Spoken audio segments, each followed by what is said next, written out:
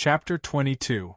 In the end, he isn't a pure centaur blessed by the old woman at the foot of the Mother of Heaven.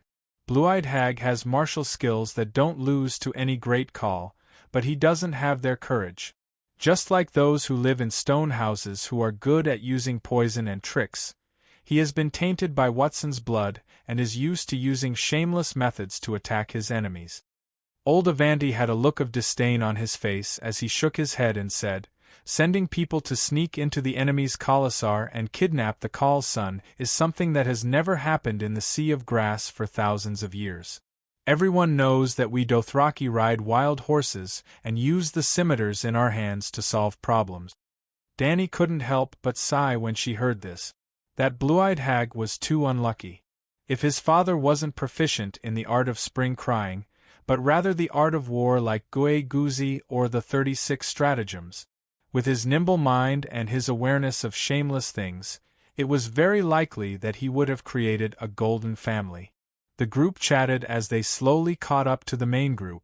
Even though the scorching hot winds would blow up the red sand and wipe out any traces of the group walking on the purgatory plains, the process would still take a day or two. Dany's group was only an hour's ride behind the Khalasar. On the ground of red sand and gravel, there were still footprints of horses. Under the blood-red light of the Bloodtear star, the fine traces were like a shallow river spreading across the red desert. It was very eye-catching. Avanti was old and shrewd. After a few conversations with Dany, he found that she was a very gentle and kind Khaleesi. Gradually, his courage grew and he said to her rebelliously, "The comet in the sky makes it convenient for us to travel at night, but that red color that is like the blood of a god is also full of misfortune. Especially in this purgatory wasteland, the red sand, the dark sky illuminated by the Bloodtear star, it's like a red hell. It seems like something bad has happened without us knowing." Yes, I think so too. That old man with the impressive record agreed. Gradually, even Dany's bloodriders started to feel uncomfortable. This old man, how dare he deceive people in front of me? Dany was furious. "Let me ask you, did the comet appear before Khal Drogo was buried?" she rebuked. The old man was shocked by her stern tone and said, "No, let me ask you again, is the blood-sobbing star the symbol of Khal Drogo?" "Yes." "Is Khal's steed as red as charcoal?" she asked again in a threatening tone. "Yes." "Was Khal accompanied by 500 warriors who died bravely in battle?" "Yes." As Dany shouted, the surrounding horse people turned from fear to confusion, and then gradually, confusion. There was a look of understanding on his face. At this moment Dany concluded, "Our Khal rode a steed into the Darkness Kingdom amidst the raging flames. That comet was Drogo riding a red steed. The trail of blood behind the comet was his blood legion leading 500 roaring warriors on the battlefield. Just like when he was alive, they followed behind Khal. Their heads were all cut off. How could they not dye the sky red?" she questioned Afundi. "Because Drogo knew that we were traveling at night and hiding at night. He knew that we were passing through the red wasteland with difficulty. That was why he refused to leave and led his subordinates to protect us. When we are completely safe, Drogo will truly enter the Darkness Kingdom." Dany's words were impeccable. The comet had to leave sooner or later. When it was completely safe, wasn't it up to her, the big boss, to decide? As expected, the horse people were convinced by her words. They all had a look of realization and looked at her with respect and admiration. The old horse person Afundi was also sincerely convinced. After all, Khal rode his steed into the stars amidst the raging flames. This was something that everyone knew. Dany's words were flawless. Everything was too coincidental. Coincidences were like fate. "Khaleesi, you are as intelligent as the old woman in Horse King City," he praised. The old woman in Horse King City was the leader of the Dosh Khaleen. Dany didn't like to hear this. She didn't want to be a Dosh Khaleen, even though she was theoretically already a Dosh Khaleen. "Afanti, Hua is sick and can't drink water. Give him your share of the mare's milk." Dany said, and without waiting for his reply, she turned her horse and left. Effendi opened his mouth wide. His face was filled with confusion and grievance. I am also an old man. I need horse milk. Back at the Khalasar army, Dany's explanation of the weeping blood star spread quickly. The horse people secretly looked at Calixi, who was at the front of the army, while whispering. Although there were some embellishments, the general explanation was still the same. Even his son died. How could Khal not weeping blood? Calixi must be secretly weeping blood too, right? Yes, hundreds of warriors died on the battlefield with the young master. How tragic. Their blood dyed the sky red. We can rest assured now. Previously I was scared to death, leaving a bright trail of blood in the blue sky in broad daylight. I thought it was a bad omen. To a large extent, the superstitious horse people reduced their worries and increased their confidence. Actually, it wasn't only Dany and her Khalasar who were affected by the weeping blood star. Because it was getting brighter by the day, it dyed the sky red and was as bright as dusk. During the day, it was as bright as the sun, as if a knife had slashed the face of the god of the sky. The entire world of ice and fire was panicking. Like Dany, they tried their best to describe it as a sign that was beneficial to them. For example, the King's Landing Court called it the Red Messenger, announcing the birth of a new king to the world. Well, Robert Baratheon, who stole the throne of the Dany family, was killed by his own wife. His real son Joffrey inherited the throne. However, because of the rebellion of the four lords, Stark, Tully, Tyrell, and Theon Byra, the prices of King's Landing soared and the people did not have enough to eat. The news of Queen Cersei Lannister and Jaime Lannister's incest was publicized by Stannis Baratheon, and Joffrey's brutal competition with the Mad King, several reasons added up, causing the King's Landing to be boiling with resentment. The people of the city called the comet the Red Sword. The red sword of blood and fire was a sign that the heavens were about to punish Cersei and her son. After the great victory in the Forest of Babels, Big John pointed at the red trail across the blue sky and laughed to his lord, Robb Stark. That is the old god's banner of vengeance for Ned. Tully, the young lord of House Tully, was delighted to think that it was the Tully family crest, a white fish on a blue background, a trout leaping out of the river. Well, Tully saw a fish with a long tail, a fiery red against the blue sky. On the Iron Islands, Balon Greyjoy was in high spirits as he said to his vassals, "That is a good omen for our time in, a burning torch, no different from the one my people held in ancient times. The torch that the Anami brought from the sea is a sign of the coming tide. At this moment we should assemble the fleet and let the sword and the fire descend upon the world, just as he did in the past." In the land of House Targaryen, the birthplace of Dany Liss, the westernmost outpost of the free citadel of Valeglia, Dragonstone Island, the red-robed Melisandre told the current lord of Dragonstone Island, Theon Stannis Byra. "This is the dragon's breath, the star of weeping blood. The ancient prophecies will come true on you." Then she said the prophecy that represented the core of the Song of Ice and Fire and the final prophecy. After the long summer, the stars will weep blood, and cold darkness will envelop the world. At this terrible moment, a warrior will draw a burning sword from the fire. That sword is the Lightbringer, the red sword of the heroes. The one who holds it is the reincarnation of Azor Ahai, and he will drive away the darkness. Now, the long summer is near, and the star of weeping blood has appeared.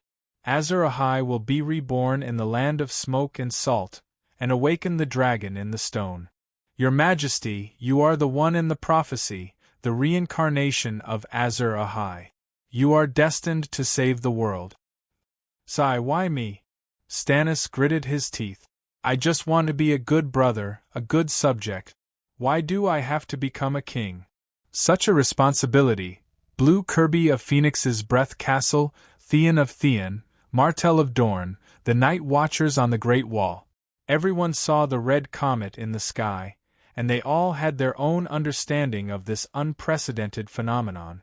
At this moment, in the faraway Westeros, no one knew that when the stars were weeping blood, a certain someone had been reborn, and had even awakened the dragon in the stone.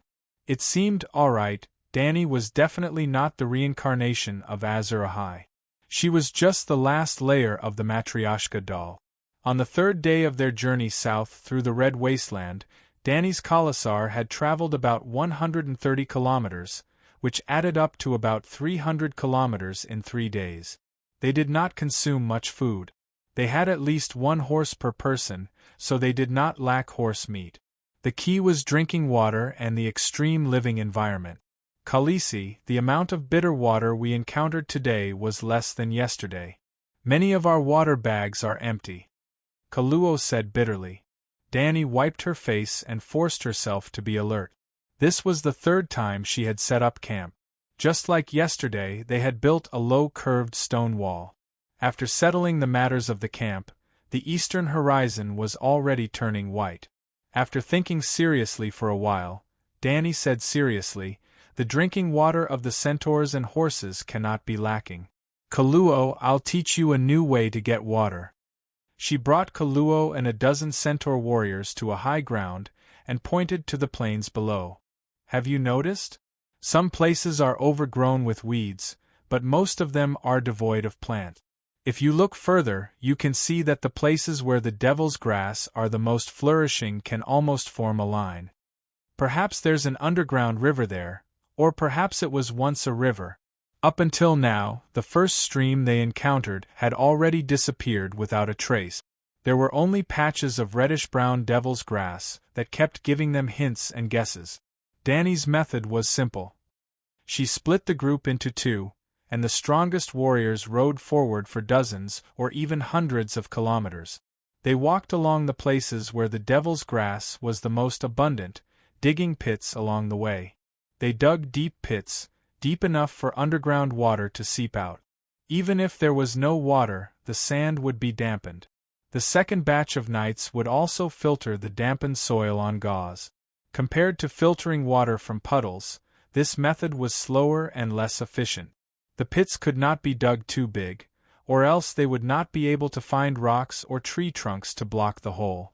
They could only dig more holes and deeper holes. Dany even demonstrated once in front of everyone. She scooped up the bitter water pit and placed the mud she dug out into the cloth bag set up by the tent. Droplets of dirty water dripped from the bottom of the cloth bag, and the holes where the mud was dug out began to seep out. Seeing this, the centaurs all cheered, as if they had already defeated this terrifying red wasteland. Cora pulled Dany aside and said worriedly, "Your Highness, you are sacrificing the energy and lives of the healthy warriors to feed the useless old and weak." Chapter 23. Yora was right. In order to complete Dany's 3 water fetches mission, the 2 batches of knights fetching water would increase their physical labor by several times. Whether it was digging deep pits on the hard gravel ground or sending water back and forth to Calla, the knights' rest time would be greatly reduced, and the time they had to work under the scorching sun would increase accordingly. Perhaps, this is my tribe. No matter if they are old or weak, sick or disabled, they are all my subject. I have the responsibility and obligation to protect everyone's life and safety, Dany insisted. But what about your warriors? They may die of exhaustion on the way to find water. Dany only hesitated for a moment before regaining her solemn expression. Warriors dying in service to the people is the most glorious and great end. Service to the people? Yora was stunned. It was the first time he heard of such a saying. It seemed reasonable. At least it was more meaningful than 2 idiots who had nothing better to do and killed each other with knives. But he did not care about Ma Min's life or death or honor at all. He only planned for the best for his princess. Yora clenched his teeth and persuaded in a low voice, "Your Highness, your method of fetching water is excellent. If it's only you and those 80 elite warriors, we can definitely walk out of the wasteland unscathed. Why don't?" His eyes were dark and unpredictable, and there was an indescribable coldness in his voice. Why don't we take the supplies while they are sleeping and leave quietly? It's better for 100 people to survive than for the entire Kala to collapse. You have gold. When you reach the coastal cities, you can buy a ship to any free trade city-state or secretly buy a manor to wait for the dragon to grow up. Dani shook her head and sighed. Sir, I am their Calixi. Don't say such things again. Sigh, all right. Sir Yora's expression changed from solemn to relaxed. It was unknown whether it was the indifference after completely giving up. Your Highness, you have to be mentally prepared. The people will probably start dying soon. You are not a god and can't help everyone. How far are we? Dani asked worriedly. 3/4, at least 2/3. This is under the condition that we have been walking in a straight line. In fact, we have taken a detour because of the riverbed, Yora said uncertainly. At this moment, Dani also understood that a crisis was coming. The deeper they went into the red wasteland, the less water they found. Today, the water supply was almost at its limit. Tomorrow, we should abandon a bunch of old horses, Dani decided. Suddenly, she had a flash of inspiration and said with a smile, I almost forgot about the most important water source. Where? Cora asked in surprise. Forget it, it's not time yet. She waved her hand and smiled. Of course, it was urine. How many times had Bear Grylls drunk urine? Drinking urine was child's play for the man who stood at the top of the food chain. He remembered the most exaggerated time when he poured the blood of a sea turtle into his anus, causing him to scream. The blood of sea turtles was too pungent, and one would vomit after drinking it. The large intestine could absorb the water in the blood. Although it was a little disgusting, it was nothing compared to his life. In times of crisis, he would definitely try to fill his intestines with horse blood. Anyway, Dani was Calixi, and she would never be short of water. Thinking of this, Dani looked at Cora with a strange gaze. What's wrong? Deshiong felt a chill crawl from the back of his neck to his tailbone. Nothing. Dani turned her gaze and walked towards her tent. I'm going to train the dragon. Dani lifted the leather curtain with a bamboo basket on her back and saw Afundi riding an old horse and stopping in front of her tent. Calixi, Watson is dying. He's going to die. He shouted anxiously. Sigh, I know. Dani sighed and prepared to leave. Afundi hurriedly asked, Calixi, what's the arrangement for Watson's funeral? Dani stopped and said in confusion, He's a Volantis, and I don't know their customs. You can ask him. He wants to be cremated and buried with us. I can't decide, so I'm here to ask you. Afundi quickly said. Now Dani understood. In the plains where resources were scarce, charcoal was mostly used to filter sewage. Even the roasted horse was cooked in a big pot to save firewood. And buried with us, Dani had no choice but to carry the 3 dragons and follow Afundi to his cattle tent. Although the centaur tent was small, it could be shared by 3 or 4 people. There was no need to place too many things, just enough blankets, straw mats, and sleeping bags. Seeing Dani coming over, the other 2 old men greeted her and left, leaving them some space. Hearing Calixi's doubts about the funeral ceremony, Toothless Old Man said with difficulty, The Volantis nobles originated from the ancient free fortress of Valeglia. Like your Targaryen family, cremation is popular. I'm just a slave born by the Rhone River. Logically speaking, I should choose a river burial and a burial, but cough cough cough. The old man coughed for a while, his old face showing a longing expression. But my haggle is Khal. He's like Khal Drogo, a great centaur warrior. In the end, he rode a blazing warhorse and rushed into the night kingdom of the horse god. I think cough cough cough, Dani said sympathetically, you don't have to say any more, I already understand. I've already removed your slave collar. You're no longer a slave but a centaur. I'll bury you according to centaur customs. The horse god will accept you. Hearing this, the old man was excited and worried. His spine arched as he struggled to raise his body.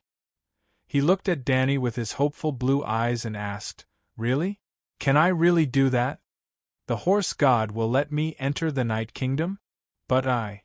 Danny rolled her eyes and said seriously, "You've seen the comet in the sky. You know what it means, right?" The old man was puzzled and nodded reluctantly. "I've heard. That's Khal Drogo and his blood guards leading 500 warriors. Oh, and your little call. Blood stains the sky. To hell with blood staining the sky." Danny's mood instantly turned sour. However, she couldn't be jealous of the old man who was about to die. Hence, she glared fiercely at Afanti who was standing beside her and made a mental note of him. Yep, he must be trying to mislead everyone. How about this? You ride the blazing warhorse and meet up with the call in the sky. When we're out of danger, the call will lead the warriors into the Night Kingdom and bring you along. Drogo is the greatest call. The horse god won't stop his subordinate. Danny comforted him. That's great. The old man looked like he was relieved of a heavy burden. His arched body slammed back onto the grass curtain. Danny heaved a sigh of relief. Old Watson jumped up like a zombie and grabbed Danny's wrist tightly. He said uncertainly, "But Khal Drogo doesn't know me. Will he accept me?" Danny thought for a while and said happily, "It's okay.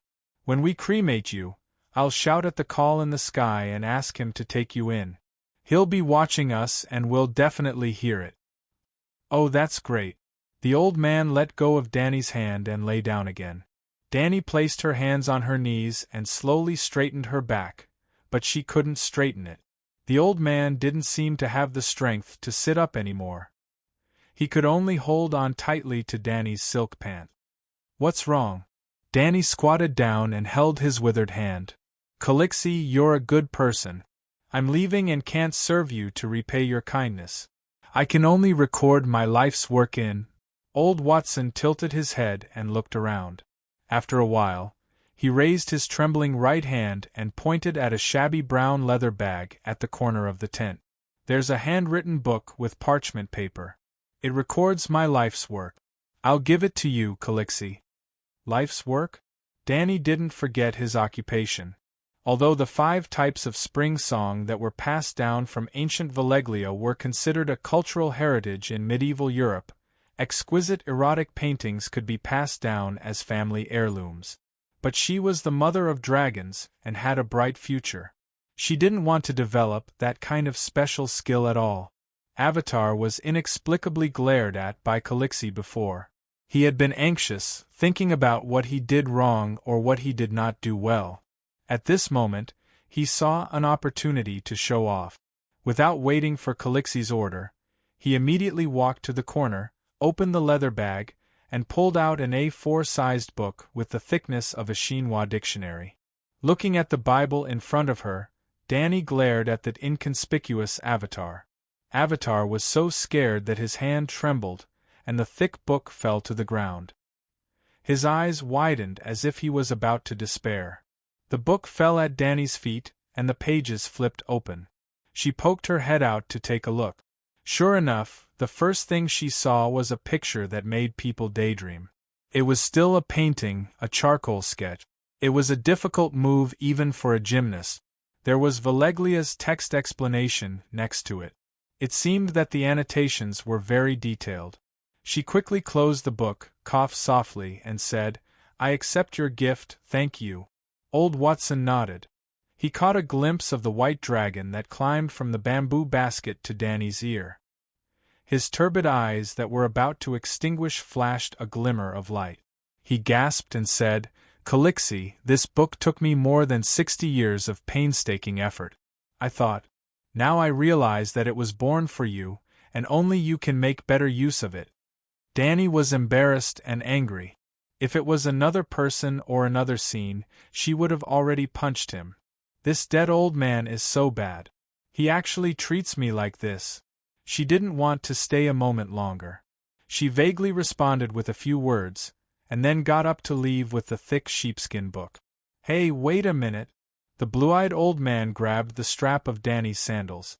"Calixi, I almost forgot. There is still a sacrifice." "I didn't forget. Your horse was dishonest. It actually threw you off its back. Later, I will help you choose a more docile one to kill and bury with you. If you need, I will also prepare a bag of gold medals for you, as well as a warrior's matching scimitar and bow. Danny quickly made a promise. Thank you. The old man didn't finish the word, thank you. His head tilted, his hand loosened, and he died. The happy and expectant expression froze on his shriveled old face. Chapter 24. The tale of the Blood Comet has really grown a little longer. Watson has joined the calls team. Ago exclaimed as he pointed at the bloody trail in the sky. When normal horse people were cremated, they actually did not need to search for signs in the night sky.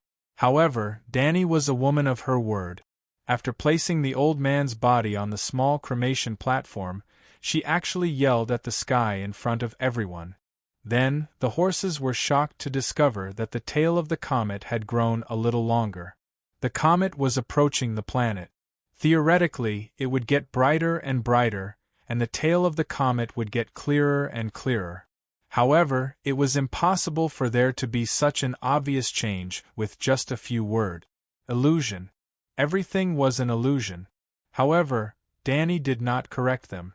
Instead, she ordered with a solemn and mysterious expression, "Kill the horse." A stubborn horse was brought over. It was indeed more robust than Watson's previous mount. 2 warriors pressed down on the horse's head. The third centaur's scimitar flashed. A white line reflected the red light of the torch and cut through the dark night sky. The horse neighed and struggled, but it only made the blood arrow in its neck more intense. The dark red horse's blood fell into the copper basin below like a waterfall. "Bring the docile grass horse over," Danny said again. An old Dothraki warrior stepped forward. He carried a grass horse made of wooden sticks and demon grass on his shoulder. "Astral projection." She pointed at the struggling horse with her right hand and shouted in Mandarin, English, Sichuan dialect, and Dothraki without stopping. In the eyes of her Kara the subordinates, Khaleesi seemed to be chanting a series of mysterious incantations. "Mommy, mommy, coax!" After chanting a few more incantations that Danny herself did not know the meaning of, she swung her arm and pointed at the grass horse with her left hand. "Return to your position." Under the respectful gaze of the horses and the confused gaze of Yora, Danny panted for a while.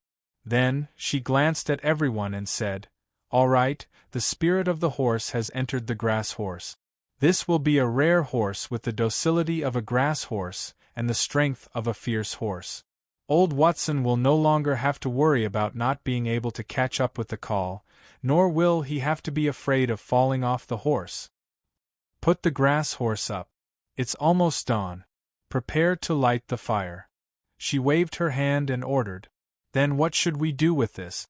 The warrior who was supporting the horse pointed at the tearful corpse of the horse and asked anxiously. Not only was Khaleesi the immortal and the mother of dragons, but she also knew how to use magic for rituals. How awe-inspiring!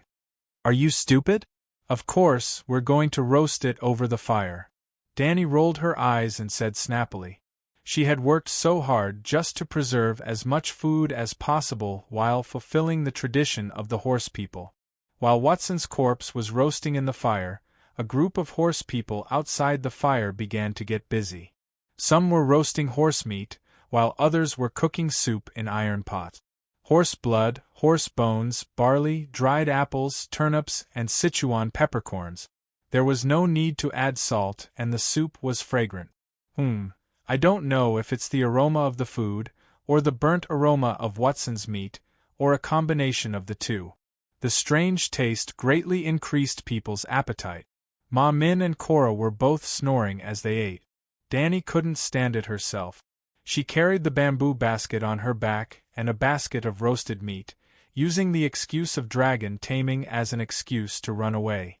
On the 4th day, Khalasar set off at dusk, just like the previous few days. Along the way, they could see many waterholes marked with rocks and wooden stakes. The situation was a little better than the worst that Danny had expected. Most of the puddles had been filled with water by the second batch of nights, but when Khalasar came over and removed the stones on top, they could still see the shallow traces of water. Dany didn't let any of them go. As Khalasar walked, the water reserves were also depleted. She used the empty water bag to fill up all the seepage water mixed with mud. When they set up camp, she would pour it out and filter it. Even though the water shortage was temporarily alleviated, after about 3 hours of walking, someone in the group died. It was a half-year-old baby girl. Her mother cried her heart out. The whole group could hear her mother's pain and despair. Dany felt terrible, but there was nothing she could do. She didn't even know the cause of the baby's death. There was no heat stroke, no lack of food, and she passed away after pooping in her mother's arms for a long time. According to Dothraki tradition, the poor child was too young to ride a horse. She couldn't enter the endless black grasslands of the Night Kingdom. She had to be reincarnated. The child was buried in the sand on the spot. The group almost didn't stop to rest. Just like how they dealt with old Watson who fell off the horse yesterday, only Dany and the mother, Nyo Lu, stayed behind to deal with the aftermath. In the morning light of the next day, Dany laughed and clapped her hands towards the sky, cheering for her baby dragon's first flight. When the black dragon spiraled into the sky and disappeared into a small dot, Dany panicked and accidentally entered the dragon dream state. It was also the first time she was in the dragon dream state from afar without touching the black dragon. In fact, dragon dream wasn't the right word to describe this state. If one were to use the wolf spirit of House of Stark and his siblings as an analogy, Dany could be called a lesser dragon spirit. A wolf spirit, also known as a shapeshifter, was a human who could invade the consciousness of animals or other people and control their actions. For shapeshifters, if there was an emotional bond between the human and the animal, it was easier to do this. Therefore, wolves, a close relative of dogs, were the most common shapeshifters' companions. The person who controlled the wolf was called a wolf spirit, but it wasn't that he could only communicate with wolves. Bran, Rickon, and Arya of the Stark family, as well as Jon Snow, the titular protagonist of A Song of Ice and Fire, were all werewolves. They had the gift of shape-shifting, which was so powerful that it made others jealous. However, without systematic training, they still subconsciously denied and rejected their talent, so their abilities couldn't be fully displayed. There was no need to elaborate on Bran's strength. When he evolved from a shapeshifter to a green prophet, he would be able to walk on the timeline of the Westeros, change the past, and observe the future. Yes, the old gods observed the world through the weirwood, and the weirwood only existed in the Westeros, so the old gods' power shouldn't be able to reach Ursos. Jon's talent made the strongest shapeshifter of the barbarians, 6 Transformers, Valamir, wary. Then, how strong was Valamir? He was so strong that even when he was beaten to a pulp by the red-robed priestess, he still had the strength to possess other healthy humans. Even if fate wasn't on his side and the possession failed, Valamir didn't die. Instead, he possessed his own pet wolf. In the end, he was unlucky enough to meet the number 1 shapeshifter of the Westeros. Bran God didn't want him to live. Back to Arya, her Nymeria was released a long time ago. In the end, they both went to Braavos to become faceless apprentices. The wolf and Arya were separated by the strait, thousands of kilometers apart, but they could still communicate with each other often through the wolf dream. Finally, Rickon, who was only 3 years old, could predict the future to a certain extent through the wolf dream. Sansa's lady died too early. Her experience and life values were very different from those of the Northerners, so it was impossible to guess whether she had the talent of a wolf spirit.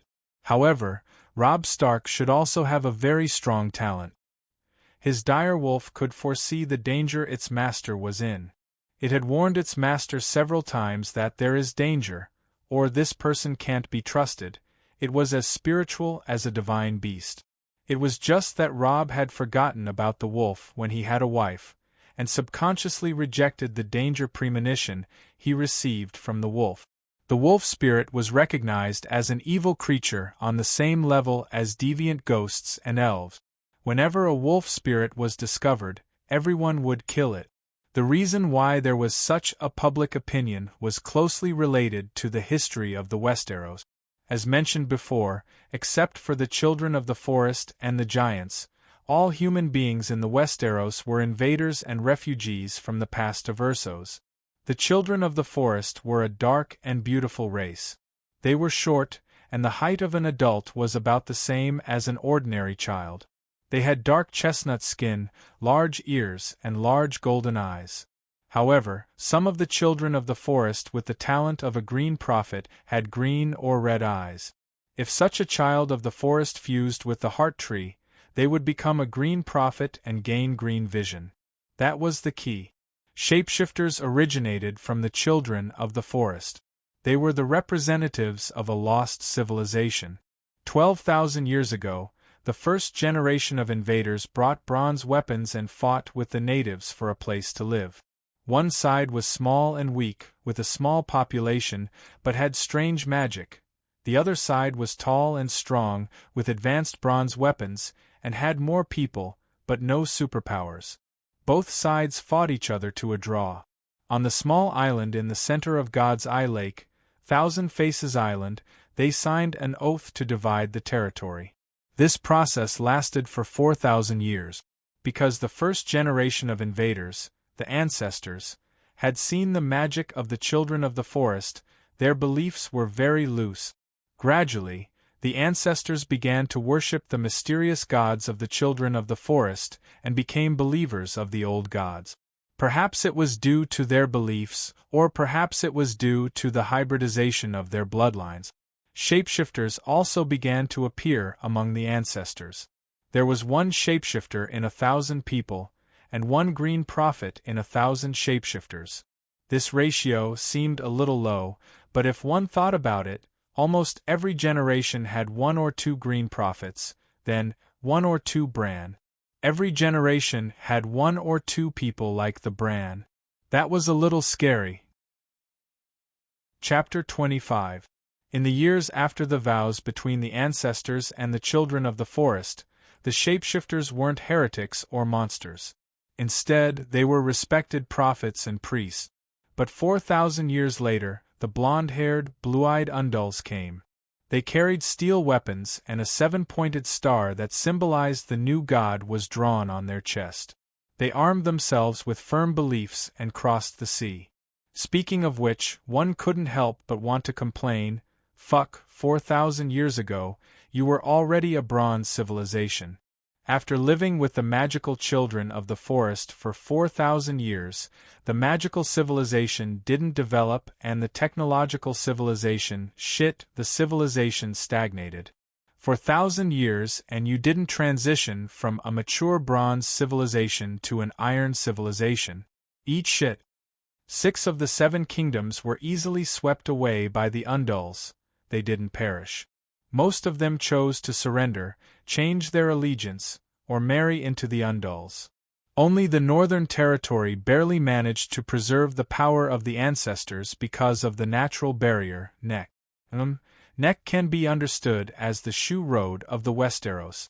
One man can hold back 10,000 men, and it's the only passage without a churned song for you to secretly cross over. Actually, there's also the sea route.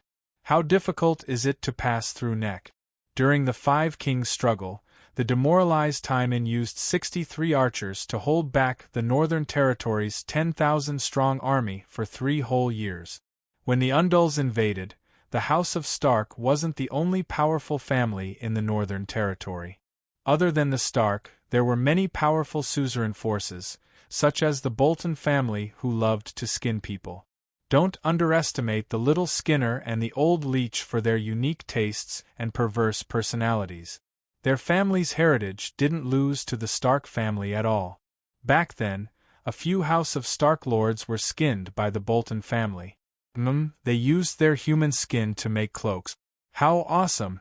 Back to the topic, in the process of unifying the Northern Territory, Stark was also in the process of breaking away from the ancestors. Although Stark kept saying things like "I am the ancestors" and persisted in the tradition of believing in the old gods, They were no longer pure ancestors. The last recorded Lord of the Sea Dragonhorn was the Lord of the Sea Dragonhorn. He was known as the Wolf Spirit King and was a loyal ally of the children of the forest. However, the Stark had killed him and his son, his pet beast and the Green Prophet, leaving only his daughters as spoils of war. Would the true ancestors have killed the Green Prophet? Do you still remember the sacred covenant you signed with the children of the forest on Thousand Faces Island? Only the savages beyond the Great Wall and the swamps in the next swamp could be considered the orthodox ancestors. They still retained their reverence for the Green Prophet, but Stark only had the blood of an ancestor. It wasn't just the House of Stark. The Lannister of Casterly Rock City, the Highlanders of Green Handgarth, and Durrandon of Stormlands, Theon Byra inherited Stormlands after Aegon's invasion, were all descendants of the Forerunners and had thousands of years of faith in the old gods. At that time, shapeshifters were not monsters that everyone wanted to kill. However, after the Undulls successfully invaded the Westeros, the seven gods without the seven gods replaced the primitive but real old god. It was a bit ironic. The Forest of Divine Trees, which represented the old Holy Church of the South, gradually became a garden for ladies and children to play in. Shapeshifters and the Green Prophet were gradually demonized and became almost like deviant ghosts. They became characters that must be killed on sight. Anyone who could communicate with animals in the south of the Great Wall would be killed immediately. After thousands of years, by the generation of Edd Stark's children, the spirit wolf had become an existence in fairy tales. Even if you loudly said that you were a spirit wolf, others would only laugh and laugh at you for daydreaming. That was why Jon, Arya, Bran, and even Robb were very resistant to their spirit wolf nature. Not only did they not develop their own talent, they even wanted to seal it. Dany's, Mother of Dragons, talent was definitely not inferior to the Green Prophet. The probability of a Green Prophet appearing was 1 in a million. During the heyday of the old gods, there were at least 1 or 2 in every generation. And Dany might be the only Mother of Dragons in Valeglia's 5,000 years of history. Yes, a genetic mutant. In the original plot, Dany Liz was even more resistant to her talent and instincts than Jon. She wanted to play with dragons, but her companions and subjects were afraid of them. She wanted to freely hunt with the dragons, but she was too busy to be distracted.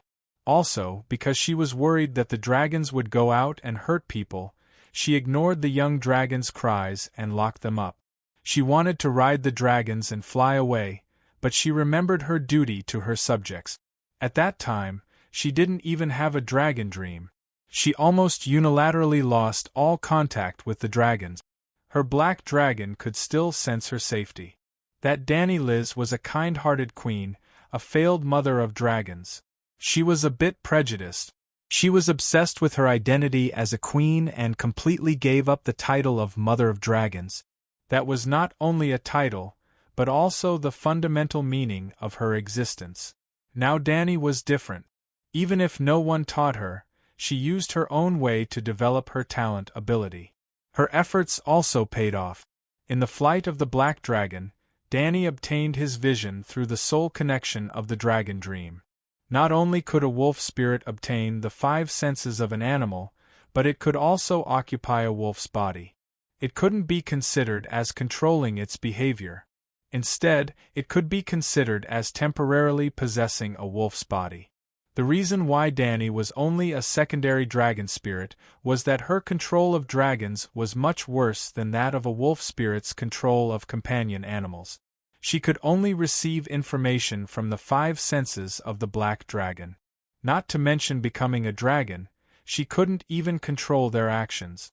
Moreover, except for the black dragon, not only could she not control different kinds of animals like a shapeshifter, but even the white dragon and the green dragon, Dany couldn't establish a stable dragon dream with them. It wasn't that the 2 dragons were rejecting her. How to put it? It was a bit like one skill slot could only choose one skill. As her connection with the black dragon became closer, the other 2 dragons had fewer dragon dreams with her. Actually, a wolf spirit also had a skill slot restriction. Those with high talents could control more animals, while those with low talents could only control one dog. Dogs were the most docile and easy to control. Valimir, who could control 6 animals, obtained the Glory Bandit title of 6 Shapeshifters. Sir Yora told Danny that every dragon only had one master, and one person could only ride one dragon. Before the current master died, others couldn't ride his dragon alone. Well, outsiders could ride as passengers in the company of the dragon's master. Similarly, Targaryen, who already had a dragon, couldn't ride another dragon. What's that? Danny was suddenly awakened. Just a moment ago, she caught a glimpse of an unusual scene. The black dragon's vision was amazing. It seemed that it could see the scene dozens of kilometers away from 1,000 meters in the air. It wasn't very clear, and it didn't last long, but the color of the red wasteland was too monotonous. It was a uniform dark red. Previously, Danny could only see the blue sky, the red comet, and the dark red plains with varying degrees of clarity from the black dragon's perspective. Suddenly, the moment the black dragon turned, Danny saw that the dark red ground suddenly turned white. It seemed to be a city? A rocky hill with a special color? Big Black, stop being wild. Help me find that white thing just now. It seemed to be a city, she said anxiously in her heart. According to the Dothraki tradition, they shouldn't name animals other than humans. Danny didn't think that her dragons were animals. They were legendary creatures and didn't lose to humans. So, early on, she gave them names. Big Black, Little White, Little Green, alright, those were pet names. She often called them that. The black dragon wasn't called Wings of Death. It was a waste of his hellish black and red scales. But the name Wings of Death was too hateful. She didn't want her dragon babies to die prematurely. When he was invincible in the world, she wanted him to say with his big mouth that was emitting the smell of sulfur and death, "My name is Wings of Death, the destined destroyer of the world, the terminator of all things, I am the cataclysm." Yes, it was very romantic. The other two were much more ordinary. They were emerald and white jade. The green dragon was crystal clear like jade. Its body was like the best emerald. It was a kind of green that was full of vitality. The white dragon's body was the gentle color of white jade. But along the bone lines, it was platinum like sunlight. It gave off a sacred aura that made people worship it. If others asked, she would tell them that the black dragon's scales were shiny like black crystals. That was why it was called Black Diamond. Emerald, white jade, black diamond. They were all beautiful and harmless gemstones that people liked. Their names were completely harmless. This could hide the fact that they were the most brutal creatures in the world. Hiss, the black dragon found the white that Danny needed. It was like a mirror reflecting a white light. The dragon's pupils shrank. The white light on the dark red ground was constantly enlarging. "That's really a city," Danny shouted in joy. It was about 30 kilometers southwest of Colossa, outside the range of her water cavalry team's exploration.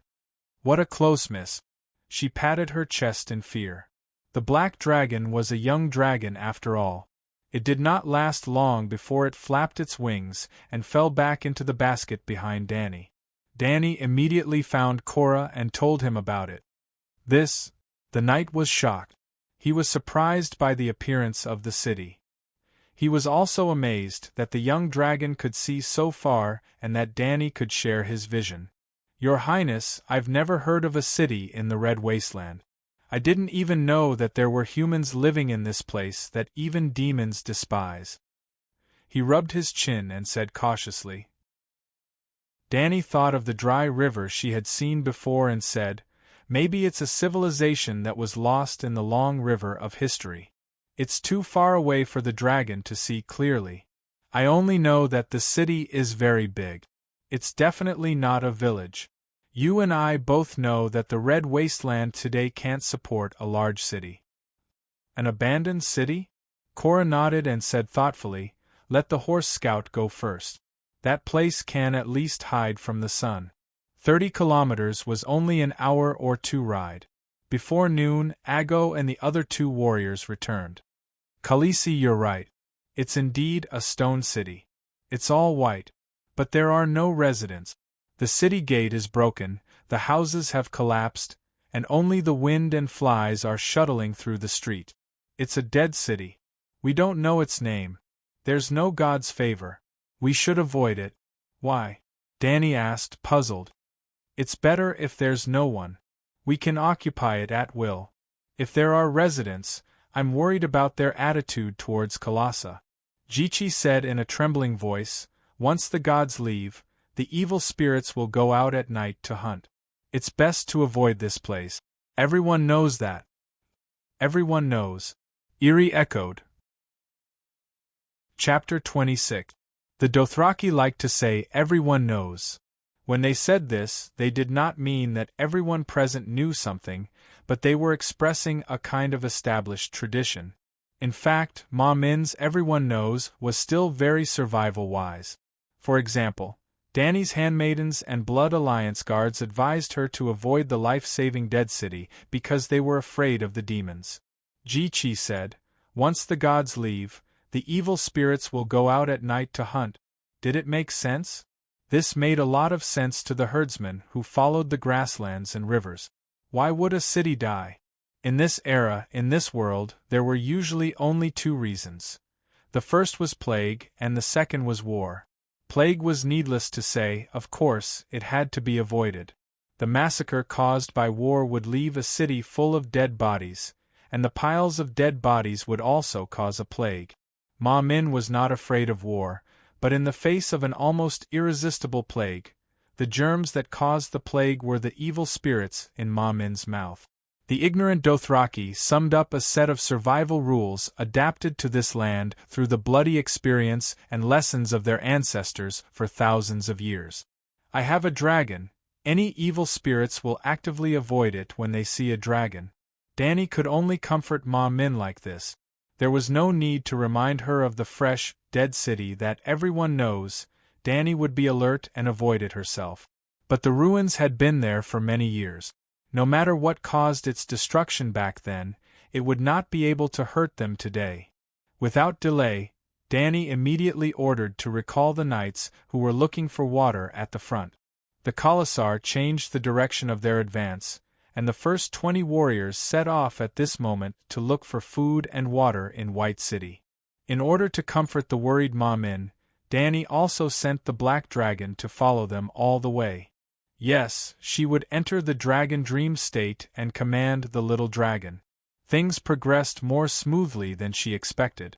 An hour later, the Black Dragon followed the vanguard and arrived at White City. It was a white city as bright as the moon and as beautiful as a young girl. The White City walls and white towers shone in the dense afternoon air curtain, so beautiful that people would think it was a mirage. When they arrived at the outskirts of White City, at Dany's request, the Black Dragon struggled to fly into the sky from the bamboo basket on Ago's back. With just a glance, Dany could see through Blackie's vision that the city was filled with greenery. After getting closer, Dany was so excited that she left her dragon spirit state. There are orchards, figs, grapes, and I see peach trees. She got up and held Dolia's hand, her joy overflowing in her words. Our team is saved. We can settle down there and farm until the little dragon grows into a megalosaurus, ha ha ha. In the afternoon, when the sun was still hanging at a 45-degree angle in the sky, Dany impatiently urged Khalasar to set out. You don't have to be stingy this time. It's only a 2 to 3 hour journey. Agu and the others have already prepared fresh fruits and sweet well water. Let's work harder. Hope is right in front of us. Dany could not wait to gallop away. When they were 5 kilometers away from White City, Dahe flew over and landed on her shoulder. The sky fell into a yellow sunset. Dany and her Khalasar finally arrived at the White City wall. I didn't expect to see such a majestic building in the barren red plains. Sir Jorah said to Dany in an incredible tone, even in our Westeros, such a city is not common. That's your Westeros. This is my White City. Danny's big violet eyes smiled like crescent moons. I declare that this city is occupied by me. Seeing Danny so happy, Yora also joked lightly, Then your highness, please name your city. She tilted her head and thought for a while. She chuckled and said a word, White Cloud City. Then she rode the little silver horse and quickly ran into the city gate. From a distance, it was a beautiful city of pure white stone. The 3-foot-high city wall blocked all the dregs behind it. After entering, she found that there were broken walls in front of her. Devil's grass grew in the cracks of the floor tiles, and vines spread in the collapsed houses. Danny even saw that in the center of the street there was a jujube tree as thick as a thigh, with sparse green and shriveled dates hanging on it.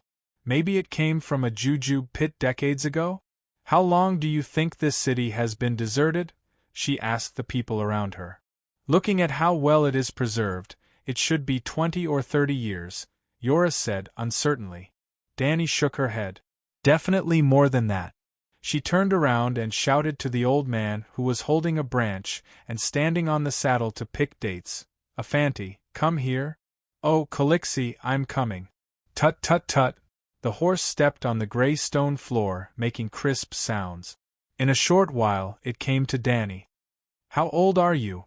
Have you heard any news about this city in these years?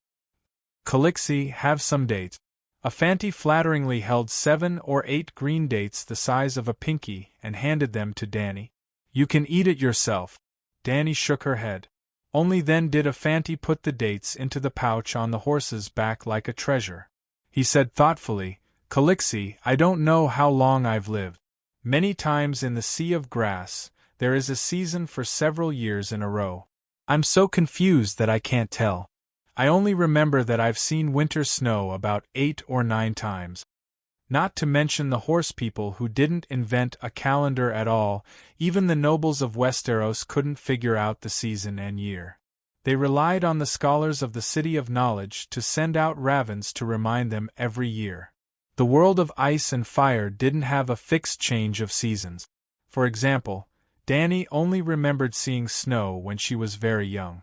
She was like many teenagers of this generation, a child of summer. When was the last time it was winter? What season is it now? She turned her head and asked the most knowledgeable knight. It was a little awkward. Under Danny, the boars of Bear Island had become wise. Jorah Mormont scratched his reddened scalp and thought hard for a moment. He said, When I was still the Count of Bear Island, I think I heard the scholars say that this summer was especially long. At that time, about 6 years ago, counting, it should still be summer now. It's been 10 years. He looked at the sultry dark red sky. There was no way to deny that it was still summer now. You need a scholar. He sighed and suggested helplessly, If a scholar really comes to my side, I'm afraid that it won't be long before a detailed report about me and my dragon is placed on the desk of every Westeros nobleman. Danny said softly, It's not that bad. The scholar swears loyalty to the person he serves. Jorah muttered without confidence. He suddenly thought of himself, noticing Calixi's questioning gaze. Afanti was stunned for a moment before he said, In my impression, the Red Wasteland has always been a taboo place that can't be stepped into. Look, Calixi. As they talked, they walked towards the palace in the center of the city. When they passed by a place where 6 streets intersected, Aggo suddenly exclaimed. He pointed at an empty marble pedestal and said, The White City's god has been moved away by the centaurs. There must have been a Khalasar here. It's very likely that a Khal plundered the city. Old Afanti rode forward and circled the marble pedestal in the center of the street twice. He was also surprised. There really were centaurs here. When did that happen? How do you know? Danny was puzzled. Calixi, did you notice? Afanti held the horsewhip and pointed at the surrounding streets. This is the intersection of 6th Street. It's considered the city center. So, the White City's god should be placed on the marble pedestal. Danny agreed with this statement. She nodded. And, have you forgotten? Only the Dothraki have the habit of robbing the statues of other races. Cora interrupted. With his reminder, Dany suddenly recalled a memory. After the Dothraki destroyed the city, they liked to rob the statues of their gods or heroes. The Holy Land of the Dothraki, starting from the Horse Gate, had a main road that ran through the Horse King city, the Avenue of the Gods. There were countless statues on both sides of the path, some made of stone, some of bronze, some of iron, some of wood, and even some of Valyrian steel. There were statues of gods, statues of kings and heroes. There were even statues of evil gods and devils from the Shadowland. It seems that this place has a longer history than we thought. It's at least 100 years old. The Dothraki army must have been able to come here because the river hadn't dried up at that time. Just a few hundred centaurs would never be able to take down this strong city. As they spoke, Dany and her Khalasar had already passed through the streets and arrived at the ruins of the palace in the center of the city. The centaurs were unwilling to live in the stone houses where ghosts wandered. Dany had no choice but to let them set up tents against the walls of the tall palace. There were walls to block out the sun. After everything was settled, the Khalasar sat in the square in front of the palace. The warriors sent first collected many fruits. There were figs, grapes, peaches, apples. Although the fruits were generally stunted, small and tasteless, her people all greedily reached out to grab them, pushing each other and stuffing the fruits into their mouths, making satisfied chewing sounds. The walls are white, the towers are white, the buildings on the streets are white too. The palace is still monotonous white, and there are white skeletons on the street. It's all white as far as the eye can see. It should be called the City of Bones. Cora rubbed his hairy arms and said in a strange tone. In fact, there were burn marks everywhere in the city, but the black of the fire had become mottled with time.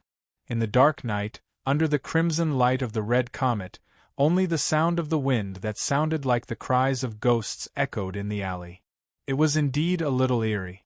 Dany's 2 centaur maids were already a little uneasy.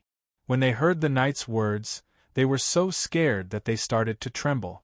Jichi said with a sobbing tone, "Calixi, we can't stay here. This is the territory of the evil spirit. Listen, they're cursing us in the corner." "What City of Bones? Nonsense." Dany glared at Deshiong and said firmly, "This is White Cloud City. I'm the Lord of White Cloud City. This is my territory." Hiss! Dahay received her message and opened its mouth at the right time, spitting out a bright red dragon flame that was 30 centimeters long and as thick as a thumb. The dragon flame was mixed with a black smoke, which looked terrifying. The 2 maids stopped talking. Chapter 27. The next day, Dany personally walked around White Cloud City and started to regret killing all the lambs too early. The resources here were too rich, enough for them to live here forever. Almost every street and every large courtyard had at least one well, and the water in the well had not dried up. Thinking about it, Dany's team could get water from pits that were 1 to 2 meters deep, so the stone wells that were more than 10 meters deep were naturally filled with water. In the courtyards, between the cracks of the stone slabs, there were clumps of devil's grass, enough for horses and lambs to breed. Unfortunately, the lambs were all killed. Horses were not very good livestock, and killing them for meat was not cost-effective. After roughly touring the entire city, Dany immediately started the big construction. The old woman was in charge of clearing the weeds in the orchard and gathering fruits for the Khalasar's daily needs. The strong woman was led by Sir Jorah to tidy up the abandoned palace. The houses in the palace were enough for all the horse people to live in. The old man was in charge of feeding the horses, repairing the saddles, stirrups, and horseshoes. Dany personally led the Blood Alliance guards and centaur warriors to demolish the low houses in the city's slums. The extra bricks were used to repair the palace, and the empty ground was plowed by the horses together with the bare ground. After that, Dany led the Khalasar out and found a large amount of firewood and weeds outside the city. They spread the firewood and weeds on the freshly plowed ground, and the fire burned for a day and night. Then, they plowed a second time, mixing the ashes of the plants and the soil evenly, and sprinkling the selected large wheat grains into the soil. Well, in this world where summer could last for more than 10 years, there was no such thing as sowing in spring and reaping in autumn. If they really sowed in spring and reaped in autumn, humans would have starved to death after more than 10 years of summer. As long as the land was empty, as long as it was not winter, you could plant any crops. Peaches in spring and pears in autumn did not exist. Fruits that only appeared in different seasons on Earth could be seen on different fruit trees at the same time here. Turnips were also one of the staple foods in this world, and Danny's Commissar always carried them. At this time, the shriveled turnips were cut into pieces and stuffed in wet cloth to sprout seedlings, and then taken out and planted separately. Other than the turnips and barley that had been used as rations, they also discovered beets, onions, garlic, blackberries, peppermint, and other plants in the gardens of White Cloud City. The inedible flowers and plants in the garden were pulled out to feed the horses, and the empty space was used to plant crops. The children were not idle either. They wandered through the winding and complicated alleyways, shuttling between the windowsills of the houses, looking for ancient bronzes, rusted iron pots, and weapons. There were old men in the Commissar who knew the craft of blacksmithing. They had been Drogo's slaves, abandoned by the new Khals like Bono and Jocko because they were too old to lift hammers. Danny picked out the 4 weakest centaur warriors and had them change their jobs to blacksmith. We are great horse-riding warriors. We are born to kill and be killed. We cannot work as slaves. The centaurs seemed to have suffered a great humiliation, their faces flushed red as they protested loudly. Danny really wanted to mock them. You didn't kill anyone, you'll only be killed. With your skills, other than helping others practice their saber techniques, what else can you do? Who said that blacksmiths can't kill people? Danny put on a straight face and started to spout nonsense righteously. Do you know who I am? I am the princess of Dragonstone Island, born in the storm. I was once the daughter of the king of the Sunset Continent.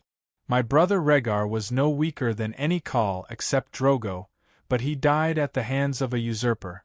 That man, Robert Baratheon, killed my brother and stole the throne that belonged to my father and my brother. He is almost as powerful as Khal Drogo, the greatest of them all. The 4 centaurs were confused. Of course they knew about Calixi's background. They knew that she was the last princess, and that was why the original Khal Drogo was willing to marry her. Calixi, I don't understand. One of the centaurs said. Sigh, that usurper, Robert Baratheon, a man as strong as Khal Drogo. Danny looked at the sky at a 45-degree angle and said in a melancholy voice, He's just a blacksmith. Cough, cough, cough. Sir Jorah choked on his own saliva. I just want to tell you that even if you learn the craft of blacksmithing, you can still become a great warrior, Danny concluded. But that usurper, the Khal of the Sunset Continent, is he really a blacksmith? The centaurs asked suspiciously. Danny's expression turned serious. She looked at Jorah and asked, Sir, in the name of the 7 gods and the old gods, tell them, what weapon did the usurper use? A hammer, the big bear said dryly. Did you hear that? Danny's sharp eyes swept across the centaurs. Think about it yourselves. Can you kill someone by smashing his head with a hammer? The usurper smashed your brother's chest. The red dragon made of rubies on his chest was smashed, and the rubies scattered on the riverbank. Later on, people called the place where Prince Rhaegar was defeated Ruby Beach. The big bear added with difficulty, You've also seen Sir Jorah's iron armor. Arak's scimitar couldn't cut it at all, but the red dragon armor that was harder than him was smashed by a hammer. Danny spread her hands and looked around at the stunned centaurs. She asked and answered her own question, What does this mean? It means that blacksmithing has a great future. Now, are you willing to learn from a master blacksmith? She asked in the end. I'm willing, Calixi. I want to be a blacksmith too. Her blood brotherhood guard, Jogo, said excitedly. The way Danny looked at him, soon, The 4 blacksmith apprentices began to reforge the items they had collected under the guidance of their master. Not long after, the centaurs found a batch of scrolls in a stone house. Dani rushed over happily. Unfortunately, she found that the long time had changed the quality of the scrolls. Other than the first page on the surface, the rest of the scrolls were all pasted together. They would immediately shatter into powder if touched forcefully. However, she still had a great harvest. She found a scroll of map in the stone house that seemed to be a library. The words and pictures on it were already blurred. The parchment was also almost decayed. However, Dani still remembered her current location. Yes, the center of the map was White Cloud City. There was a continuous mountain range to the west. Further west of the mountain range, there were 3 cities marked. Dani easily identified the name of one of the cities. It was Myrene, written in the ancient Valeglia language. There was also a continuous mountain range to the east. Further east of the mountain range was the sea. The most valuable thing was the geographical information south of White Cloud City. The sea was directly south. There was no standard measurement, so she couldn't determine the specific distance. She could only measure the distance between White Cloud City and the Leza River. White Cloud City was probably between the Leza River and the sea in the south. Dani walked for 5 days. It was about 500 to 600 kilometers. However, they didn't walk in a straight line. The starting point was also not at the Leza River. She estimated that if they walked another 600 kilometers south, they would definitely reach the sea. This was good news. The second piece of good news was that there were 2 other cities within 100 kilometers southwest of White Cloud City. Similar to White Cloud City, they were cities located in the Red Wasteland. Like White Cloud City, those 2 cities should have turned into a dead zone over the years. Just as Dani thought before, the map marked that there was once a river that ran from the Leza River to White Cloud City and the other 2 cities. Now, the river had completely disappeared. So, Dani had 2 new pieces of farmland? For the second time, she regretted slaughtering all the lambs too early. Otherwise, she could have turned White Cloud City into farmland and developed the other 2 cities into pastures. That would have been perfect. Reality proved that she had thought too much. The next day, the knights that were sent out followed Dani's instructions and found the 2nd and 3rd white cities. Yes, they were the same as White Cloud City. They had white city walls, white towers and white buildings. Other than the fact that they were smaller than White Cloud City, there was almost no difference. However, Xiaoguo, who led the team to search for the cities, told her, "Calixi, the nearest city is too strange." There was a circle of iron spears with red rust outside the city walls. There were skeletons hanging from the spears. When the breeze blew, I could hear them laughing. That was the devil's laughter. I didn't dare to go in. Dani was speechless. You also know that there was a breeze? Devil's laughter? If there were really devils, they would also laugh mockingly at you centaurs for being too cowardly. Xiaogu seemed to have noticed Calixi's displeasure. He quickly took out an iron bracelet that glowed with black light from his pocket. In the middle of the bracelet was a fiery red opal the size of a thumb. The opal was fiery red and translucent. It was natural and unpolished. Calixi looked. I found it in the 2nd white town. It's just an opal. It's not worth much. Dani shook her head. How can it not be worth much? Cora was puzzled. He took the bracelet from Xiaoguo and said in a familiar tone, "This opal is fiery red and translucent. It's natural and unpolished. It's not small either. In the Freedom Federation, it's worth at least 5 gold coins.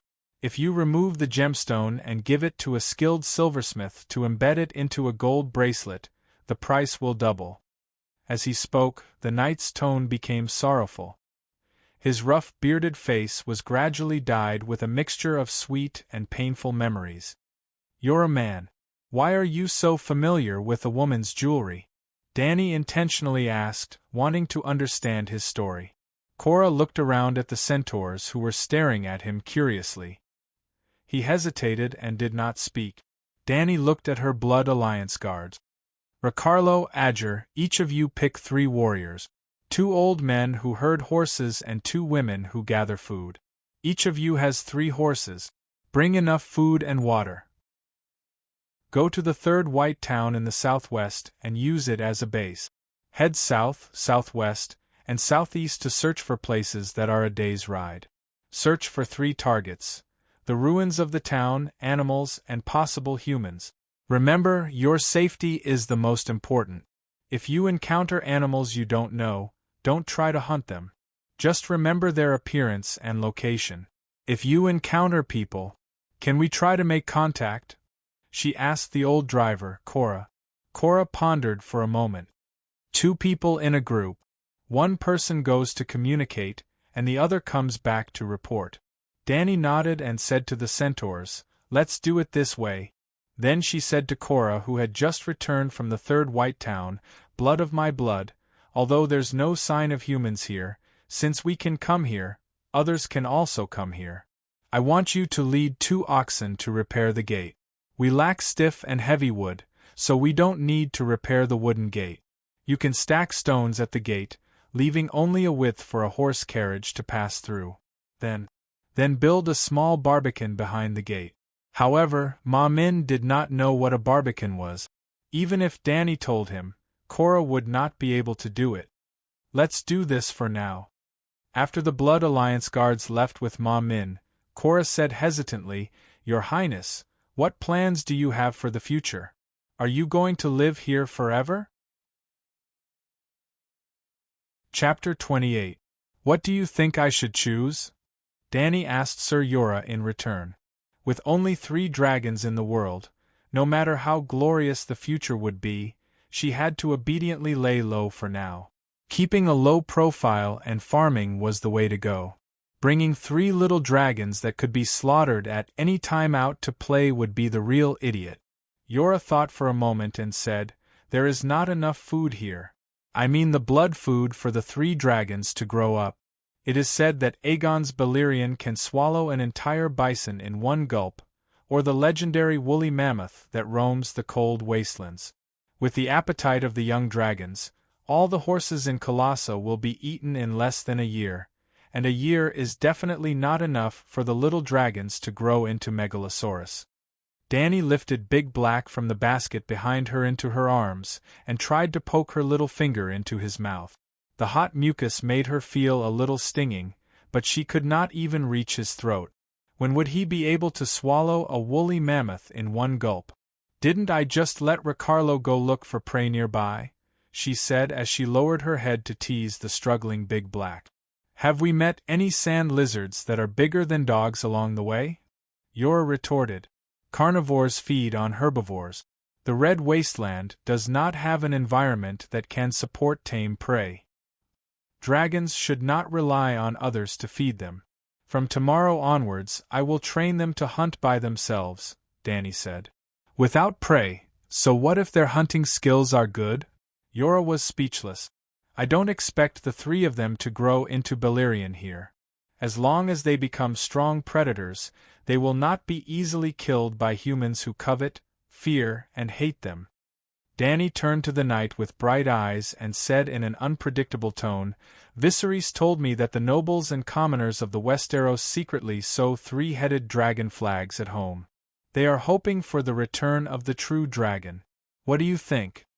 Yora smiled bitterly. "Your Highness, I dare not lie to you.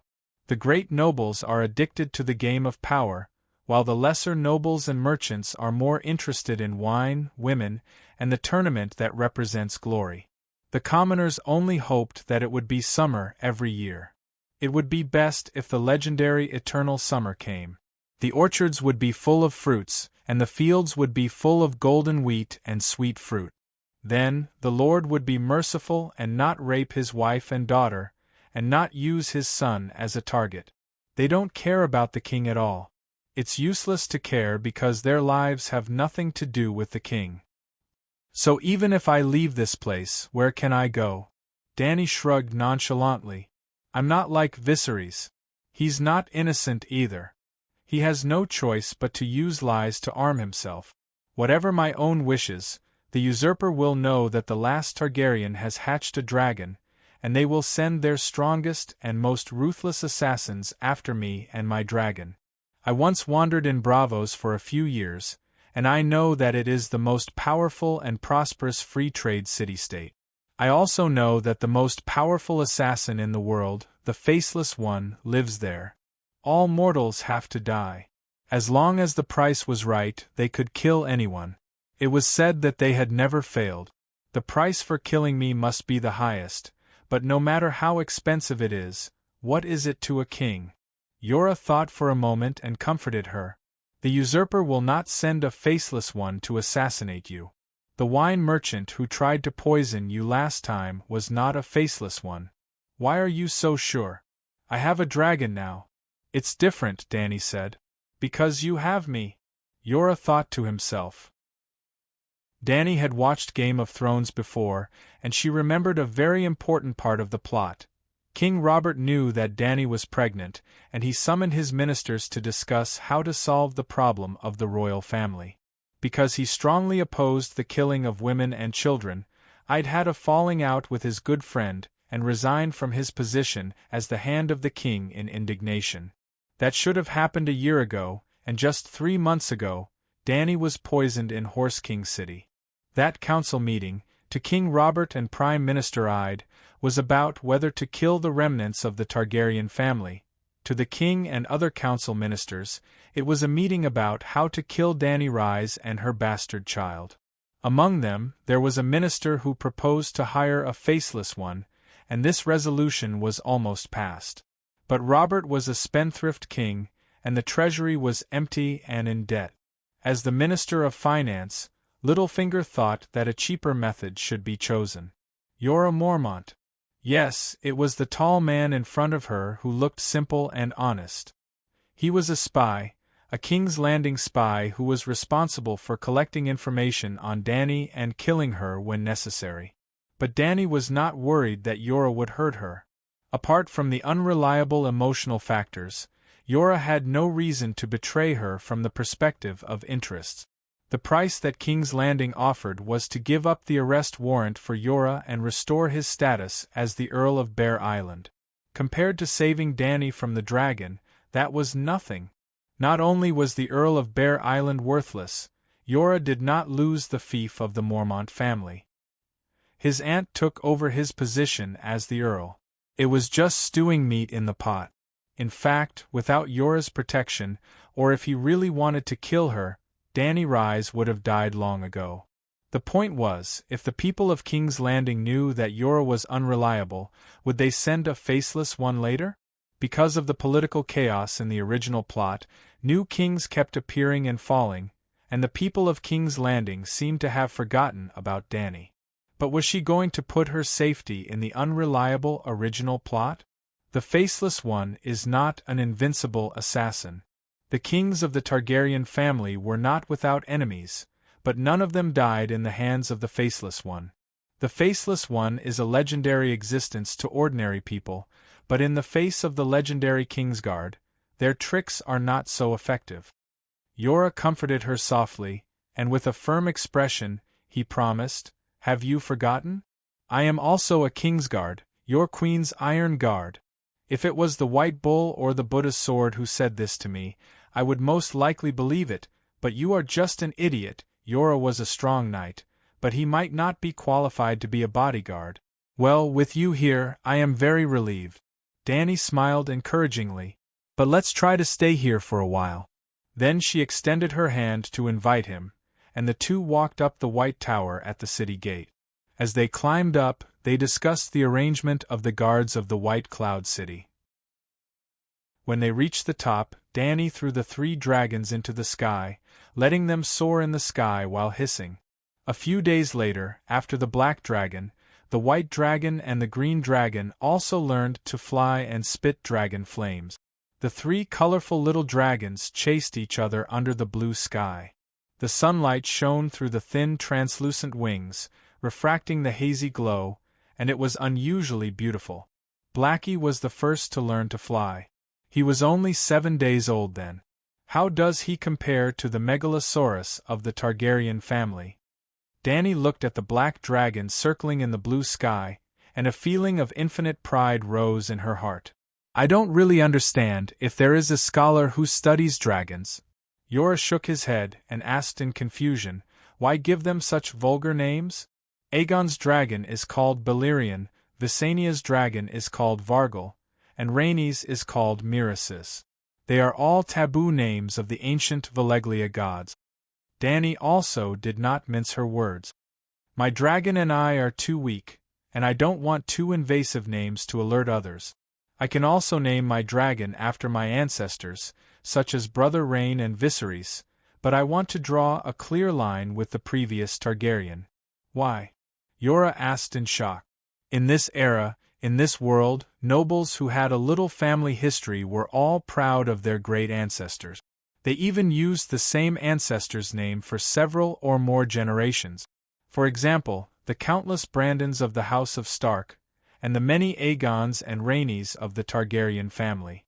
Even Dany Rise evolved from the virgin girl Dany's thoughts, with only one or two additional letters, and more than 100 years ago, the Targaryen princess who married the Dornishman was also called Dany Rise. I am different from them. The foundation of the Targaryens was the Targaryen family, and now Dany. The dragon was her child, and Dothraki was her clansman. The Targaryens only brought her burden and danger. Let's not talk about me. She changed the topic and looked at Cora with a smile. You know everything about me, but I know very little about your story. Tell me about yourself. Me? What do you want to know? Sir Jorah asked dryly. You are the Earl of Bear Island in the Northern Territory. How did you come to the continent of Ursos, tens of thousands of miles away? Dany turned her head and looked at the dragon flying in the sky. She said softly, You seem to know a lot about jewels and their value. Is there a gem mine on Bear Island? If Bear Island really had a mine, I wouldn't be stranded in a foreign land. The knight smiled bitterly. He picked up a milky white stone from the ground and drew a rough map of the Westeros on the stone slab of the tower window. Look, this is Bear Island. It is located in the distant frozen bay, almost as far away from the Great Wall as the Northern Territory. It is a beautiful but primitive place, an island 100 kilometers deep. There are old oak trees with twisted roots, towering ancient pines, and sweet and sour hawthorn forests that bloom in spring. But it is too remote and poor. Unlike the stone castles of other nobles, the hall of my house is made of giant wood. There are no tall walls around it, only a fence. Most of my people fish for a living, and they can only make a living. There is no trade, so they can't collect a lot of taxes. The specialty, there are only bears, but where are there no bears? Merchants often come to us only once every few years, bringing cloth, copper, porcelain, spices, and other daily necessities. They take away furs, almost bartering. Although it is so barren and boring, I have always been used to living there, and I have never lacked women. Fisherwomen and peasant girls would not refuse their counts, Your Highness. I did not force them. Before we were even of age, my father helped me pick a bride, a girl from Deepwood Castle next to Bear Island, a Glover. I am not sure if I love her, and it makes me ashamed. Although her face is plain, she has a good character. In the 10 years of marriage, she had 3 miscarriages, and she never recovered from the last one. She died soon after. Chapter 29. Jorah should indeed feel ashamed. Dany realized that he did not mention his wife's name. Perhaps she had long disappeared from his memory. After all, she never seemed to enter his heart. But she gave birth 3 times because of him, and even lost her life in the end. The knight continued, Not long after, my father joined the night watch, and I became the Earl of Bear Island. Many people came to propose marriage, and before I could make a final decision, Tywin began to rebel, and Balon Greyjoy proclaimed himself king. Dany frowned and interrupted him, asking, When was that? Before I was born? Princess, I'm not that old, Jorah said dryly with a wooden face. Oh, continue, Danny replied casually. It was the 4th year after the War of the Usurpers, and you were about 4 years old. His voice lowered. There seemed to be no difference, they were all the same age, Danny understood. It should be the time when Theon Greyjoy was held hostage in Winterfell. She did not understand. What was Tywin thinking? During the War of the Usurpers, he did not cause trouble. Instead, he waited until the usurpers had proclaimed themselves king for 4 years, and the unrest in the country had subsided. Where did he get his confidence from? Or was it that his reaction arc was too long, and when he reacted, he thought that a hero was born in troubled times? Tywin has always been crazy, and his actions are unpredictable. Yoras shook his head. Perhaps he thought that the usurper's foundation was not stable, or perhaps someone had been suppressing him to prevent him from rebelling. During the War of the Usurpers, Balon's father, Duke Colin, had always been neutral. After your brother, Prince Rhaegar, died in battle at the Ruby Beach, he joined the usurper Robert. At that time, High Court Tyrell was on the side of the Targaryens. Thus, Colin led the Iron Fleet, the main fleet of Tywin Island, out to sea, and prepared to plunder the River Bend High Court. Unfortunately, the High Court people were prepared, and waited for the enemy to arrive at the Shield Islands. Not only did they defeat the invincible Iron Fleet, but they also killed Colin in that battle. Then, Balon inherited his father's position. The usurper had already ascended the throne, and the rebellions were more or less quelled. It took King Balon 4 years to gain complete control of Tywin Bay. He raised his flag and rebelled. Then King Balon was defeated, and his eldest and second sons were killed. His youngest son, who was 10 years old, became the adopted son of Winterfell Duke Eddard Stark and was used as a hostage to prevent the Greyjoy family from rebelling. To celebrate his victory, Robert decided to hold a tournament outside Lannisport. I met Lyneth there. At that time, she was only half my age. Together with her father, she had come all the way from the old town to watch her brothers compete. The first time I saw her, I couldn't take my eyes off her. It was the first time I felt such strong love. Impulsively, I begged her to give me a token to fight for her. I wouldn't have dared to dream that she would agree, but she did. Your Highness, you must understand that a tournament is a knight's sport, not a simple contest of martial arts. We Northerners have never been good at the undull sport, but with Lyneth's token, I seem to have been possessed by a warrior of the 7 gods. For a few days, I was invincible, and finally crowned Lyneth with love and beauty. The wine and glory made me do something crazy. That night, I went to her father and told him that I wanted to marry his daughter. With the wealth and status of our families, Count Leighton should have been mercilessly rejected, but he wasn't. The Leighton Hyder family's fief included the second largest port in Westeros, Old Town, as well as the Maester's Temple, the City of Learning. The headquarters of the Church of the 7 Gods was also in Old Town. The Hyder family was also of the blood of Green Handgarth. They could be counted as dukes without the title of duke. Duke Tywin Lannister had proposed marriage to Count Leighton on behalf of his son, the Imp, in the hope that Tyrion would marry a daughter of Hyder. Count Leighton had almost rejected him in an insulted manner. Jorah Mormont had been very lucky. Unfortunately, the honeymoon was short-lived. Lyneth was disappointed with my hometown. She felt that it was too cold, too wet, and too remote. The wooden hall of Bear Island was far inferior to her family's magnificent and warm castle. Moreover, life on Bear Island lacked the fun that a southern noble lady needed. There were no masquerade balls, no mime shows, and no luxurious banquets. Even the wandering singers had to wait for several years before they could come here with the merchants who bought furs. The ones who came were old, ugly, and unskilled third-rate singers. The food in the northern region was also far more monotonous than in the rich highland. It was already a blessing from the gods that my people could eat their fill, but every meal was almost torture for Lyneth.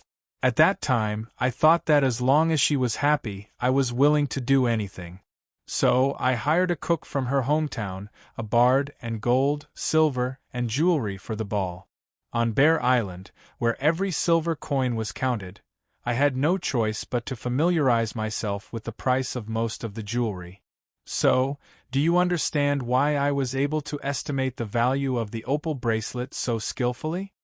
Yora smiled like a husband paying his wife's bill on the internet on Double 11. I tried my best to satisfy whatever she wanted. As I said before, because of her, my potential exploded and I became the champion of the tournament. The usurper was a generous, an arrogant and licentious king. He was extravagant and loved to hold tournaments, and the champion of each tournament was richly rewarded. That time, not only did I receive glory and beauty, I also received 50,000 gold royals in my pocket. That much? Danny couldn't help but exclaim. With the memories of the original host's difficult life in the various cities, she had a rough understanding of the purchasing power of the three currencies of this world: gold, silver, and copper. She remembered that once, on the streets of Mill, Viserys used 2 copper coins to buy 2 barbecued sausages and a small bowl of goat's milk from a vendor. Viserys quickly finished his portion and snatched the remaining half of his sister's sausages. In terms of purchasing power, let's say 1 copper coin was worth $5. After all, it was pure meat sausages, and the portion was quite sufficient. Under normal circumstances, that sausages could be used for breakfast, but Viserys was in the developing stage at that time, and his nutrition couldn't keep up. And 1 gold royal could be exchanged for 30 silver moons, so 1 silver moon could be exchanged for about 800 copper coins. In other words, 1 gold royal equals 2,400 copper coins equals 12,000 renminbi purchasing power. 50,000 gold royals was about 600 million, holy shit.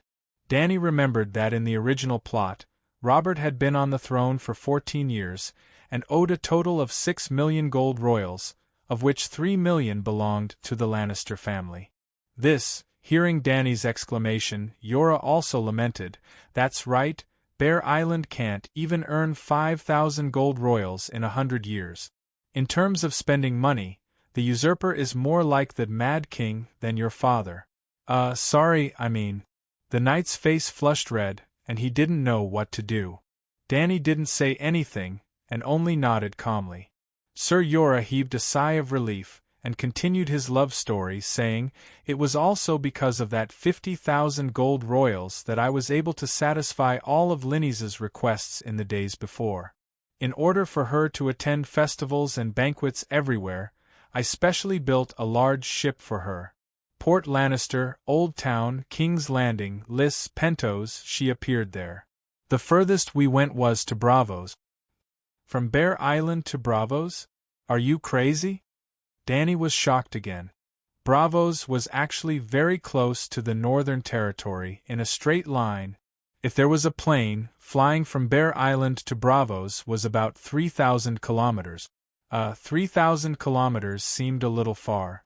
The key was that Bear Island and Bravos were separated by a continent and a strait. If they took a ship, they would have to circle around the continent of Westeros.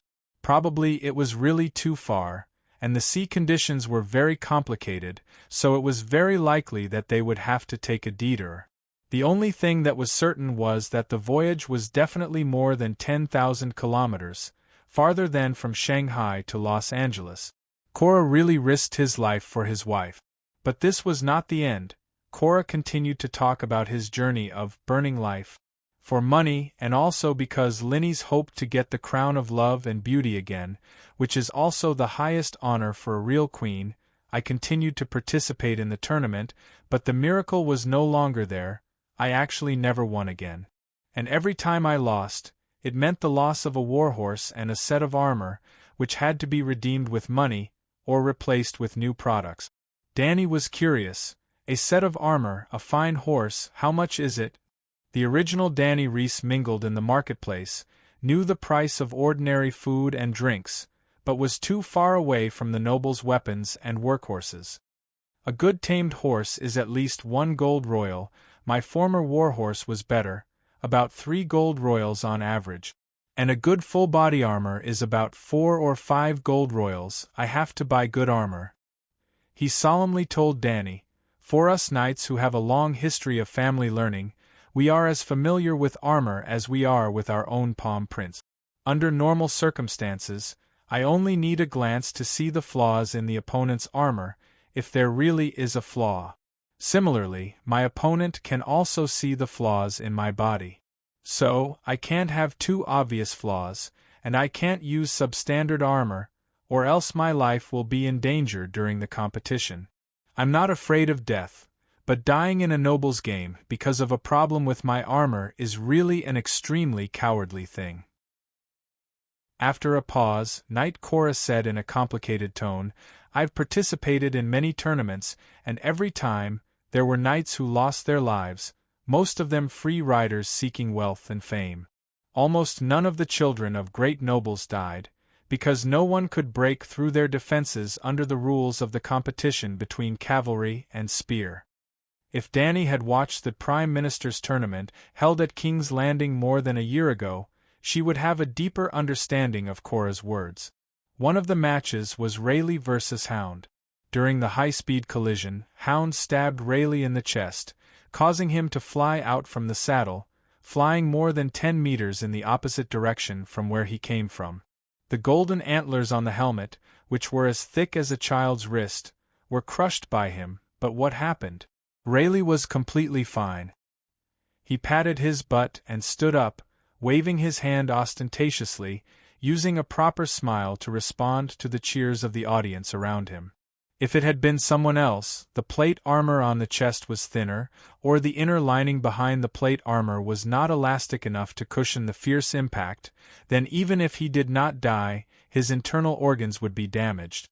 In this world, if one's internal organs were damaged, one would basically be crippled. "What's the difference between a free rider and a knight?" she asked curiously. Chapter 30. Free riders are a type of mercenary. They don't have the status of knights, but they have horses and know a little about fighting on horseback. The only difference between them and normal mercenaries is that they have horses. Danny nodded. A good horse cost more than 1 gold royal. Including the harness, daily feeding and care, normal mercenaries could not afford it at all. Knights are more troublesome. Under normal circumstances, a child who wants to become a knight will be sent to a knight's side as a page boy when he is around 7 years old. He will do things like pouring wine and running errands that are easy but can build a close relationship with the knight. Of course, this process does not mean that they do not receive martial arts instruction. There are sword instructors who are responsible for helping the children build a foundation. When they are older, above 12 years old, they will probably reach puberty. The page boy will be promoted to a page boy. The knight will personally teach the page boy how to use weapons and horses, and pass on their survival experience on the battlefield. Yes, the spirit of a knight is also a very important teaching project. The page boy also has the duty and power to accompany the knight on the battlefield, preparing the horse and armor for the knight and fighting side by side with him. In this process, the page boy can learn more war skills from the knight, if the knight really has such things. Many pages boys stay as page boys their whole life, because they don't have the money to buy themselves horses and armor. Danny clicked her tongue. Can't his knight give him a set of armor and a horse? Knight Yora took a deep look at Danny and said in a self-deprecating manner, "Because I had lost my armor and horse to my opponents multiple times in the tournament, it did not take long for me to spend the last bit of my savings. I had no choice but to borrow a huge debt from Bravo's treasury. I am a count with a fief, and the Mormont family has been passed down for thousands of years." "I heard that the Lannister family borrowed millions of gold coins from the usurper," Danny said again. "Is it that much?" Yora was puzzled. After a moment, he shook his head and sighed. "There is a saying in Westeros that Duke Tywin's shit is gold. Nobles are different from each other. There are many mountain ranges in the western region, and there are endless gold and silver mines buried under many mountain ranges. So his family has a mine. Please continue. Danny gestured with her chin. Continue what? The night or my story? Yora licked his lips. He felt that he had said a lot and his mouth was dry. Let's talk about knights first. Any knight can confer the title of another knight. Therefore, if the knight believed that an adult squire was qualified to become a knight, he would place his sword on the shoulder of the kneeling squire and loudly announce the name and family of the knight. The process was even more complicated than I had described. The newly knighted knights had to be anointed with holy oil by monks, and they had to spend the night in the holy church. That is the process of converting to the seven gods. Therefore, the people of the Northern Territory who believe in the old gods rarely become knight. Then you're a fake knight? Danny tilted her head and looked at him. The knight's face flushed red as he argued, It's true. The nobles of the northern region do not need to be enfeoffed to be recognized as knights. He quickly added, I am one of the few knights in the north who has been baptized. In addition to the formal method mentioned above, there was a faster way to become a knight. If someone makes a contribution in the war, the Lord can directly confer him the title of a knight. That's how my knighthood came about. The war to help the usurpers destroy the Targaryen dynasty? Danny raised her eyebrows and asked. No. He quickly denied it. It was the time to quell King Balan's rebellion. He did not know that Danny, who had changed her core, did not care about the war of the usurpers that caused the Targaryens to lose the throne. She immediately changed the topic and said, Apart from free riders, there are also mercenary knights and oath-sworn knights. Oath-sworn knights are knights under the protection of other nobles. They swear an oath to serve them, so they are called oath-sworn knights. Most of them are small nobles who have the title of knight but no land. Well, I was your brother Viserys' oath-sworn knight before, and then I became your oath-sworn knight, until you bestowed me with a higher honor and made me the Queen's Iron Guard. Listening to his emotional narration, Danny complained in her heart. Back then, you licked your face and came to me to become Viserys' oath-sworn knight. You were the one who requested to become my Kingsguard that time. Back then, I was only trying to get Jogo and the others to become my Blood Brotherhood guards. Knight Yora did not know that a certain someone was still pretending to be obedient after getting a bargain, so he continued, Great nobles often hire free riders to patrol their territories. Compared to the lifelong loyalty of oath-sworn knights, mercenary knights are more flexible and cheaper. Bear Island is not small, so I can't afford oath-sworn knights. I also have a few free riders who patrol the forest under me. At this point, he sighed emotionally and said dejectedly, I'm bankrupt. I can't even pay the salary of the cook and the harpist. When Lyneth heard that I had the idea of pawning those jewelry, she, for money, to keep Lyneth's jewelry, singers and cooks, my hired riders caught a few civilians who were poaching. According to tradition, they could only choose between having their hands chopped off or being sent to the Great Wall to join the Night Watchmen. But, for money, I finally gave up my honor completely. I sold them to the Tyrosh slave merchant. This went against the laws of the Seven Kingdoms. Slaves are not allowed to exist under the faith of the seven gods. You were sent into exile? That's a little harsh. I can first fine you as a warning to others and warn you not to do it again, Danny said. It's more honorable than exile, but it's also more cruel than exile. I committed a capital crime and will be beheaded. According to the traditions of the ancestors, Id Stark will judge me personally.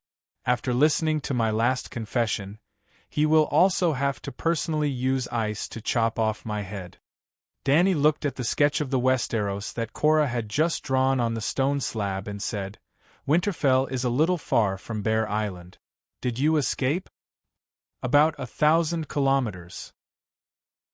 If I keep changing horses and galloping, I can reach the seaside in 2 days and reach Bear Island on the 3rd day. But 3 days is enough for me to escape with Lyneth and her jewelry. If I remember correctly, you're the only son of the Mormont family. Cora nodded.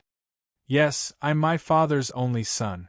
I also have an aunt, but her 5 children are all daughters. Your father is wearing a black robe? Yes. You once participated in the War of the Usurpers as Id Stark's guard? Dany asked again. I also participated in the Battle of the Trident River, he said softly. His voice was like a breeze that brushed past his hair, with caution and a hint of pride. You risked your life for Winterfell for so many years, accompanying him as a traitor and helping him quell the rebellion. In the end, because of a few poachers, he wants to cut off the head of the only male descendant of the Mormont family? Dany's tone was complicated. Although it was a question, it was straightforward. Stark is such a person. Cora was still indignant. Obviously, he felt that his lord was too harsh on him. After a while, the knight sighed again and said, "This is one of his rare charms. He's fair and just, strict to benefit himself, and strict to others." Haha, it should be strict to benefit himself, and lenient to others, that counts as a person's charm, right? Cora's matter was unimaginable in any dynasty of the great celestial empire. This was beyond the scope of being impartial. Bao Qingtian also had a moment of harmony outside the law. Otherwise, how could the 7 heroes and 5 righteous men have survived? It could only be said that Id Stark lived too comfortably and was too inflexible. Dany couldn't help but think to herself, is it so easy to defend one's country in this world?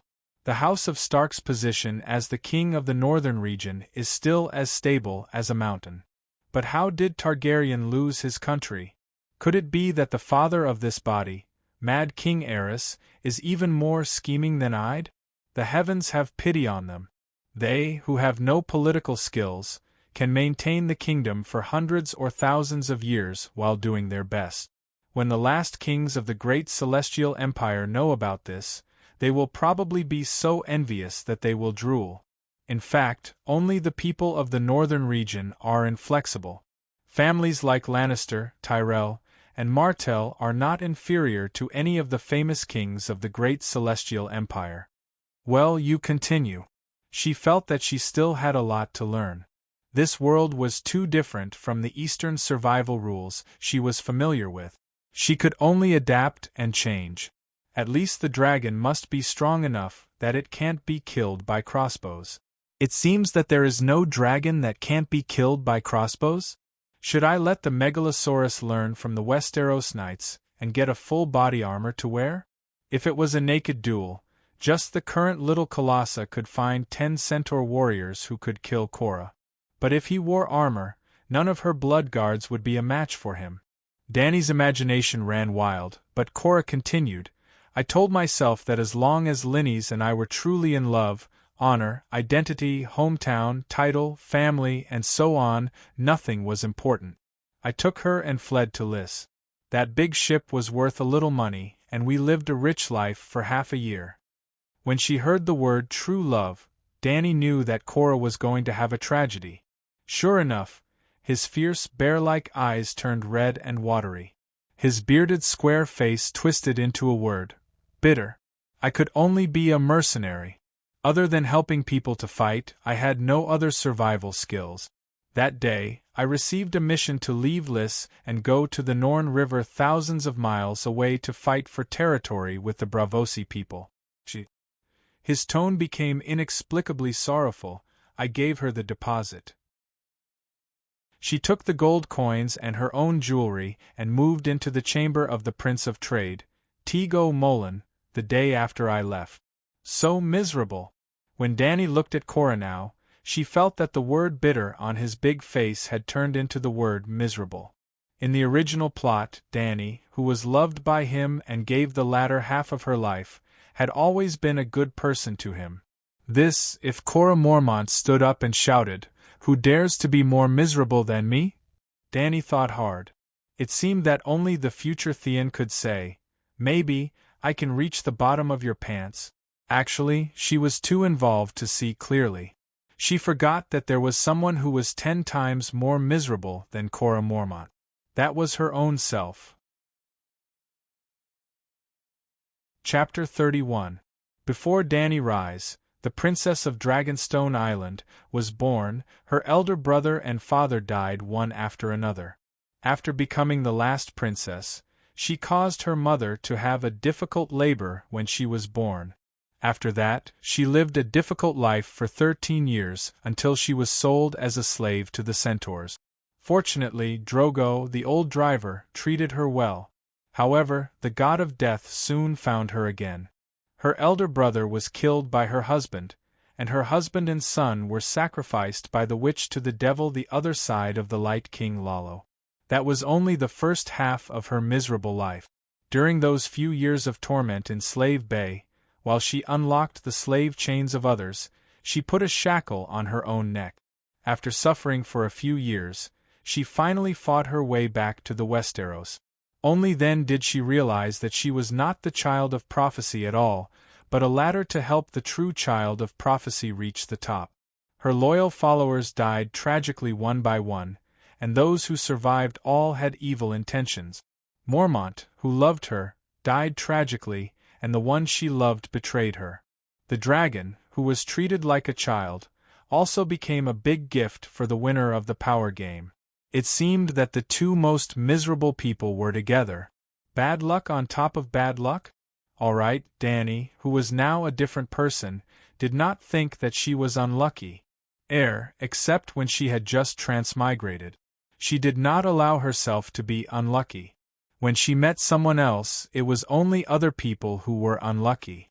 Lynys is the daughter of the Heidel family, right? Dany recalled for a while, and tried to say, I remember that the captain of the late King's Kingsguard, the legendary White Bull, was also a Heidel, right? Yes, Sir Jello Heidel is Lynys' granduncle. That's the Heidel family. Won't she bring shame to her family by doing that? She said in disbelief. I've already brought shame to my family. I'm a person without honor. He said painfully. She can go back to her family. Did she go back? She said. It is said that she is now Prince Chui Ji's favorite concubine. Even the first wife is wary of her. Korra felt as if there was a walnut stuck in his throat. It was extremely difficult for him to speak. But Dany had to let him continue to suffer. She asked, Have you ever looked for her again? Did you go to Lys after you returned from the Norn? The pain in Korra's eyes intensified. This tower-like man seemed to be unable to hold on any longer. The Prince of Trade is rich and powerful. I was still on my way to Rhys when he personally intercepted me. He wants to kill you? She asked hesitantly. This was an insurmountable hurdle. Dany didn't need to know all of Korra's secrets, but if she didn't make it clear, what would she do if she met Lynys again in the future? Would she still trust him then? He only used words. He told me to see the situation clearly. Don't make unnecessary struggles and make everyone look bad. But if I don't know what's good for me and harass them, it won't be long before I disappear from the western continent of Ursus. I'm not afraid of his threats, the knight emphasized solemnly. I just made sure that Lynys wasn't threatened in the slightest before I left on my own. Those two adulterers probably hooked up with each other behind your back, Dany thought. Do you still love her? She asked casually. Love? Love and hate, Korra replied. He seemed to be unable to hold on any longer. Your Highness, please allow me to take my leave. I'm a little tired. Wait a minute. She stopped him and asked directly, Do you also have feelings for me beyond that of a ruler and vassal? Just like the original Dany Lynys, she couldn't reciprocate his love, but she didn't want to use him as a spare tire either. Everyone was open about it. If they could get together, they would get together. If they couldn't, they would go their separate ways. Without Korra, without the shackles of the Westeros, she completely relied on the centaurs and blended in with them. Sir Korra's expression was complicated. There was embarrassment at being seen through, but also joy that she could sense his feelings. He stopped in his tracks and smiled. The first time I saw you, I felt that she was somewhat similar to you, Dany Lynys. In fact, Korra was just expressing his feelings sincerely and subtly. He also had the strong love for Dany when he first met Lynys. But to Danny this answer was 0. You're completely done for, you know? I'm not like her at all. Even if Drogo is dead, I won't marry another man.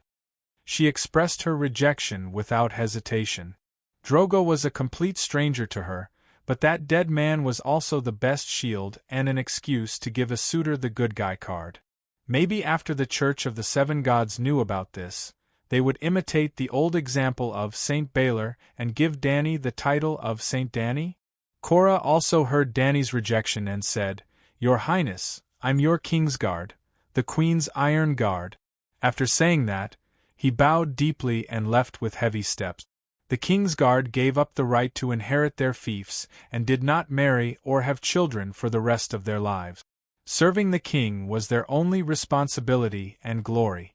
The next morning, at the first glimmer of dawn, Danny rode on her little silver horse and carried a modified rattan basket on her back.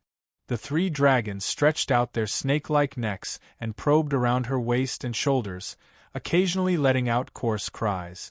The horses' hooves made a crisp clatter sound on the street. The silent city was filled with a thin layer of fog. Danny seemed to have entered a dreamlike world. Khaleesi, Khaleesi, are you going out of the city? Near the city gate, 2 centaur warriors came out of the city gate and greeted Danny while yawning. I want to tame the dragons. The plains outside are wider. She instructed the centaur to remove the city gate for her. It was a wooden door that was nailed together by a few tree trunks. Although the 3 dragons could already fly, Danny's requirements were stricter. Thinking of the dragons that were as stupid as fat cows in the TV series, she was worried about her future. It was difficult to change directions. Slow movements, weak lower limbs, unsteady standing, crippled the moment it landed, wings as fragile as rags, scales that could not even block crossbows, long and brittle necks with a lot of weaknesses. How could she dominate the world? Last night, she had melted all of Zhuoji's gold medals and melted them into golden chains. At this time, she held the dragon in her arms and locked his 2 calves with a chain that was as thick as a pinky finger. There were only 3 chains and they were less than 10 centimeters long, adding about a pound of weight to each leg. Come, Blackie, you're the big brother. Set an example for your brothers. Just like before, she held the dragon and threw it into the air. Whoosh, whoosh, whoosh, plop. Blackie flapped his wings hard, but before he could fly 10 meters, he fell on the sand. Hiss, the black dragon turned his head and stared at Danny, letting out an aggrieved hiss. Crawl back on your own. She did not raise her head and continued to shackle the white dragon. Whoosh, whoosh, plop. The white dragon was not as good as Blackie. It almost drew a parabola and fell to the ground. Hiss, hiss, boom, the white dragon angrily spat out a thin red flame into the sky. Don't waste your energy, come back and continue. Danny yelled. The white dragon did not listen. It spun in circles mindlessly, flapping its wings as it spat out dragon flames. Danny was very angry. She walked over and flicked his little head. Hiss, the white dragon roared at Danny. He seemed to be angry too. Unlike the black dragon, Danny could not use her consciousness to comfort the white dragon and the green dragon. They could not accept her words and movements, so the training process was very troublesome. In desperation, Danny could only bend down and hold the white dragon's body, let it stand up straight, and walked back to the rattan basket step by step. She could not carry him. After the first time, there would be a second time. The reason why she let them walk back on their own was mainly to train the strength of their lower limbs and the dragon's sense of balance on land. After a few days of interaction, Danny found that dragons had a natural sense of space, but when they landed on the ground, they were not as stable as ducks. Ducks only had 2 legs, but dragons had a pair of wings that acted as front claws. Even walking was difficult, let alone running fast. Danny did not expect them to be able to run faster than horses, but without nimble running speed, once they landed, the dragons who lost their momentum would be easily surrounded, trapped, and injured. The dragon's wings could never be trained to the point where they could block the dragon-slaying crossbow, and their wingspan was so big, Maybe the vital parts of the body could dodge the crossbow, but the wings would be too easy to hit. If they had no choice but to land in the enemy's formation, they would not have the ability to break through quickly. After training to fly with weights for the whole morning, Dani did not untie the chains at noon, she just carried them to find food. There were horse people who specialized in helping the dragons find prey. In the morning, a Fanta and a group of old horse people were herding the horses while paying attention to the small animals in the sand and hills. They were really very small. Big Black's first head prey was a palm-sized scorpion. Boom! A thin dragon flame burned the scorpion, and in a moment there was only a pinch of black ash left on the sand. "Don't burn it, it's so small we can't make ends meet." She touched Big Black's head and said. Big Black was always in the dragon spirit state, so she and Big Black were almost telepathic. "Calixie, there's another poisonous scorpion here." A Fanta stood on the sand dune and shouted. This time, Big Black was like a chicken pecking rice. His long snake neck was like black lightning, Dani's vision blurred, and the scorpion was in his mouth. Duo duo. The scorpion's tail stabbed at the corner of Big Black's mouth, making a dull sound. Dani saw a poisonous needle with a faint purple light pierce into the soft flesh of his mouth several times. "Are you poisoned? Are you unwell?" Dani hurriedly asked. She had heard from Ma Min that this red scorpion could paralyze a horse with a single sting. Ma Min did not dare to eat the horse's meat at all, so Dani had people smoke it into jerky and feed it to the dragons. This was because Cora told her that in the hundreds of years of Megalosaurus history of Targaryen, there had never been a case of a dragon being poisoned. Dragons were made of flames, and there was magma under their skin, Cora said. Dragons had muscles and bones, so it was definitely not magma under their skin, but the temperature must be very high. At this time, stroking the scales of the young dragon was like a hot hand warmer. The temperature of their blood should be even higher. After a while, the black dragon did not send any thoughts of physical discomfort. Dani was completely relieved. Chapter 32. After 5 leisurely days, the group of knights that Dani had sent to the Third White City had returned. Although Adger looked tired, he was very excited. He said, "Calixie, I walked west for half a day and saw the mountains in the distance. Because you told us not to leave the plains, I only strolled around the periphery. There were sparse forests and endless mountains, with antelopes and elk roaming in between. I hunted a deer with a bow and was going to bring it back for you, but the weather was too hot, and maggots grew in half a day after entering the red sand plains." Half a day's ride. Dani looked thoughtful. Scouts don't have to worry about horsepower. 3 horses per person. About 100 kilometers in half a day. This distance is a bit awkward. It's neither far nor near, but the food problem of the dragons is mostly solved. She could take the dragons to the western mountains to hunt. "Did you see any traces of human existence?" she asked.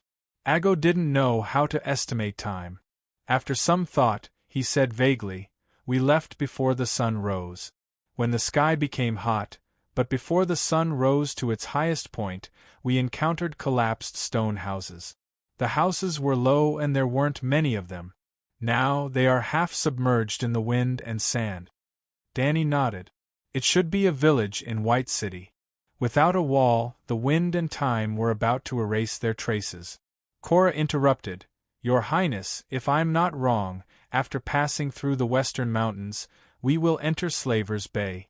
"Sir, we've discussed this problem before."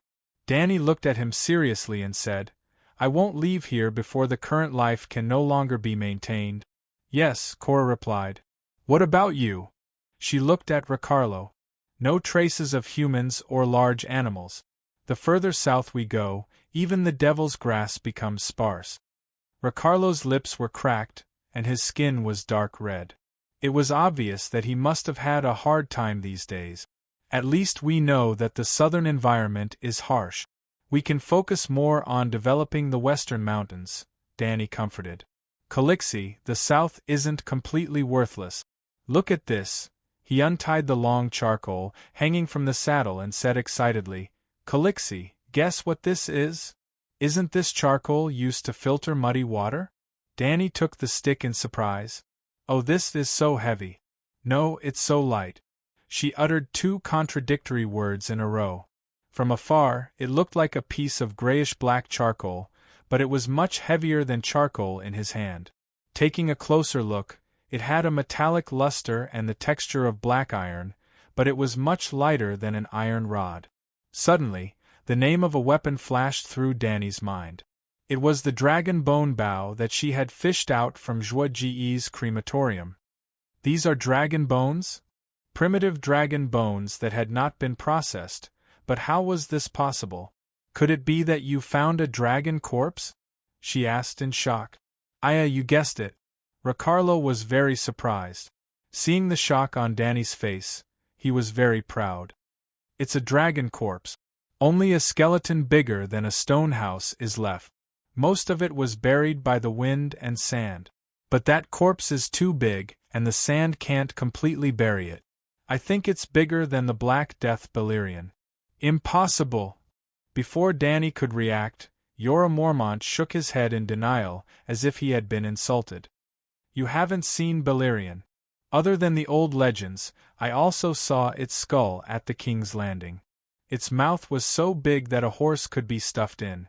Ha ha! I personally rode through the mouth of that dragon's skull. Ricardo laughed as if he had won. I bought it. Oh, the 7 gods above. Danny opened her mouth wide and said in disbelief, that must be the Megalosaurus that fell on the Red Plains during the ancient Valeglia period. The Black Death Balerion is the biggest dragon of the Targaryen family. Not to mention the significance of the Megalosaurus to the people of Valeglia, the dragon corpse has always been the most precious treasure. Why didn't the people of Valeglia recover it? Jorah asked in confusion. I thought of a possibility. A glint flashed in Danny's eyes as she said faintly, He is the 6th Megalosaurus to escape the great cataclysm of ancient Valeglia. The Targaryen family was originally one of the dragon kings of Valeglia's Freedom Fortress. Before the volcanic eruption destroyed the land of Long Summer where Valeglia was located, the virgin girl of the Targaryen family, Dany C., received a prophecy in a dragon dream. Ancient Valeglia was about to be destroyed. The current head of the family, who was also Dany C's father, believed his daughter's prophecy. Ignoring the mockery of Valeglia's nobles, he sold all the castles, manors, and shops in Valeglia and led his entire family and the 5 dragons to leave the land of Long Summer by boat. During the Great Cataclysm, the dragons and Valeglia all died in the hot magma that spewed out from the Earth's core. Even the Megalosaurus could not withstand the high temperature and poisonous smoke of the magma. As a result, only the Targaryen family had the Megalosaurus left in the world, and the Targaryens became the last dragon king. Now that she heard Ricardo's description of the size of the dragon's corpse, she immediately thought, could there be a Megalosaurus that escaped from the Great Cataclysm? He was heavily injured and struggled to fly to the Red Wasteland. Not long after, he died in pain, leaving behind a huge creature for future generations to pay homage to? After listening to Dany's guess, Sir Jorah nodded in agreement and sighed. As long as there is enough food, the dragon's body will continue to grow. Because Balerion reached the limit of his growth, he naturally died of old age. As a result, there is almost no Megalosaurus that is larger than him, unless... There is one more thing. The Red Wasteland is next to Slave Bay, and to the west of Slave Bay is the land of Long Summer. Ancient Valeglia is at the mouth of Slave Bay, so the distance is very close. The place where the dragon's corpse fell was a little far from the Third White City, close to 300 kilometers. Another 200 kilometers to the south would be the sea. Dany let the 2 Blood Brotherhood guards rest for 3 days. Then, she left the Maid and Khalasar in White Cloud City. She personally led Jorah and 30 centaur warriors, each riding 3 horses. They set off at 4 or 5 in the morning, and arrived at the third white city at 8 in the morning before the sun had driven away the last bit of shade. When they passed by the second Devil's City, Danny purposely stopped to take a look. There was a circle of 2-meter-long iron spears outside the White City walls, like the guards of the White City. The tips of the spears were propped with pale white skulls. As the wind passed through, the skulls made a crisp cracking sound, as if they were smacking their lips. No wonder her blood brotherhood guards were shocked. Even Danny felt a chill down her spine when she saw it. Fortunately, the air in the red wasteland was dry and dehydrated. After hundreds of years, the iron spears had only developed a layer of reddish-brown rust, and had not completely rotted into rust powder. "It's really a little strange." Danny turned to ask Ago. "Do the centaurs have such a custom?" "No," the Blood Brotherhood guard said uncertainly. "Calixi, every call has different habits and they do things differently. This kind of thing doesn't go against our tradition," Affin interrupted. "Yeah, the old man came along too. He was in charge of taking care of the horses for the next few days. Maybe the residents of this city resisted too fiercely, and caused a lot of casualties to the Kals Kalasar," Chola said softly. "Before leaving," he suggested, "even if the centaurs don't want to live in this city, we should send someone to clean it up. Maybe we can find some valuables like that opal bracelet." Xiao Gu shook his head when he heard that and shouted, "We can't take the devil's things." "Then last time I picked up the iron bracelet in another white city. I didn't even enter this city," Xiao Gu quickly explained. "Our goal this time is to explore the dragon bones. Let's put everything else aside for now," Danny decided. Looking from outside the city, the third White City seemed to be a smaller replica of White Cloud City, but Danny, who had entered the city, keenly noticed the difference. Firstly, the density and height of the houses were not as high as White Cloud City, and secondly, there were no luxurious palaces in this city. There were originally 7 or 8 centaurs left in the third White City, and when Danny and the rest arrived, they had already prepared food. Yeah, 3 dragons flew above the city in advance, and the centaurs knew that Calixi was about to arrive when they saw the dragons. During lunch break, Danny went to the library that Xiao Gu mentioned. It was actually the office of the City Lord. Similar to the parchment found in White Cloud City, the books could not be read, and only a few scrolls could be read. Through one of the pictures, Danny could roughly determine the meaning of the existence of these white cities. The Silk Road of Another World. Quirs, the pearl of the strait that connected the Jade Sea and the Summer Sea, its status was similar to the Suez Canal on Earth. Myrene, the largest and most prosperous city in Slaver's Bay, and also the world's largest slave trading market. At this time, on the map, Myrene, White Cloud City, and Quirs were connected in a straight line. Compared to the long sea route, crossing the Red Wasteland reduced the journey by 70%, and the land was safer than the unpredictable sea. So for a period of time, the White City was very prosperous, just like the famous cities on the Silk Road of the Celestial Empire. So, there's an ancient road between Myrene and White Cloud City? Danny's finger slid lightly on the map, her mind racing. If White Cloud City could not support the 3 dragons in the end, she could follow the Silk Road to the northwest, and finally build a city in the mountains near Myrene.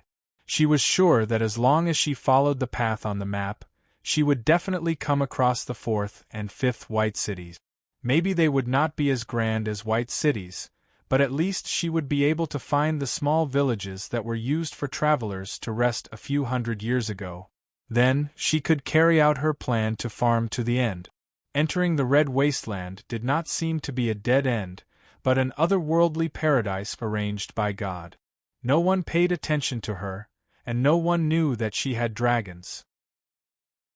Prophecies, deviant ghosts, Jon Snow, and games of power in the Westeros could all go to hell. When the Megalosaurus grew up, she would ride the Megalosaurus to the north, sweep through the Dothraki Sea, and be crowned as the only female call to unify the 8 barons. Then, with the 3 dragons and hundreds of thousands of roaring warriors, the world would be hers to roar, and the whole world would tremble under her strappy riding sandals. Qin Shi Huang, Genghis Khan, Alexander, Caesar, Napoleon, they were all her, and they were all inferior to her. Hee! Thinking of the beauty, Danny could not help but giggle. Calixie, Calixie. What's wrong with you? Ago's shout woke her up from her dream. Why are you looking for me? She roared back in an unfriendly tone. Ago did not care about her attitude at all, and only widened his black almond-shaped eyes, shouting, It's getting dark. So be it. Oh, it's time to go. Danny understood this time. Their operation this time would be like when they crossed the wasteland, traveling at night. Chapter 33. The last time the Blood Alliance guards received orders to explore the terrain and resources, they naturally couldn't travel at night. Although the weeping blood star in the sky dyed the sky red, it was completely impossible to rely on the faint red light to see the scenery in the distance. So, Ago and the others really had a hard time last time. This time it was different. The goal was clear and there was no need to check if there were people or large animals nearby. The weeping blood star of blood and fire hung above their heads. Without the old, weak women and children of Colossa holding them back, Danny took the lead. The little silver horse galloped happily on the red sand, leaving a thin trail of red dust between the horse's hooves. Cora and her blood guards were 3 horses behind Danny, followed closely by 20 Dothraki roaring warriors. The rumbling of the horses' hooves spread far and wide. The sand lizard with reddish-brown scales poked its head out of the grass, as if feeling the tremors of the earth. Squawk, squawk, boom! A sharp and rough cry suddenly sounded above their heads.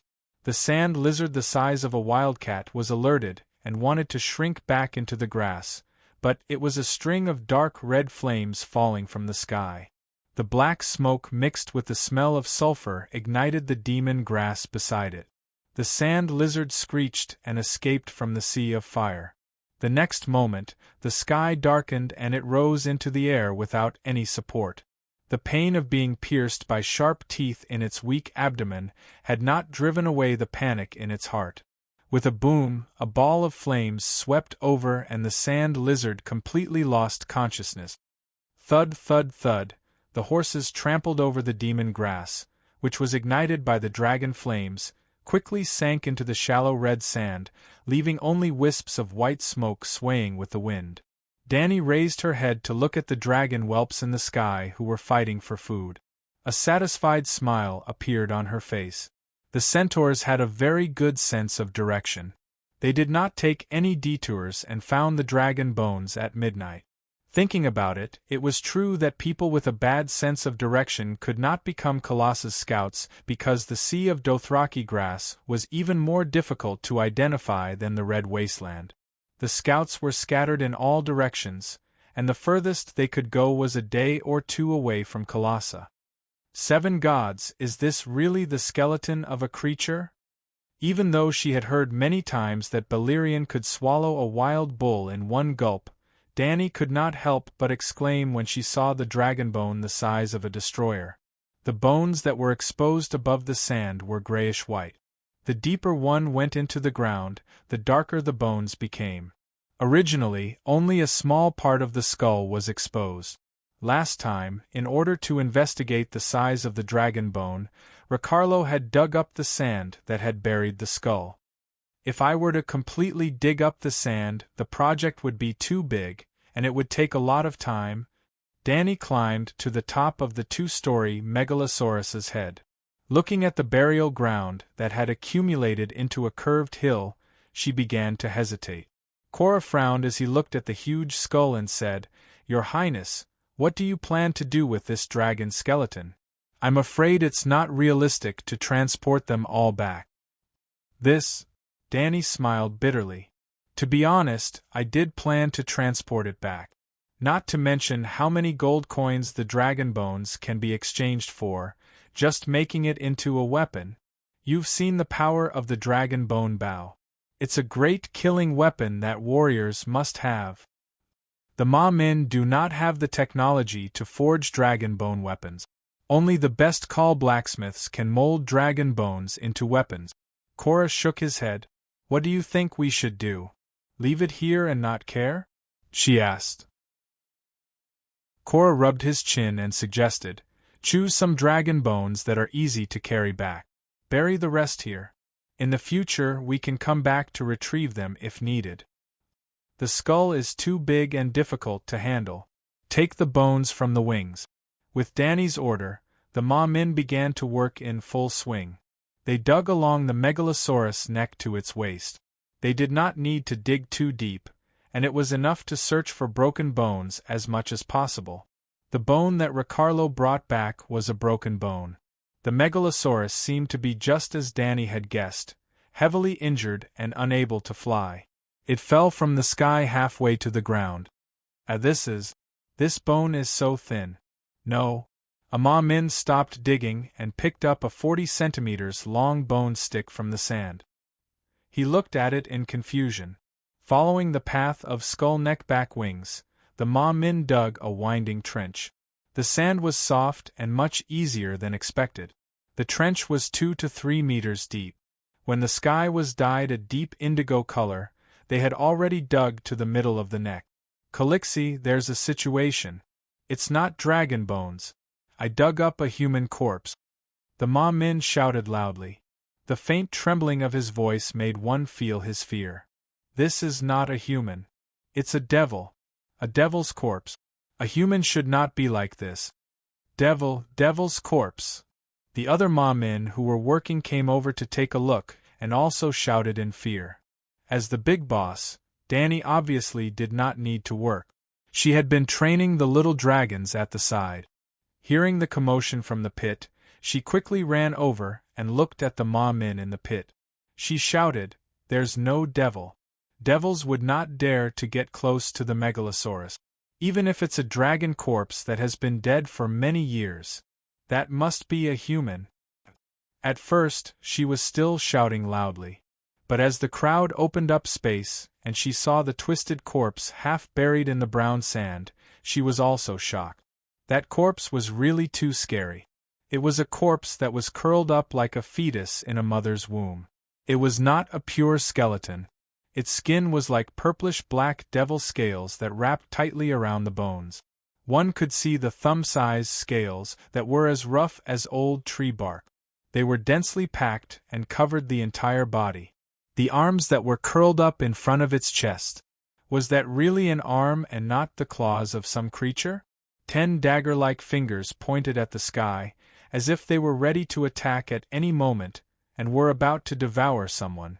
The corpse was as thin as a bony child, while its sharp teeth and claws were 20 centimeters long. It was completely disproportionate. What was even scarier was that the eyeballs in the corpse's eye sockets had not decayed or been decomposed by bacteria. The dark purple eyeballs were also surrounded by black, asphalt-like mucus. It stared at the crowd viciously like a living person. Its mouth, that was almost opened 180 degrees, seemed to be roaring a devil's curse. Fuck. After cursing in Earth's language, Danny immediately followed suit. 7 levels of hell. Sir Yora, you've seen a lot. Do you know what kind of people this is? She did not forget that this was a fantasy world. There were even children of the forest and giant. It was not strange for goblins and gnolls to appear. He should be a human. Yora was also digging in the pit. Hearing that, he walked to the side of the Ma-min, who found the corpse first and took the pale white bone club from him. Your Highness, look. He raised the bone and shook it in front of Danny. Then, he used the bone to make a few strokes on the left leg of the demon's corpse. The corpse is missing a calf. It's the one in my hand. According to your previous conjecture about the origin of the megalosaurus, a megalosaurus escaped from Valeglia during the cataclysm. Then, is it possible that it was driven away by a knight? The megalosaurus was seriously injured and fell from the sky. The knight fell and broke his leg. Hence, the calf bone was separated from the corpse. Ago refuted. Look at how long the calf bone is. It doesn't match with the thin corpse at all. If the corpse is really a human, then he is also a dwarf. The calf bone that did not include the sole of the foot was over 40 centimeters. This meant that its owner must have been a tall and strong man when he was alive. And the curled corpse was probably no more than 1.2 meters tall. It is said that the ancient ruins of Valeglia from the land of long summer to the sea of smoke are still shrouded in the curse. Sir Jorah stood up and looked at Dany with a serious gaze. From Valeglia to Slave Bay, there is clearly the great avenue of Valeglia left behind during the Fort of Liberty period. However, they would rather take a boat around the ruins of Valeglia and travel several times the distance. That road to Materis is called the Great Avenue of the Demons. Wasn't Valeglia destroyed by a volcanic eruption? How is it related to the curse? Dany was confused. I don't know. Jorah frowned and guessed. Maybe it's the vengeful spirit of the Dragon King from ancient Valeglia? As everyone knows, Valeglia is a civilization that has mastered dragon and blood magic. Haha, you just said that this Dragon King died horribly because of the curse. Dany pointed at the corpse of the demon in the pit and laughed. Aren't you contradicting yourself? If it's not a curse, why is there only one person in Valeglia and not a single dragon escaped? Dragons can fly. The magma of the underground fire is very scary, but if it can't burn the dragons, how can it kill all the dragons? Jorah asked again and again. Maybe he was cursed and rode the dragon to Queers to seek help from the wizards, Ago interrupted. Ma Min was scared to death at first. Now that he saw Calixi and Jorah arguing in front of the demon for a long time, the demon didn't do anything. Gradually, their courage came back. The wizards of Queers are indeed famous, Jorah said with a mocking tone. But the reason why they are famous is that they often use fake magic to deceive the world. Even the Westeros have those blue-lipped liars. Then, Ago thought for a while and pointed to the east. He might ride the dragon to the Shadowland on the other side of the Jade Sea. There are wizards and shadow binders everywhere. The witch who was burned to death by Calixi learned the way to communicate with the devil there. Why do you think he's going to seek help? Where can the magic skills be better than Valeglia's? Jorah sneered. Whether he's planning to go to Asha to find the wizards, or he's lost his mind because of the underground fire and flew here randomly, it has nothing to do with us. Dany pointed at the demon-like corpse and ordered, "Don't touch it directly. Go look for tree trunks and weeds nearby and burn them on the spot. Valeglia believes in cremation, so I won't dishonor this senior Dragon King." Ma Min immediately stopped digging, climbed up the pit, and went around to collect firewood. At around 9 o'clock in the morning, Dany's 3 dragons breathed fire together and lit the firewood in the pit.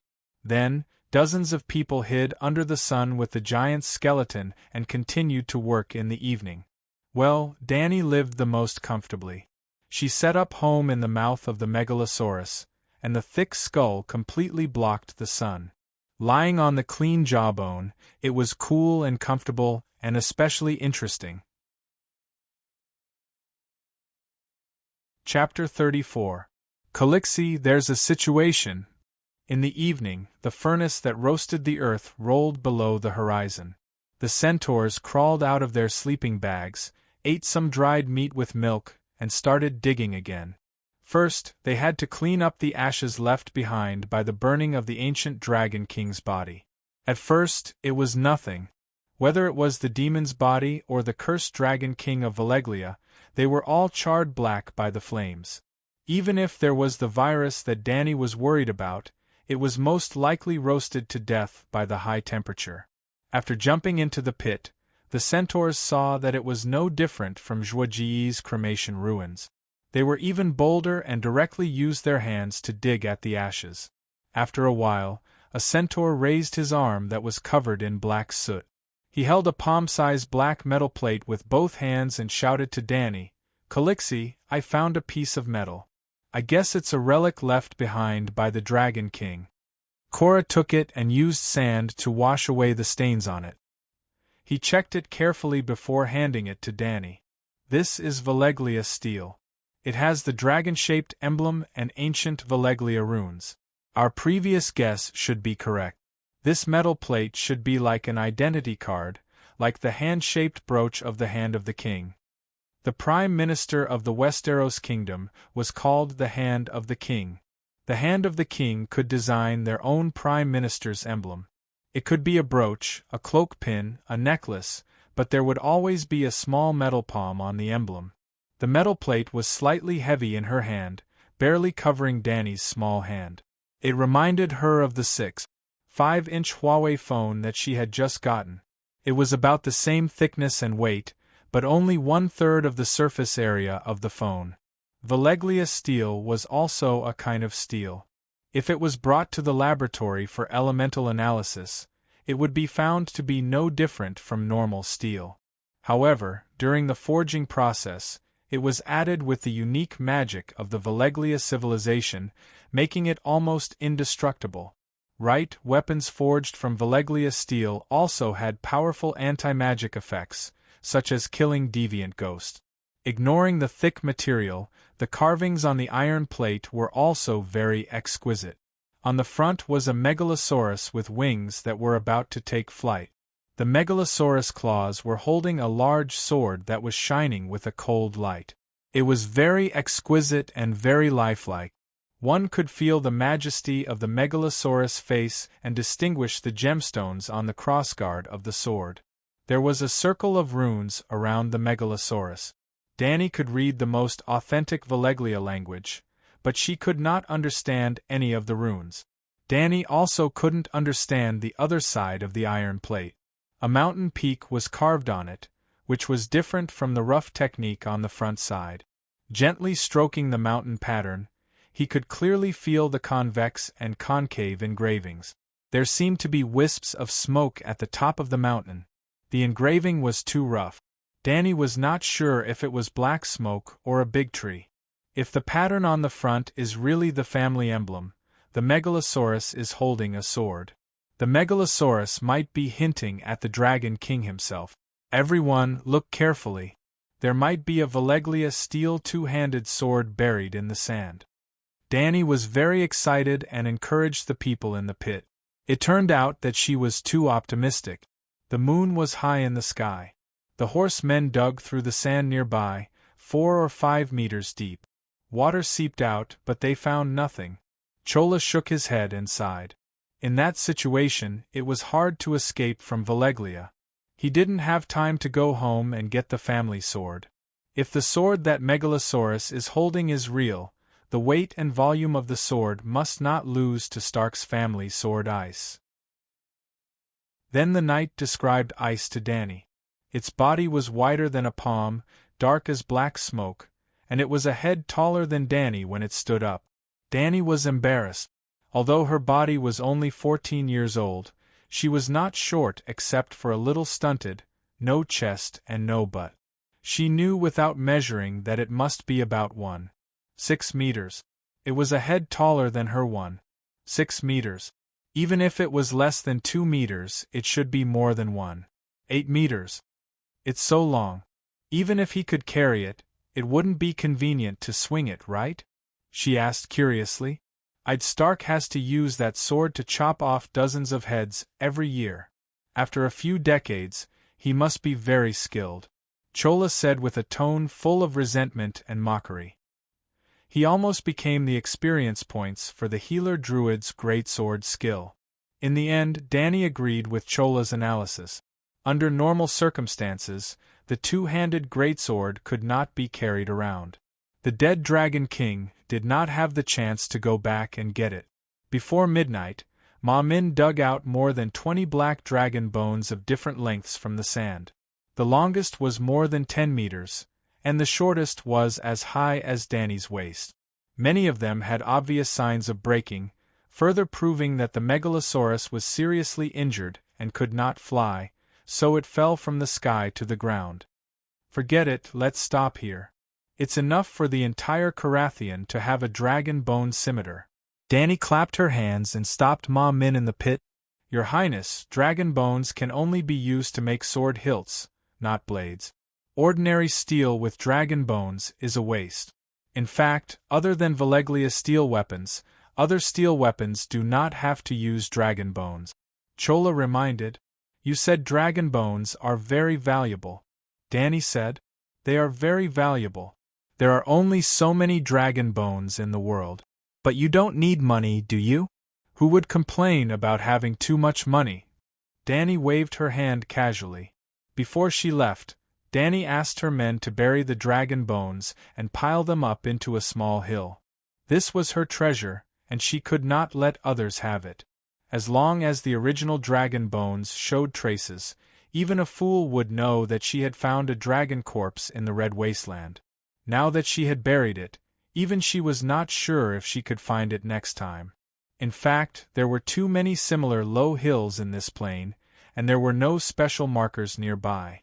Piling stones and rubbing wooden poles could only be effective for a short period of time. After a long time, they would be buried and blown down by the wind and sand. Big Black, do you remember? She asked her black dragon. The black dragon did have some intelligence, but compared to humans, it was too brainless, the kind that was really brainless, the kind that was underdeveloped. However, the dragon's sense of direction was particularly strong. It often entered the dragon's dream, the dragon's spirit, and merged with the black dragon's soul. Danny could clearly feel that the dragon not only had the 5 senses of sight, hearing, smell, taste, and touch, but also more than 6 senses and 7 senses. Her dragon did not understand the small universe. Just as birds could use the Earth's magnetic field to determine their direction, dragons had similar means. For example, Danny once tried to leave the dragons in White Cloud City. Then, she rode her little silver horse in a random direction for a few kilometers and finally found a bush to hide in.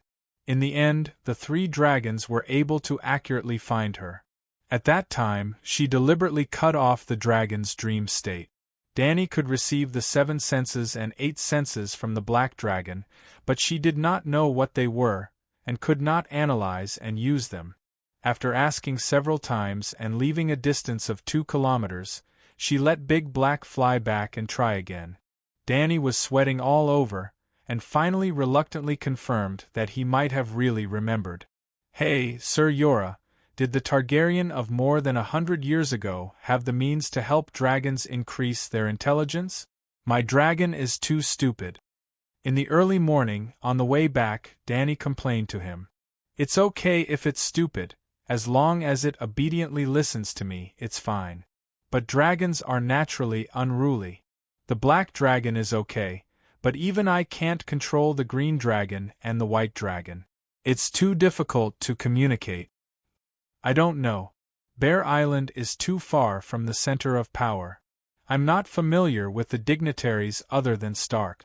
The big bear shook his head. You're the official son-in-law of the Hathor family, and the Hathor family controls the City of Knowledge, Danny reminded him. In any case, Jorah Mormont had been a guest of the Hathor family for a few years. He should have been to the City of Knowledge a few times, and at least met a few knowledgeable doctors in the City of Knowledge. Well, there were also grades for a bachelor. Apprentice, bachelor, doctor, and grand scholar. The bachelor's grade was judged according to the depth and breadth of knowledge they grasped. At that time, I had no interest in the bachelor and the City of Knowledge at all. In fact, I have no interest in them now. They did not encounter any accidents along the way. 2 days later, they returned to White Cloud City with the dragon bones. In the days that followed, Danny carried the dragons out of the city to exercise in the morning and evening when it was cool. In the morning and afternoon when the sun was hot, she began to give the 3 dragons cultural lessons. Their bodies grew bigger and bigger, from a thin cat to a big Pekingese, and now there was a trend of becoming a mongrel. The bigger their bodies, the more food they ate every day. The sand lizards, scorpions, and sand snakes on the red sand plain could no longer satisfy them. So, Danny used food to tempt them to learn. The process was very difficult. In the math class, she demonstrated elementary school math to the black dragon in the dragon dream state. In the language class, she opened her mouth wide and made sounds while telling it the meaning in the soul connection state. There was also physical education. Danny used a wooden stick to hit their scales. In the beginning, the scales of the baby dragons cracked like hard eggshells. White smoke seeped out of the dragon's skin, and before the blood dripped down, it was burned to ashes. Because the black dragon was connected to her soul, she kept comforting and encouraging the little dragon in the spirit sea. Although the black dragon roared angrily, it could still cooperate with her. The white dragon and the green dragon were not so obedient. A month after they were born, Danny completely lost the dragon's spirit connection with Little White and Little Green. The closer she was to the black dragon, the greater the estrangement between her and the other two dragons. Not only could she not attend the language class and math class, but the physical education class that trained her body. Once, Danny hit Little White's back and made it bleed. The little guy did not care and sprayed a dragon flame on her wrist. The temperature of the dragon flame was higher than the flame of burning firewood. For the first time, she was injured in the flame. The skin on her wrist had a circle of blisters the size of cockroaches. It was painful and itchy, and it took 4 to 5 days to recover. The only consolation was that there was no scar. Maybe she could really draw power from the flame, or maybe it was because of the increasingly close dragon spirit connection with the black dragon. Her injuries recovered faster and more completely than ordinary people. For example, the scar on her stomach. In order not to let others find out about her plan, Danny did not let the maids help her bathe for the next half a month. Well, she explained that water was scarce, and in the future, everyone would use fine sand to clean the dirt on their skin. She also asked someone to prepare a sand bed covered with fine white sand. Every night before going to bed, she would take off her clothes and rub it on the sand to clean off the dust on her skin. The oil and old skin were all burned away in the fire. But half a month later, Danny began to live the life of a corrupt slave owner. She was surprised to find that the scar on her stomach became lighter and lighter, and finally disappeared completely. Her skin returned to its previous tender and smooth state. It seemed that the high temperature promoted blood circulation, and in the fire, the cell activity was too high. This was a scientific explanation. A more magical explanation was that the dragon and fire had the magical power to restore the body. Just like a year ago, the original Danny had just married Zhuoguo. She was weak and was not used to the life on horseback. Every day, she was exhausted and her inner thighs were bloody. In the end, in just one night, all her injuries disappeared, and her body was as strong as a native centaur girl. Chapter 35. After complaining to Yora many times that the little dragon was disobedient, he suggested that the two children should simply drop out of school and just focus on teaching the big black dragon. As long as the black dragon was strong enough, Danny could subdue and control the white dragon and the green dragon through him. Well, Yora also thought that Danny's teaching would help the little dragon grow. He told Danny that in the history of the Targaryen family, dragons were not invincible, and there had been many dragon slayings. The most famous is undoubtedly the death of Miracis. Back then, your ancestor Aegon, with the help of his 2 sisters, conquered the other 6 countries except Dorne. But in the process of attacking Dorne's prison gate, because of a moment of carelessness, Queen Rhaenys Megalosaurus was shot in the eye by a crossbow arrow, and Megalosaurus Miracis fell to the ground and died on the spot. Yora looked at the 3 little dragons flying in the sky looking for prey and sighed. The eyes, which are so narrow, can be hit, and the body and wings will often be attacked. No matter how you look at it, they're still too young. Danny accepted part of Yora's suggestion, and she did not completely give up on Little White and Little Green. In fact, in the face of such a situation, as long as one was a student of the great celestial empire, they would know what to do. Yes, classes, fast classes, slow classes, and rocket classes. Little Black was a top student, 1 dragon in the rocket class, and the other 2 were naughty and bad students. Being able to get a graduation certificate was enough to make Danny's mother happy. She was busy training the dragons, and her commissar was not idle.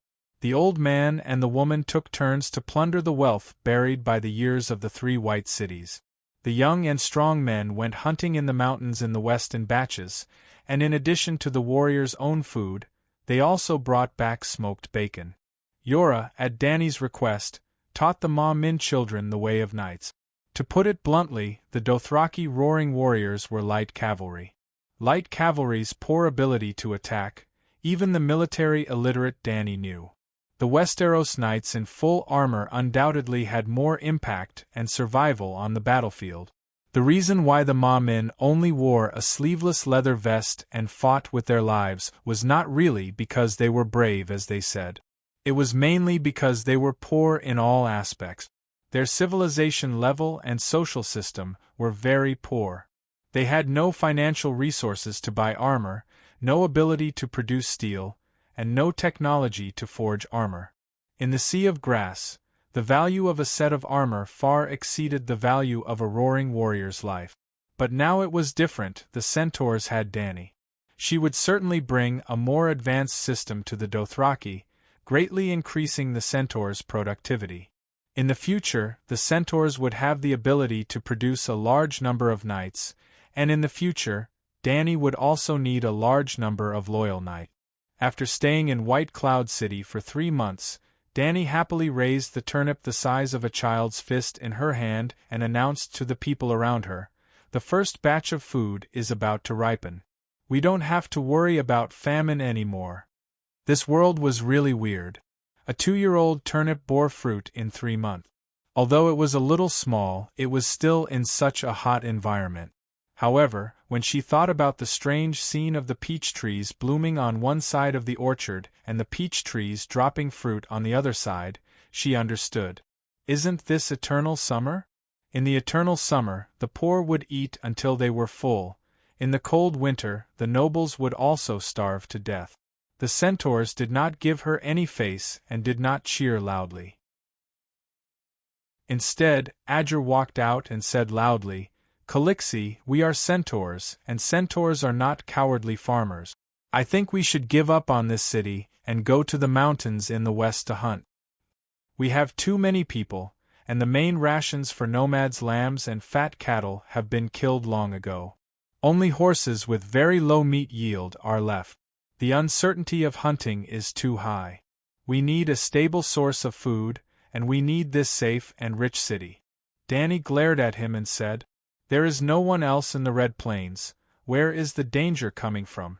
Her blood riders were unconvinced. Report. With a long shout, a handsome horse galloped to the side of the farmland. "Report, report, Calixi, there's someone entering our city." The warrior on the horse shouted excitedly. Adger was slapped in the face by reality. "It's all your fault." Dany glared at him again and asked the knight, "Who's coming? How many people are there?"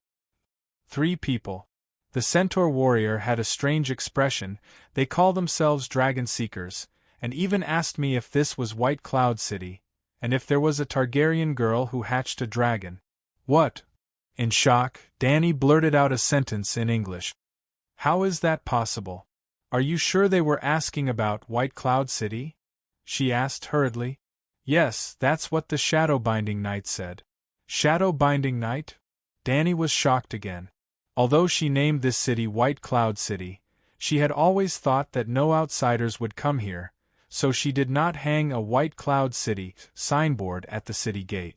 Also, "Where's my dragon?" She looked at the sky and asked the people beside her, "White dragon and green dragon, did they fly back?" "No." The centaurs shook their heads. The black dragon was in the rocket class, so his studies were even more important. He spent most of his time beside Dany. At this moment, he was standing on the little silver horse's saddle, flapping his wings and looking at the people around him with his deep red eyes. Little White and Little Green, the 2 mischievous wild children, couldn't do well in cultural studies, so they could only become sports students. Yep, Dany reduced their training, and the extra time was given to them to hunt outside.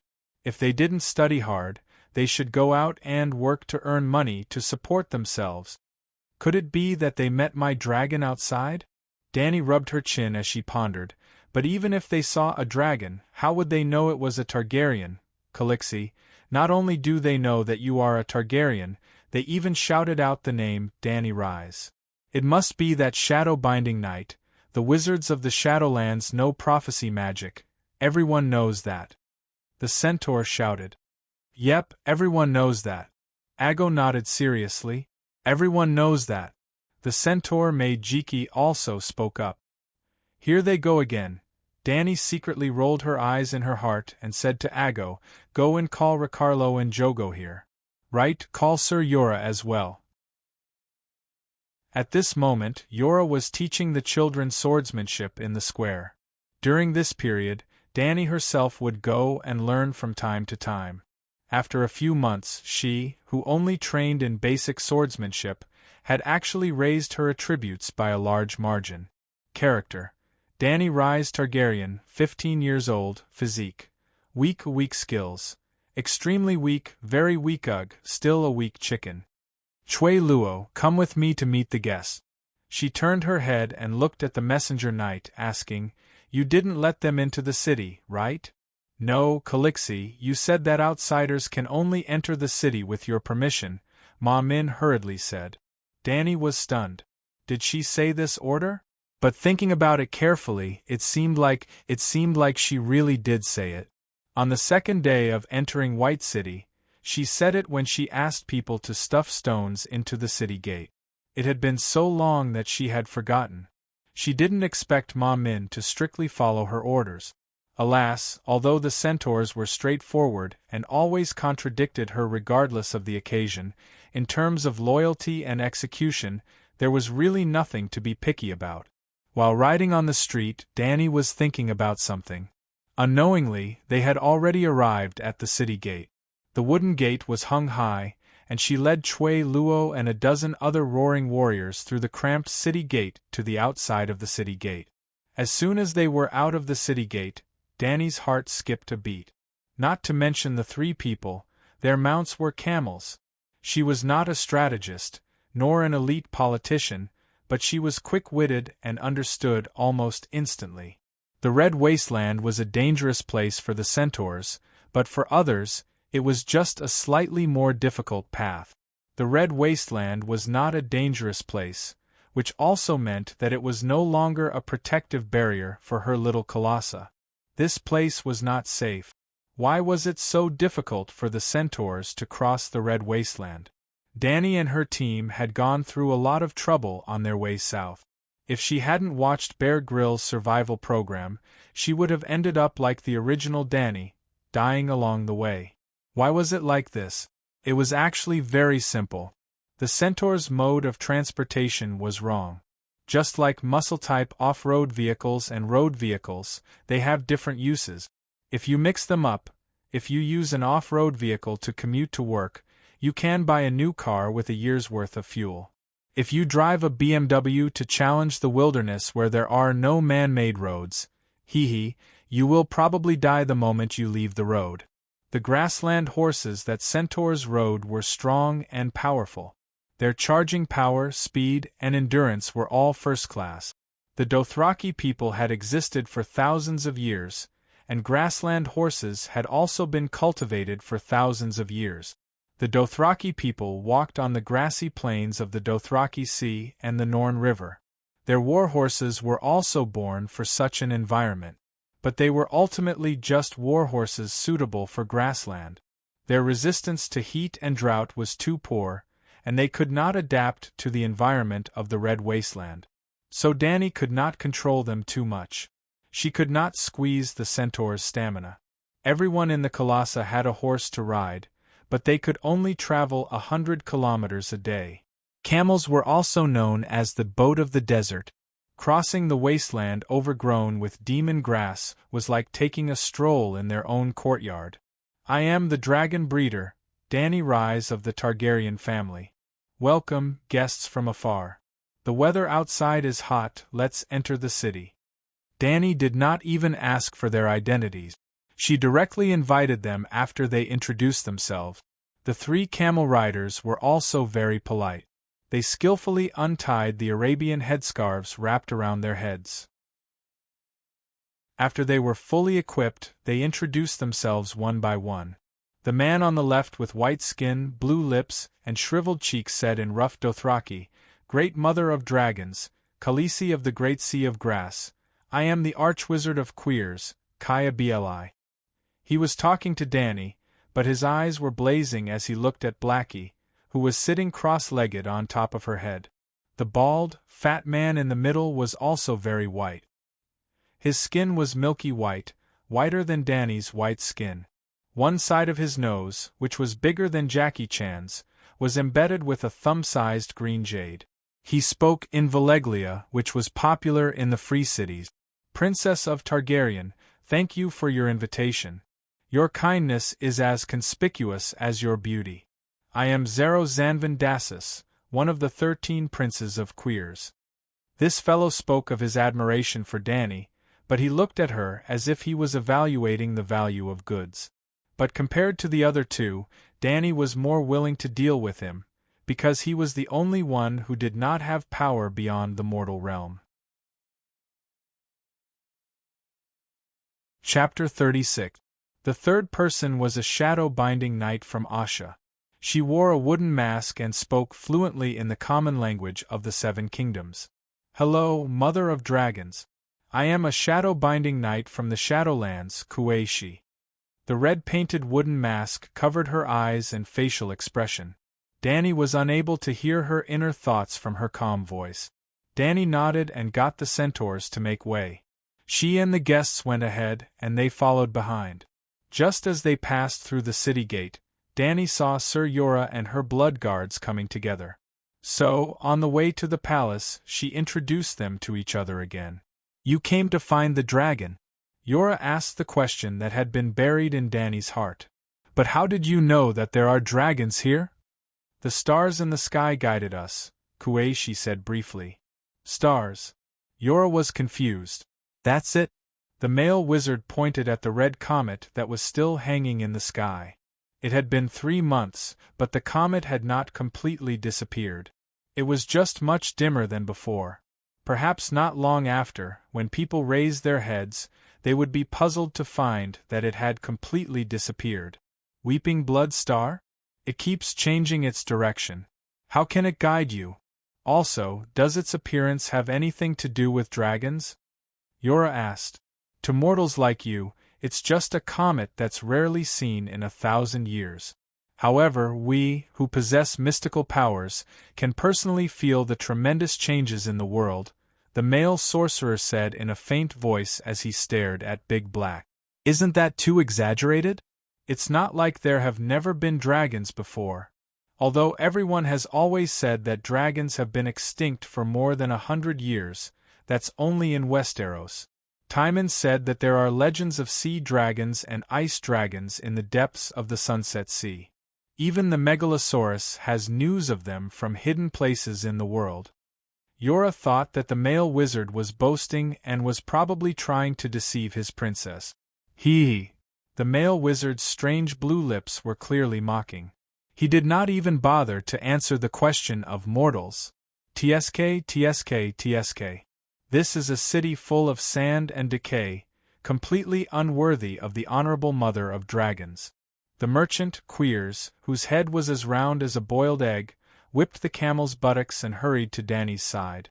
"Khaleesi, you were born to wear the most luxurious jewels, wear the most exquisite gowns made of Myrish silk, be surrounded by servants, and live in a magnificent palace closest to the gods," he said in an exaggerated tone. "Only Queers, at the center of the world, could satisfy all of this. And it just so happens that I have the ability and the most sincere heart to provide you with these services. Leave this wretched place and follow me to Queers." "Haha, Mr. Dassus, you are a noble and generous gentleman, but I still have a large group of people to take care of." Dany smiled and declined politely. "Ha ha." Zero, on the other hand, threw his head back and laughed. His laughter was filled with pride and superiority. Calixi, you really should have gone to Qualls. This barren land has polluted your vision. Even the smallest room in the corner of my house can easily accommodate all of your subordinate. In fact, the kings and nobles from all over the world who come to Queers to visit me have more servants than you, and I once received 35 noble guests at one time. Well, it was easy to understand. Any toilet in my house is bigger than your entire house, and my house has 35 toilets. Danny wanted to say, I have 3 cities. Sigh, you might not know, but Khal Drogo is already dead. She sighed. Of course we know, Zero immediately said. The most powerful Horse King has died, and there are a few more Khals in the Sea of Grass. The entire Urso continent knows. Danny was stunned. She was surprised by the strange speed at which information spread in this world. Actually, she would not be so shocked if she had seen the crazy abilities of the messenger crows with her own eyes. The problem is, the usurper has not let up on his pursuit of me. He even dared to poison me in the Holy Horse King City. Without the Khal's protection, what if he sends more people after I leave this place? Khaleesi, don't worry. The one who usurped your father's throne, Robert Baratheon, has been dead for almost half a year. Then, Zero began to tell her the news from the land of the setting sun, similar to the plot of the TV series that Danny had seen. The old man drank Lancel's spiked wine while hunting, and was knocked to death by a wild boar in a daze. How great he was when he was alive, how cowardly he was when he died. Yes, Lancel Lannister, Queen Cersei's cousin, who was also a self-motivated self-defense rod. As for the old man, when he was young, he was a complete mess.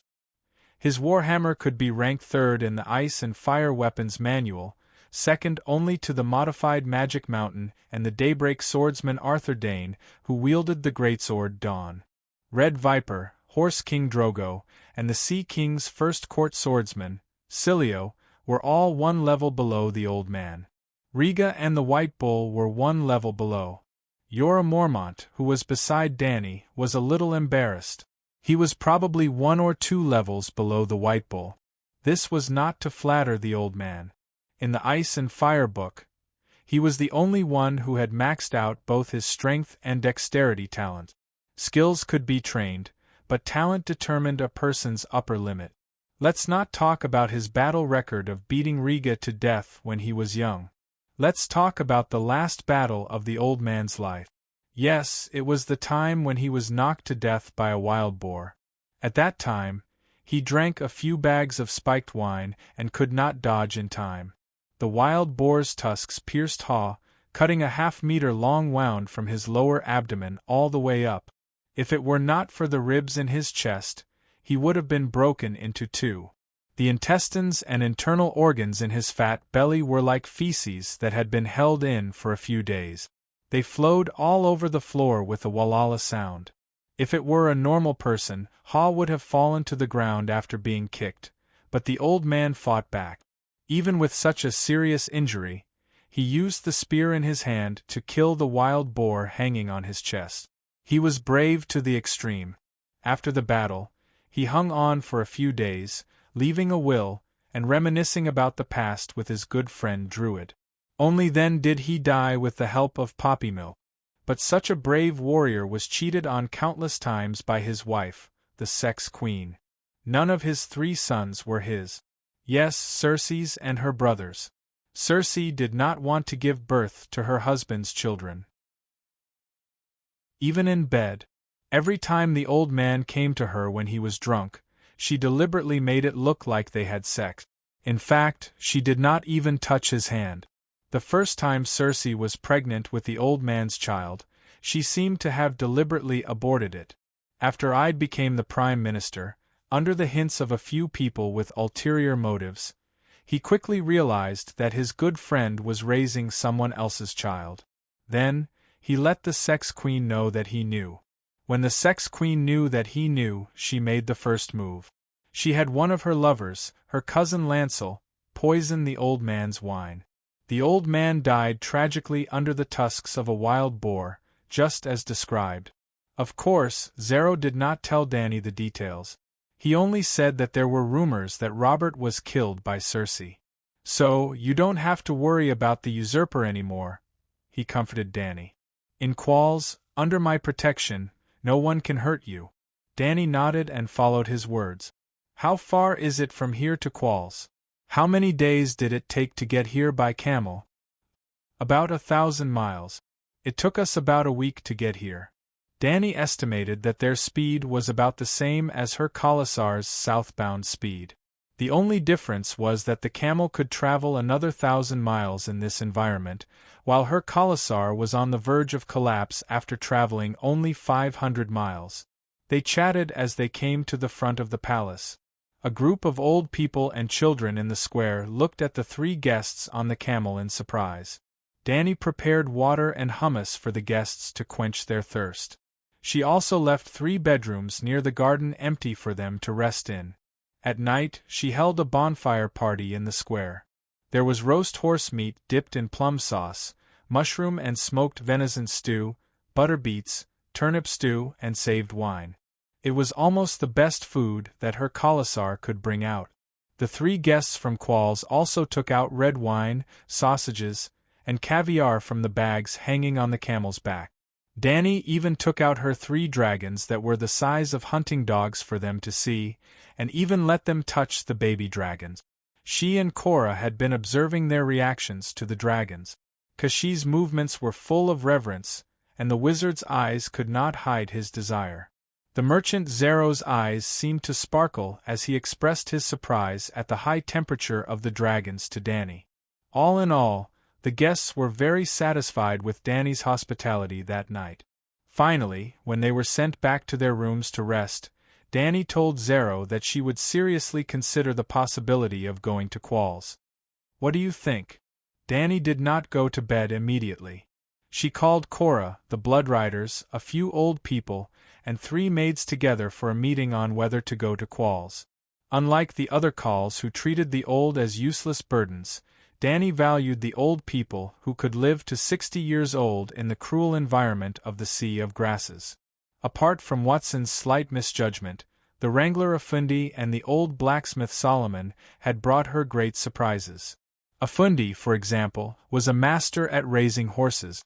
The Red Wastes was a desolate place, but there were no fewer horses. In a few months, there were more than a dozen newborn ponies. In modern society, the world-famous horse racing clubs would probably fight over him. Solomon was a green-haired, green-eyed foreign bannerman. The Dothraki had no blacksmiths and relied on foreign slaves to repair their weapons. When Drogo's father asked Khal for a gift, the Prince of Trade gave the imprisoned Solomon as a gift to the centaurs.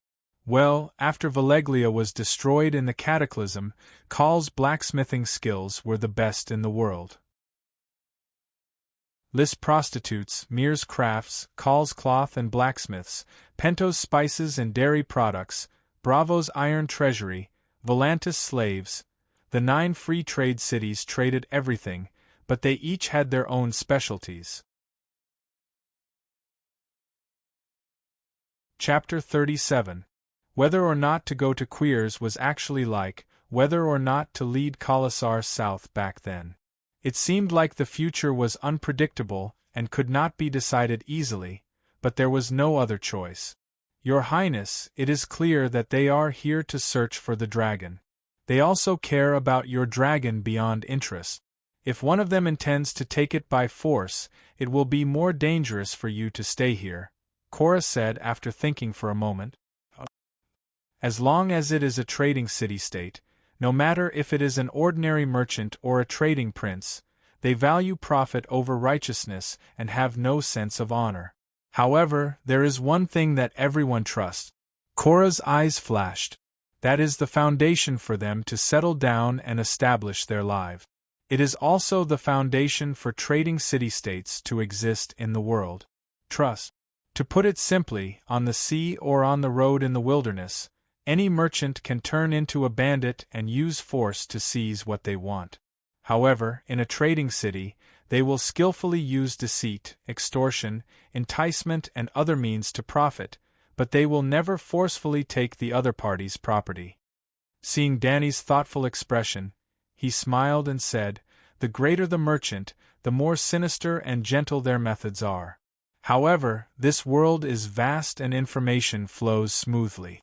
If Zero and the other two sent you an invitation, theoretically they also bear the responsibility of protecting your safety. It is not that they are noble, but their credibility in the hearts of other merchants is far more valuable than any benefits in front of them. Your Highness, you have been wandering in the various city-states of the Western continent for a long time. You should have a deeper understanding of this." Danny nodded. The usurper's bounty on the Targaryen siblings had never stopped, but every trading prince and governor who had entertained them did not chop off their heads and sell them for money. The benefits were not equal. However, there were only 3 dragons in the world. It was enough for anyone to voluntarily throw away their honor and credibility. Even the popular rights of guests in the 7 kingdoms have been trampled on, right? She said. Cora seemed to be stunned by her words. He widened his eyes and said in disbelief, "Other than the legendary rat chef, who trampled on the rights of guests, the stupidest, craziest, and most ignorant person would not take the initiative to destroy the rights of guests. Haha, in 2 years, when news of Robb Stark's death comes, you will not be so surprised." "Who is the rat chef?" she asked. Chef Rat is a night watcher. He works as a chef in Long Night Castle.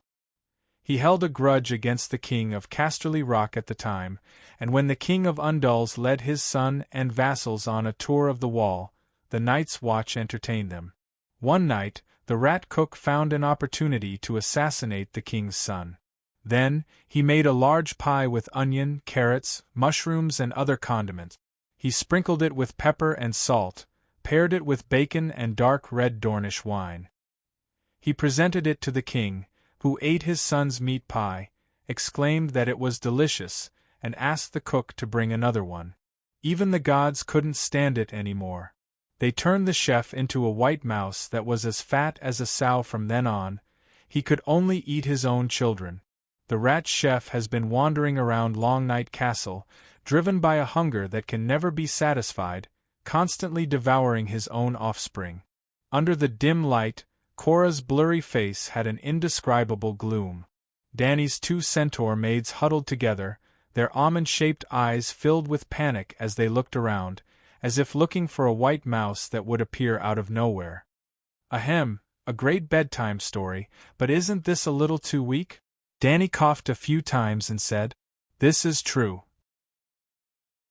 In the north, even children know about it," Cora said unhappily. "The first half of the story should be true, but the punishment of the gods at the end." Dany shook her head and asked him, "Which god do you think punished the rat chef?" Cora immediately said, "The gods are the gods. Of course, all the gods can't stand the rat chef's behavior of trampling on the guests' rights. Haha, the north, especially the area around the wall, is the territory of the old gods, and the Undulls believe in the 7 gods. Perhaps the humans will accept the reality of the 7 gods and the old gods coexisting because of political harmony. But the doctrine of the 7 gods only recognizes itself as the only god. If it is true, why would it cooperate with the old gods to punish a human?" Cora sighed and said helplessly, "Your Highness, the purpose of this story is to warn the world. A person has the right to revenge, but the gods will never forgive killing the guests under their roof and trampling on the guests' rights. Whether or not the gods exist, or which god punished the rat chef is not important. What's important is that we have to understand the principle of respecting the sacred rights of guests through this story." He concluded in the tone of educating naughty children. "Sigh, the one who doesn't understand is you, Big Bear." Because the meaning of this story was too obvious, the authenticity of the story was greatly reduced. This story made smart people understand one thing. Using others' trust in the guest's rights, one could easily and freely take revenge, but the gods would never punish him for it. The rat chef's ending might be tragic, but the one who punished him would only be the sad king, not the gods. To the rat chef, he was a commoner who was even sent to the wall. He had almost lost the chance to take revenge forever, not to mention that the target of his revenge was a king. The guest's rights meant nothing to such a person. However, there were some things that she could only think in her heart. If she really said it out loud, others would definitely look at her differently. I didn't expect your highness to be such a person. It was as if she had already done something. So, Danny just asked, you suggest we go to Quills? Cora nodded and said seriously, Quills is a big city that connects the eastern and western world. There are things you need there, such as ships and sailors. If we find that the people of Quills are up to no good, we can immediately leave by ship. Robert Baratheon is dead. Do you really not have any thoughts? He stared at her, as if he wanted to see through the violet fog in front of him and go straight to the depths of her heart. Let the other ghosts be the king of the 7 kingdoms. Danny complained in her heart, but did not show it on her face. Instead, she showed a look of desire and said, I have a chance? The Westeros was Cora's hometown. He was willing to be a spy for Robert in order to go home. There was no doubt that between Theon Bella and Danny, the balance in his heart was greatly tilted towards Danny. However, if he knew that Danny had no intention of returning to the 7 kingdoms, the other side of the balance would no longer be loyalty to the King's Landing and the current king, but the temptation to go home. Homesickness and love were existences on the same level. Besides, someone had already given the poor knight the good guy card. I can't receive any information here, and I can't judge the current situation of the 7 kingdoms. The only thing is that even if the usurper is dead, he still has 2 sons, and the queen is Lannister. At the very least, Theon Bella and Lannister will obstruct your return. Ed Stark treats Robert like a brother, and he won't support you. Irene of the Valley and Tully of the Trident River are in-laws with Stark, and they also, Cora said with a troubled expression. He did not know that none of the Queen's sons were Theon Bella, nor did he know that Ed had been imprisoned by the Queen. Perhaps he had already been beheaded by the new king, Joffrey. In the past few years, the political situation of the Westeros was even more unpredictable than the storms on the sea. Kars was still too far away from the King's Landing, and the information delay was high. Sigh, Your Highness, let's avoid the Westeros for now and wait for the dragon to grow up. Cora gave an old and wise suggestion. Danny nodded. In fact, Yora had always been cautious and realistic. What do you suggest? She looked at the centaurs who had been watching the show for a long time. Calixi, you are my blood. I will go wherever you want me to go, Xiao Gu said impatiently as he scratched the bald top of the moon gate. The centaurs did not want to go far away from the grasslands. They believed that the seawater was poisonous and should be avoided. However, their stupid brains could not think of a better suggestion, so they could only be anxious and helpless. Seeing that the other 2 Bloodridge guards had the same attitude, Danny asked the old man's representative, Afanti, Solomon, what do you think? Why don't we sneak out of here tonight and go to the mountains in the west? Afanti gave a rather brainless suggestion. Old Call immediately shook his head and advised, if we lie to the people of Kars, then we will no longer be their friends and guests, but their enemies. Has anyone thought about how they found this place? Prophecy, the Binding Knights can prophesy. Jackie shouted in fear. Eerie corrected her, it's constellation leading the way for them. I heard it from that blue beak wizard this afternoon. They can find us even if we go to the west. Doria nodded. Kaluo, from tomorrow onwards, you have to guard my dragon at all times. Danny made up her mind and said to her Megalosaurus guard. Khaleesi, as long as I'm alive, no one can steal your dragon. Kaluo said with a firm expression. Everyone reached a consensus in the meeting. Early the next morning, Danny told the 3 guests of her decision. Kaluo's expression was still unreadable.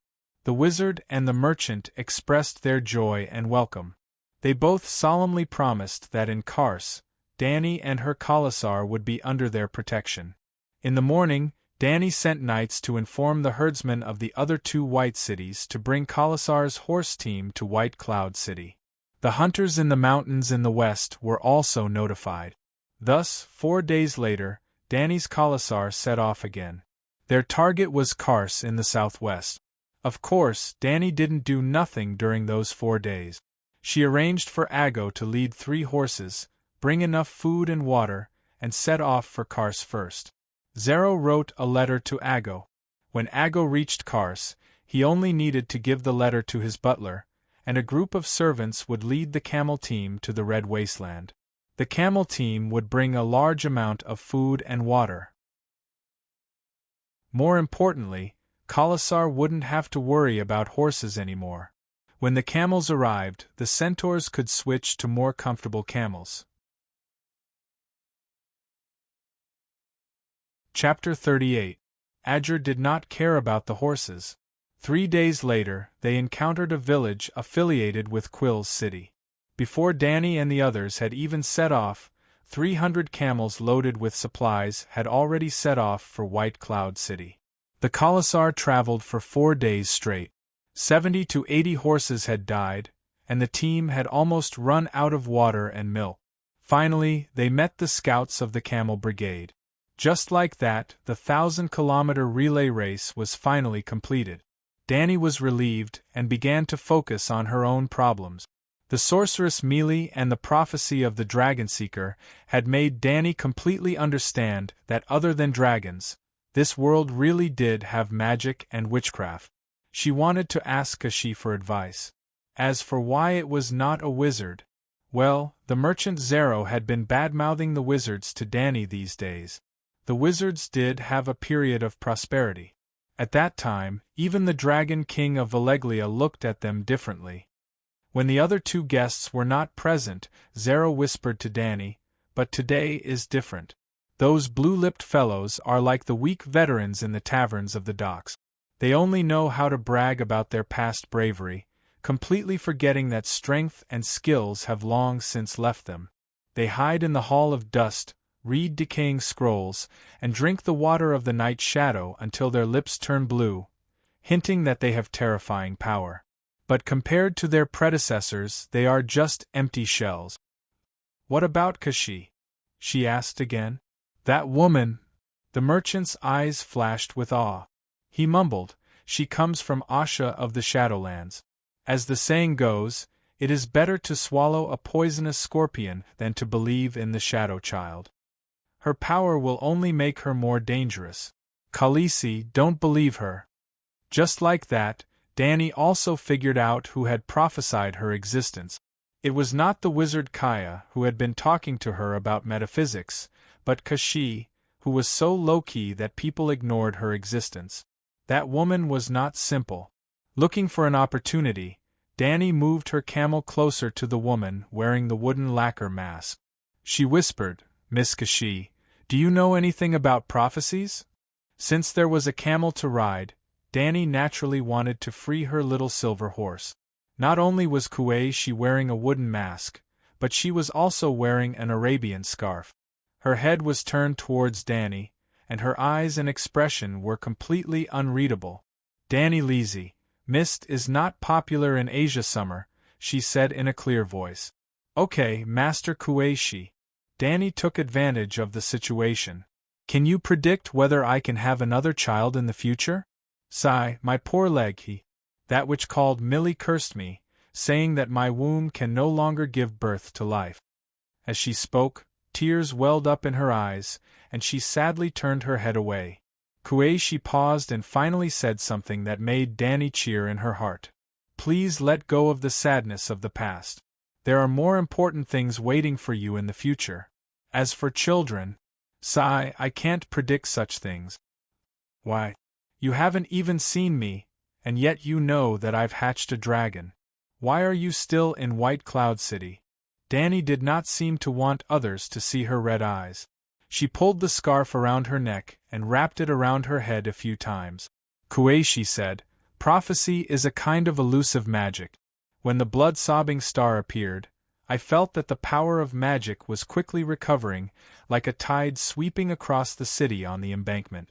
So, I opened my eyes and tried to see the world clearly, the most fundamental world. In the end, I saw you training a dragon in the wilderness. So, do you understand now? I don't quite understand. Danny answered honestly. Mortals fear and vilify magic and witchcraft. In fact, it's a kind of wisdom that ordinary people are not qualified to learn. In essence, it's as simple as seeing the eastern horizon dyed crimson and knowing that the sun is about to rise. I understand now. She looked at Danny, as if to ask if she understood now. Maybe I'm just an ordinary person who's not qualified to learn that kind of wisdom. Danny smiled bitterly. She still did not understand. Ha ha ha, ordinary people can set off a magic tide in the world again? She actually laughed. Then, she explained for the third time, I saw the eastern sky dyed red, so I knew that the sun was about to rise. If I can't see it, or if I don't look, then I don't know anything. The so-called prophecy is just the information that the world shows to me. Then, I go and look, and I know. As for whether you can have children in the future, the information elements related to it have never appeared. Can't be summed up, and it can't be guessed, so I don't know. This time, Danny roughly understood. Prophecies were a bit like big data analysis, but in addition to the information collected by the prophets themselves to summarize, the pan-world consciousness would also send them vague information in the dark. The dragon brought magic to the world, and its influence was too great. It was like a turbulent tide, so she could clearly see the waves and then see the initiator of the magic on the waves, Danny and her dragon. And the matter of children might have a great impact on the future, but at this time, the waves had not yet set off. In front of the sea was calm. Unless there was a stronger existence that could see through the sea and see the turbulent undercurrent of the ocean abyss. For example, the Green Prophet. Can you teach me about magic? Danny looked at she expectantly and asked. Yes, you can come with me to Asha. There is all the knowledge you need there. She quickly replied with I was waiting for you to say that tone. Danny hesitated and suddenly realized, no one would be good to you for no reason, unless they loved you. Obviously, she would never love her, so who did she love? Her dragon. I am the princess of Dragonstone Island, born of the storm. Reviving the dynasty of House Targaryen is my responsibility and mission. My goal is the Westeros of the West. I can't go in the opposite direction. At this moment, she was not fighting alone. Morong Fu was with her. When Morong Fu said that he wanted to revive the Yen kingdom, who would not believe him? Naturally, she believed him. And so, she returned to her previous silent state. It seemed that if Danny did not go to Asha, she would ignore her. Since She's method did not work, Danny had to look for Beitai. Your Excellency Great Wizard, I heard that magic spells are a special language outside of the language of communication? This time, she did not hesitate to ask when the others were not around. When everyone was about to rest after dinner, she asked directly. The Great Wizard Haya Puli liked to talk to Danny. Other than boasting about the greatness and prosperity of queers, he would tell her some strange wizard stories that were difficult to distinguish between the truth and the lies. When he heard Danny's question, he said happily, Calixi, you have the courage and wisdom to explore the mysteries of knowledge. That's right, there are many professions in this world that involve mystical powers, such as Shadowbinder, Sorcerer, Alchemist, Moon Singer, Red Monk, Dark Sorcerer, Necromancer, Cloud Realm Sorcerer, Fire Sorcerer, Blood Sorcerer, Interrogator, Judge Paladin, Poison Master, Priestess, Night Walker, Shapeshifter. The Great Wizard listed dozens of magic professions in one breath. Danny's jaw dropped. She was dumbfounded. Was this a world of ice and fire with low magic and low martial arts, or was it a Baldur's Gate that she came to the Faerun continent? Haya took a deep breath and said, Valeglia, where your ancestors came from, also has its own blood magic system. Basically, every mystical system with real power has its own magic language, which is also known as spells. Why don't everyone share a spell system? Danny was puzzled. This. The male sorcerer's blue lips opened and closed, his expression hesitant. Perhaps the origins of the various sorcerers are different, just like us male sorcerers and the Valyrian blood sorcerers. Two different civilizations and languages. What he said made no sense at all. Even if two civilizations were separated by 100,000 light years, the physics formulas they developed would still be exactly the same. In their mathematics classes, it would still be 1 + 1 is equal to 2. The truth might not be immutable, but there would definitely be a certain degree of commonality. How could it be as casual as he said? They did not master the truth, and their spells could not touch the essence of the world. It was just a trick. As if reading Danny's mind, Kueishi spoke. What is this? She held a piece of wood and asked Danny. It was a brownish short stick with a polished surface. She told him the truth about what she had seen. Kueishi nodded and pointed her palm at Cora again. What is this? A man? Cora asked hesitantly.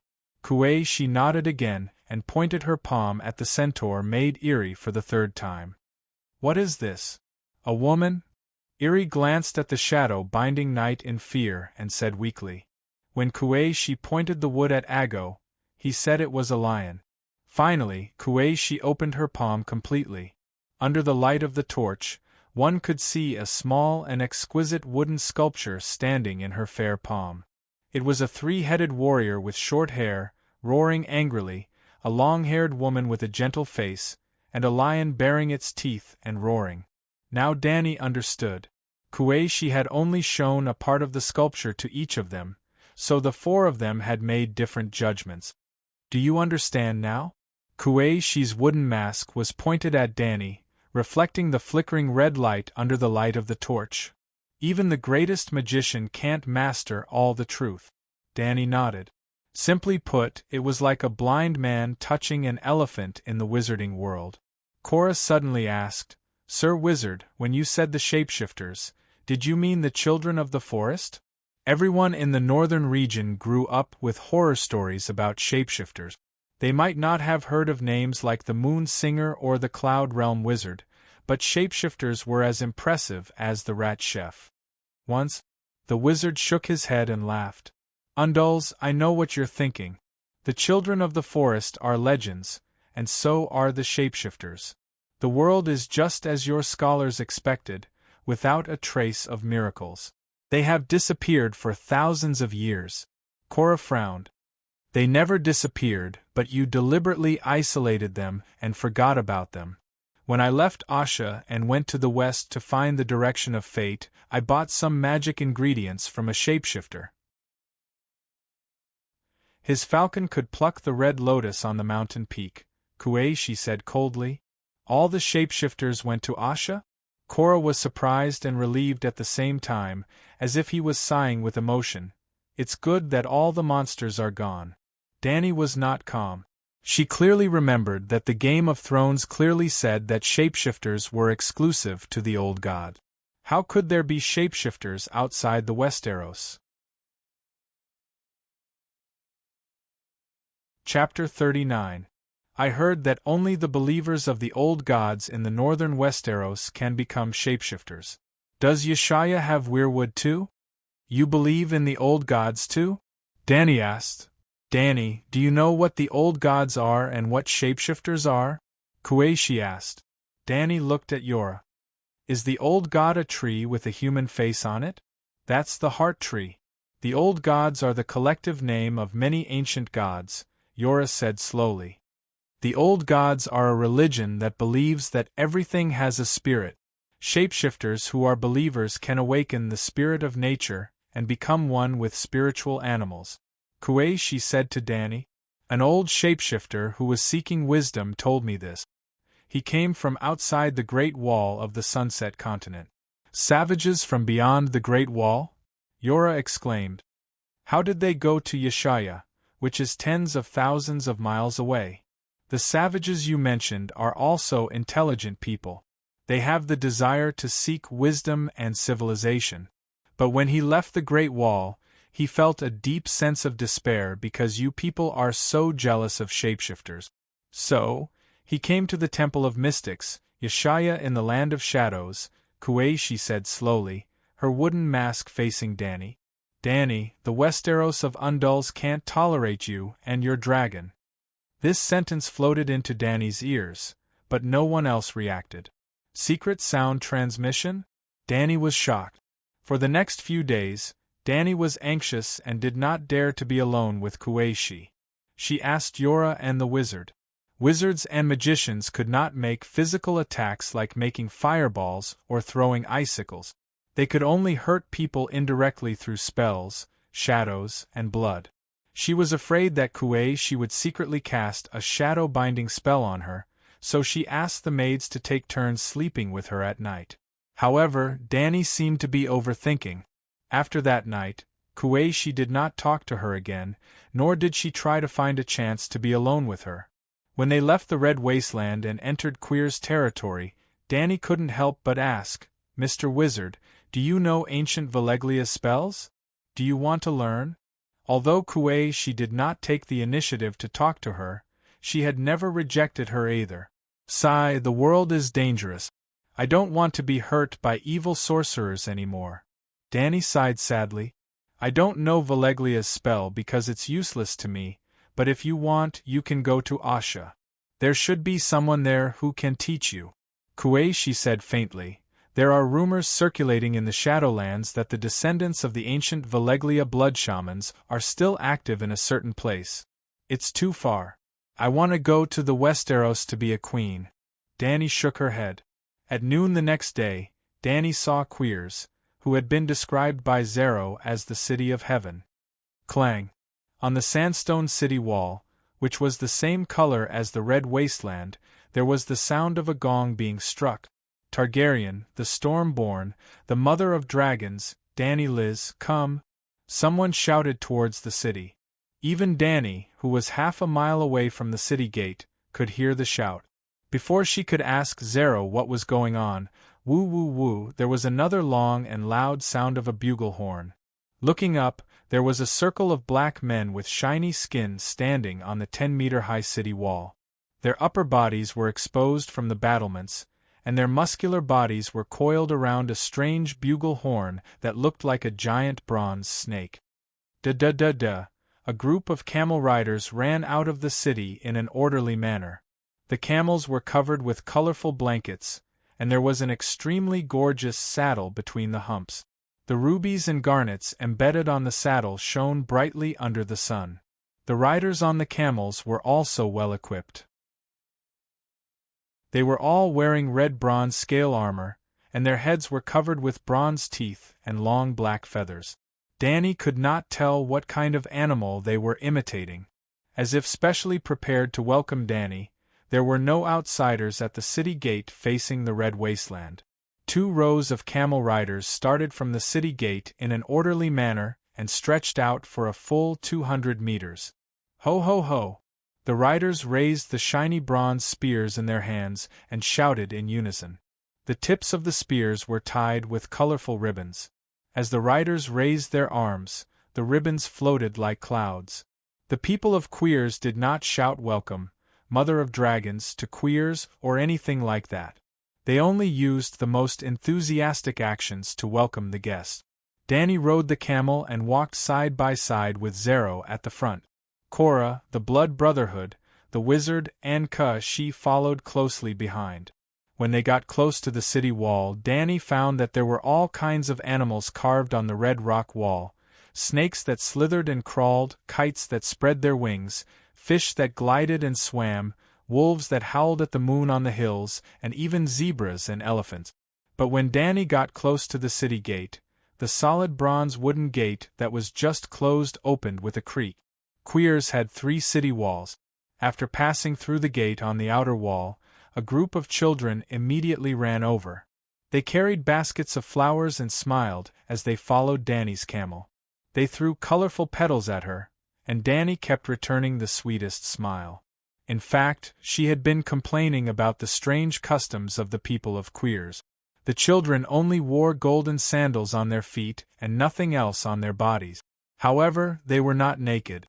Their bodies were covered with colorful drawings. The middle wall was 12 meters tall and made of gray granite. There were also many carvings on it, but they were not of wild beasts.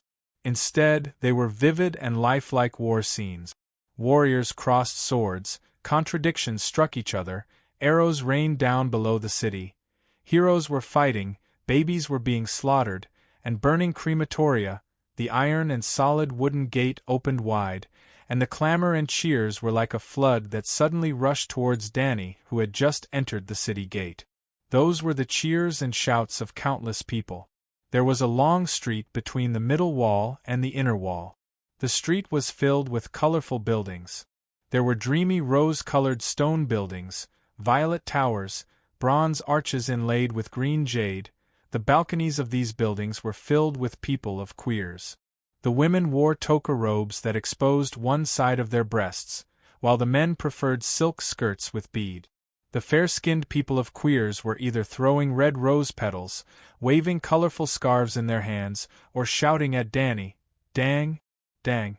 Dang!" The bell on the city tower rang. Danny suddenly let out a strange smile. It was time to play the Undead Overture. She was the Arthas who was receiving the cheers of her people while rushing to the palace to kill her father. The inner wall was 15 meters tall and made of black marble. There were scenes of men and women making love on the wall. Well, they were commonly known as erotic paintings. Part of the customs of the people of queers could be seen from this. As Danny approached, the gate of the inner city, which was inlaid with golden eyes, slowly opened like the mouth of a giant beast. Only the pedestrians on the street stopped and looked at Danny and her group with curiosity. There was no special welcoming ceremony in the inner city. Danny saw the miraculous towers of this world. The tall spires were as dense as a jungle. There was an animal-shaped fountain in every square they walked past. Under the noon sun, there was a small rainbow hanging in the sky. It was beautiful. The merchant Kaya said proudly to Danny, "Queers is the greatest city in history. It is the center of the world, the gateway between the north and the south, the bridge between the east and the west. It is ancient and has surpassed the memory of people. It makes all the cities in the world ugly and pale in comparison." This bragging? I don't believe it. When ancient Valeglia was still around, you would dare to say such things to the Dragon King. Yes, I have been to the 9 free trade cities, except for Volantis. None of them deserve to be mentioned in the same breath as the pearl of this strait. Danny complimented happily. She could not help but notice the statues placed on both sides of the arcade. The ancient heroes of the city stood majestically on white marble pillars. It was as if they were waiting for the day when the Dothraki would come and take them to Horse King City to be placed on the Avenue of the Gods together with the thousands of stone statues. After passing through the arcades, the Khalasar stopped in front of a market. This was the intersection of a few streets. Danny had to decide which road to take next and which house to visit. The market was located in a huge building with many openings. The checkered ceiling was the home of thousands of colorful birds. Lush trees and flowers grew on the platform above the shop. Inside the shop, there was a dazzling array of goods. Exquisite creations from all over the world were gathered here. "Oh, Danny Rise, my unparalleled beauty, no matter what you like, just open your mouth and I will immediately bring it to you," the merchant said exaggeratedly. "All of Queers is hers. She has no need for these little things." The blue-lipped Hyabodi shouted from the other side. "Listen to me, Khaleesi. Come with me to the Hall of Immortality. There, you will drink truth and wisdom." "Ha ha, what can your Hall of Dust provide for her?" Zero said proudly to the Great Wizard. "The 13th Tycoon will give her a crown made of black jade and flamestone." Danny's face immediately lit up with joy. She tactfully rejected the male wizard and said, "Lord Haya, you know my background and understand my desire. The Garden of Liang may be good, but it is not a place for long-term love. I won't hide it. I long to return to the King's Landing's Red Keep. That is where I belong." You better not have any evil thoughts. Otherwise, one day, I will lead 100,000 Dothraki roaring warriors to ransack this city. She was determined, but she had to make the people of Queers believe that she was not a threat or ambition to this city. Haya's blue lips curled up as if he was smiling elegantly. In fact, he was mocking Dany's naivety in believing the shameless merchant. Just you wait. One day you will come to me on your own accord. Khaleesi, you have wisdom beyond your age. Please accept my gift. We will talk another day. He handed over a jar of ointment and nodded to Dany. On the way to Queers, you showed your desire for mysterious power. This jar of holy oil can help you see the spirit of the air. After Dany took the gift, he rode his camel and left in another direction. Your Majesty, you have made the wisest choice. The merchant looked at the wizard's departing figure and said in a low voice, There is a saying in Queers, a wizard's house is bones and lies. We are all jackals of the same tribe. Why laugh like a crow laughing at a pig? Chapter 40. Zero lived up to his name as one of the 13 giants of Quills. Even the knowledgeable Dany was amazed by the residence he had prepared for her. There was a large garden full of exotic flowers, a wide marble bath, a towering crystal divination tower, an observatory, and even a garden labyrinth. The palace was even larger than the bazaar she had seen before. It could fit twice as many people, let alone 200. In fact, Zero had prepared 200 servants for her. After the Colossus centaurs had settled down in the palace, Dany sat by the pool, enjoying the pleasure of the fish kissing her toes. She was amazed that the Quills people even had kissing fish. Suddenly, the sky above her darkened. She turned around and was surprised to see Kuei appear silently beside her. I'm leaving, she said. Oh, goodbye. Dany was shocked. She thought something had happened. Be careful, Kuei said without thinking. She was stunned for a moment before asking, Be careful of what? Be careful of everyone. From now on, they would have to witness this miracle of rebirth day and night, and then greed would suddenly arise. Because a dragon's flesh is made of fire, and fire is power. Dragons are the source of all mysterious power. Although the red mask covered her expression, Dany could still hear the seriousness in her voice. After warning Dany, Kuei left as inconspicuously as she had come. Dany had lost interest in the luxurious life of the palace. She immediately called Korra and the Blood Brotherhood to the pool. She told them about Kuei's warning, while letting them enjoy the gentle kissing of the kissing fish. I don't like her, because I can't see through her. Korra spoke first. Every shadow binder deserves our vigilance, but she didn't threaten us this time. From the moment we entered this city, I felt a very unfriendly aura. It made it hard for me to feel at ease. I don't like the way the milk people look at us. Ricardo's expression was heavy. He gritted his teeth and said, It's like they're looking at a rare animal caught from a barbaric land. The skin of the Quills was unusually white, milky white. It was clearly whiter than that of other white people, so the Dothraki called them milkmen. Dany looked at him in surprise. She didn't expect her Blood Alliance guard to have such sharp senses. That's right, the people of Queers had warmly welcomed them today, but there were many different kinds of welcome. Welcoming VIPs to the city and welcoming pandas to the city was definitely different. Therefore, when Dany passed through the middle Wall Street, she would unconsciously put herself in the shoes of Arthas. Lord Darren welcomed Arthas's victorious return with the sound of bells, cheers, and petals that filled the sky. Arthas then unleashed the undead calamity in Lord Darren and massacred the entire city. They want to see the dragons. Dany turned to Kuei Luo. Arrange 2 groups of guards, one in the open and one in the dark, to guard the 3 dragons. As long as they're here, they can't let their guard down. Jogo, arrange for people, men and women, to find out the topography of our base, the structure of the houses, and the situation of the palace guards. Finally, she looked at Yora solemnly. Sir, I understand our current situation very well. So, I want you to go to the streets, the docks, the taverns, and even the brothels. Find out the attitude of the ordinary people of Quills towards us, as well as information about the upper class of Quills. After some thought, she added, since this is the center of trade between the Westerners and the Eastern world, there must be Westerners and merchants from other cities. While you're looking for information, you can also spread the news about me and my dragons. Sir Yora looked hesitant. You were worried that the usurper would send someone to assassinate you. Now that you've taken the initiative to announce to the merchants of the Seven Kingdoms that you're returning to the Westeros with your dragons, then, even if the usurper is dead, there's still his son. Sigh, that was then and this is now. The matter of the dragon hatching has been exposed. If the King's Landing has been keeping an eye on me, they'll definitely know about it immediately. Why don't we make this the focus of attention?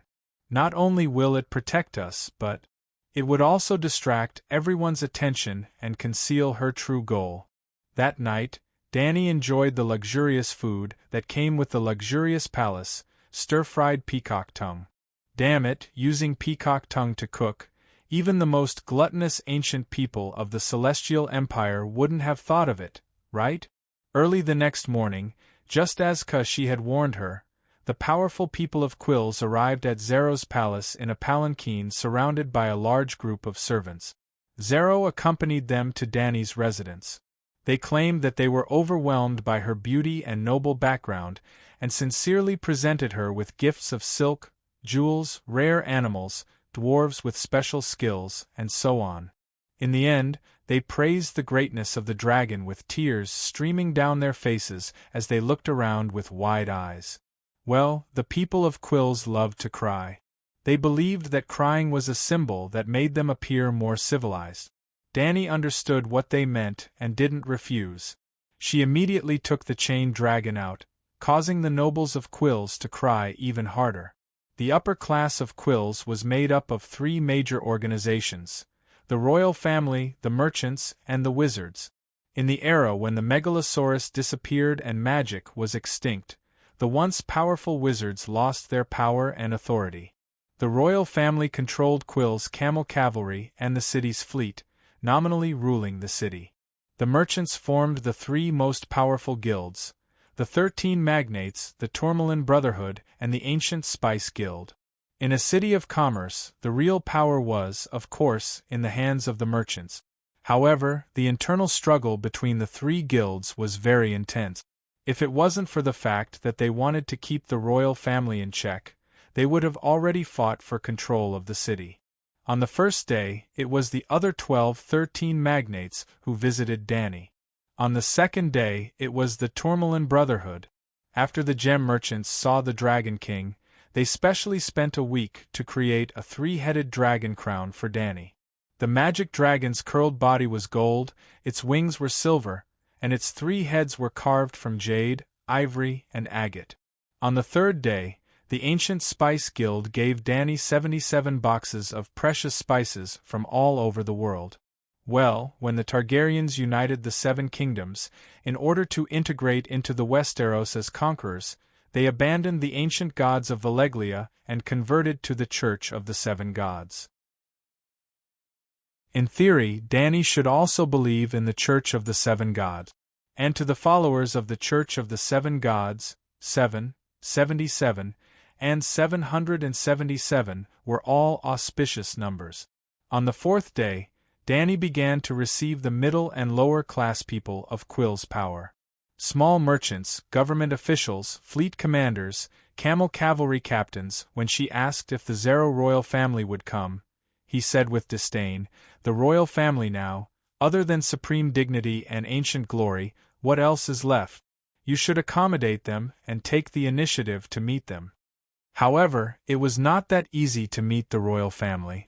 In order to be summoned by the royal family, one must have the qualifications, and this qualification was in the hands of a few powerful people.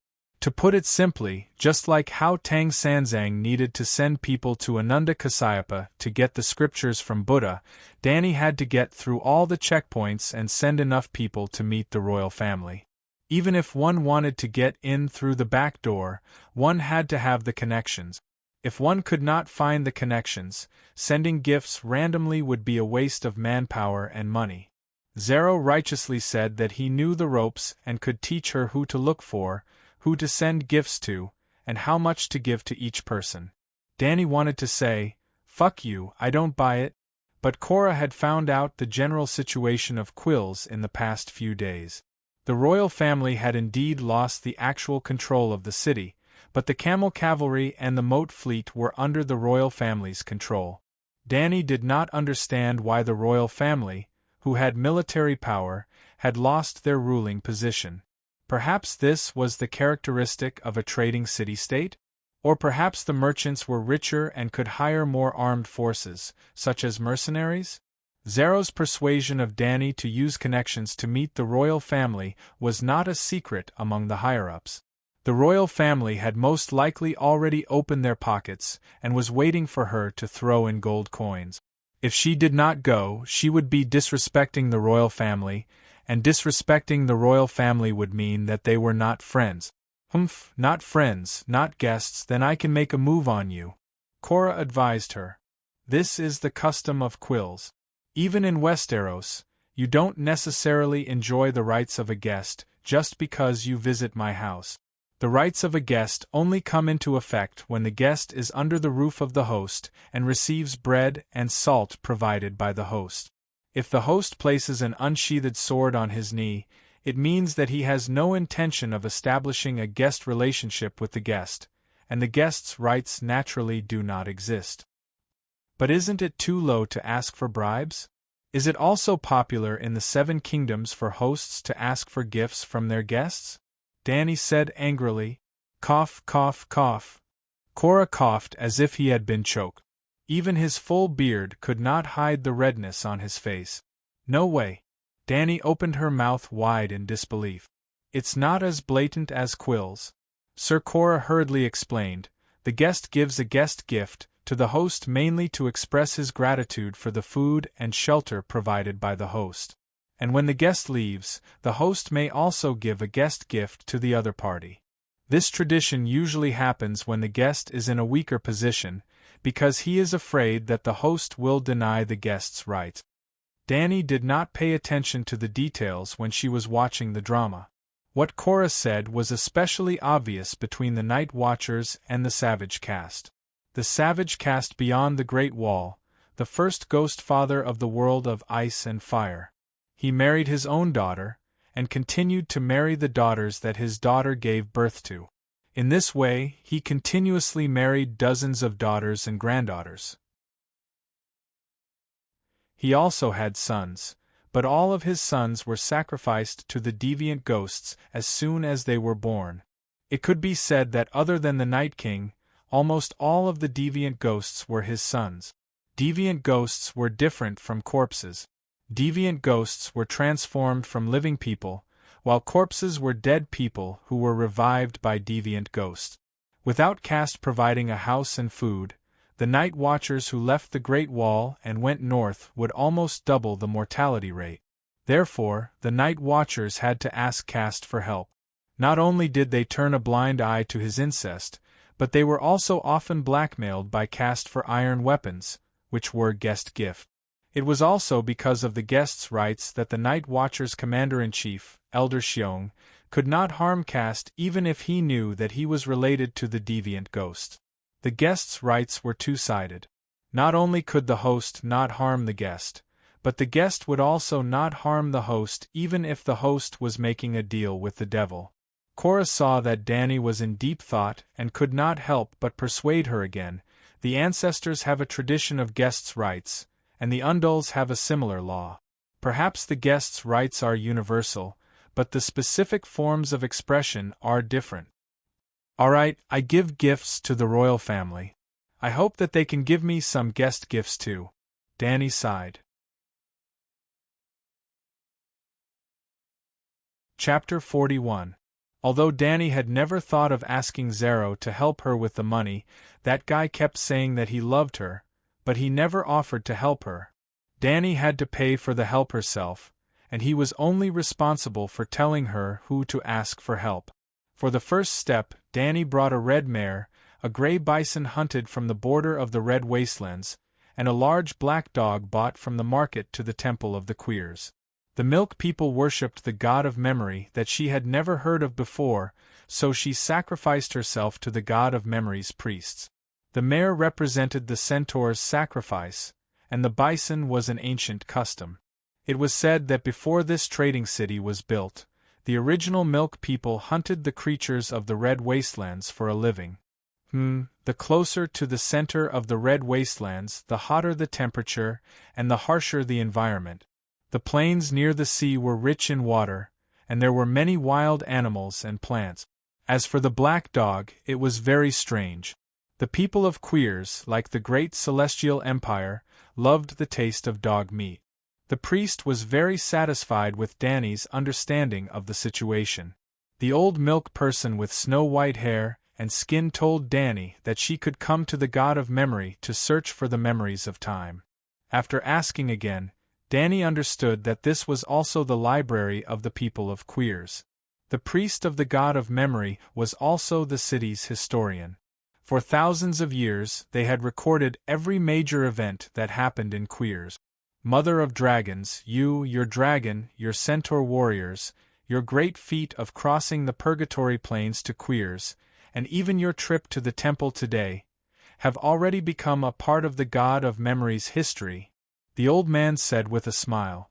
If it was the original Danny, she might not be interested in books that recorded history, but the current Danny was screaming in her heart, "Worth it, it's so worth it, 2,000 Queers gold coins is completely worth it." On the surface, she only gave 3 beasts, but last night, Ago and 4 centaurs carried 2 boxes of newly exchanged radiant coins into the old priest's backyard. Yes, he really went through the back door. From the back door in the alley, he entered the backyard of the old shaman's favorite 13-year-old mistress residence. Qualls used the radiant coin, which had been popular since ancient Valeglia. It was a round currency with a crown on the front and a hideous skull on the back. The radiant coin was relatively small.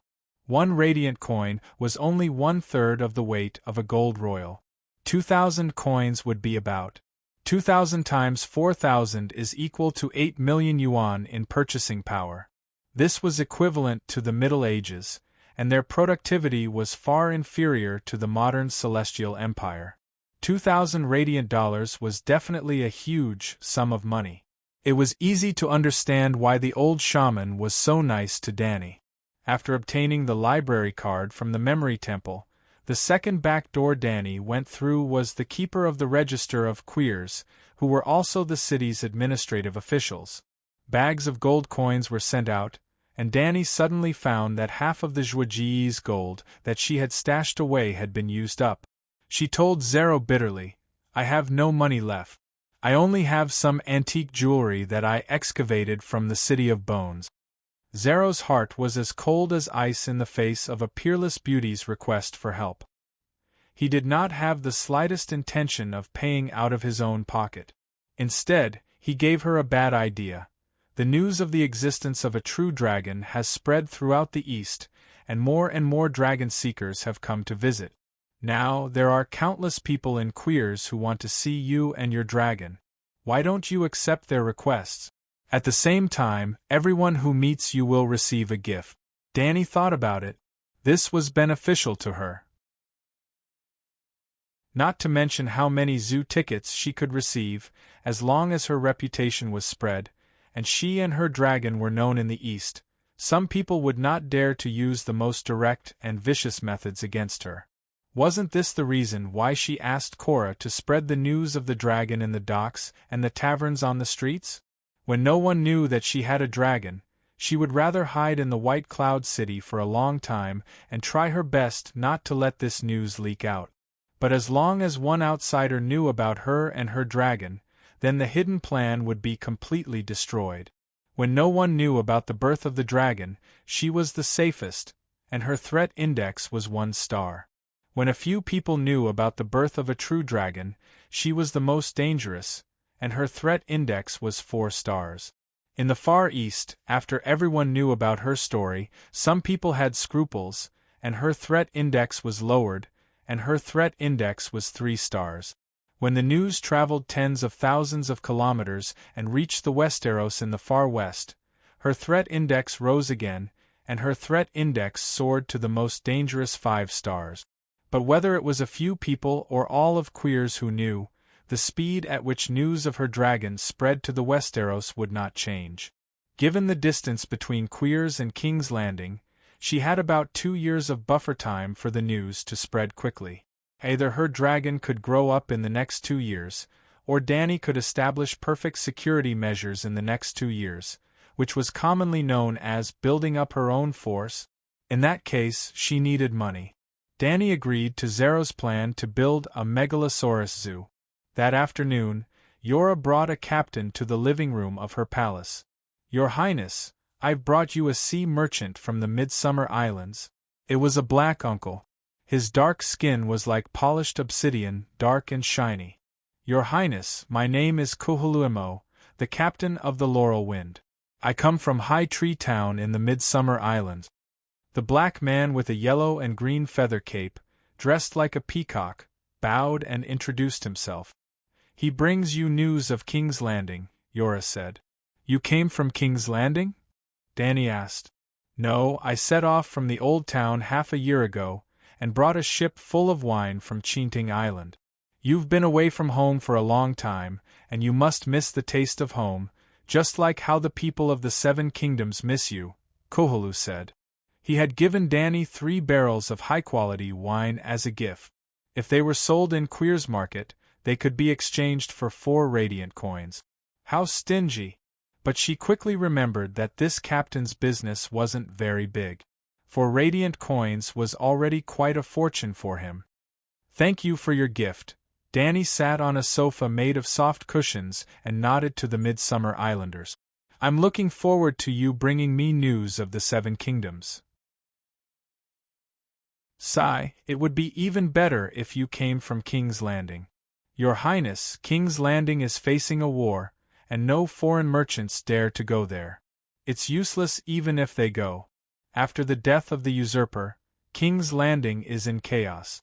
They can't even feed themselves, so where would they find the goods to sell to us?"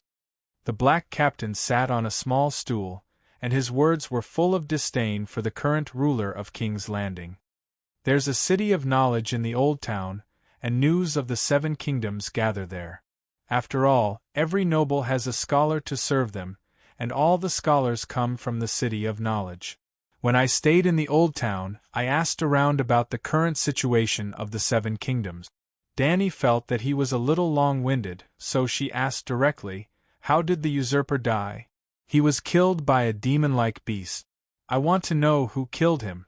"You don't really believe that he died under the tusks of a wild boar, do you?" Dany said lightly. As if he sensed Dany's impatience, the captain of Laurel Wind quickly said, "There are indeed many conspiracy theories about the reason for the king's death. Now, the 14-year-old King Joffrey has ascended the throne, but everyone knows that the political affairs are controlled by the Lannister family. The scholar's apprentice in the tavern once swore that the queen betrayed the king and gave birth to a bastard child with her brother. Because her actions were exposed, she took the risk of murdering her husband. Thus, the throne completely fell into the hands of the Lannister family. It was not difficult to understand why Robert's 2 brothers fled King's Landing. Rumor has it that the brothers Bella and Theon intend to counterattack King's Landing and proclaim themselves king. When I left, there was a rumor that Duke Renly intended to rebel with the Tyrells of Highcourt. Highcourt and Stormlands, the Little King's position is not secure. In addition to the rumor that the Queen murdered the king, there are also rumors that the Prime Minister killed the king. The new king and queen immediately claimed that Ed Stark murdered his king. Some believed it, some doubted it, but it was said that most of the citizens of King's Landing believed it. Gods above, I remember that the Prime Minister was King Robert's best friend. How can anyone think that he betrayed the kingdom? Yes, the others don't believe that Ed Stark would betray the kingdom. Are the people of King's Landing crazy or stupid? Cora nodded in agreement.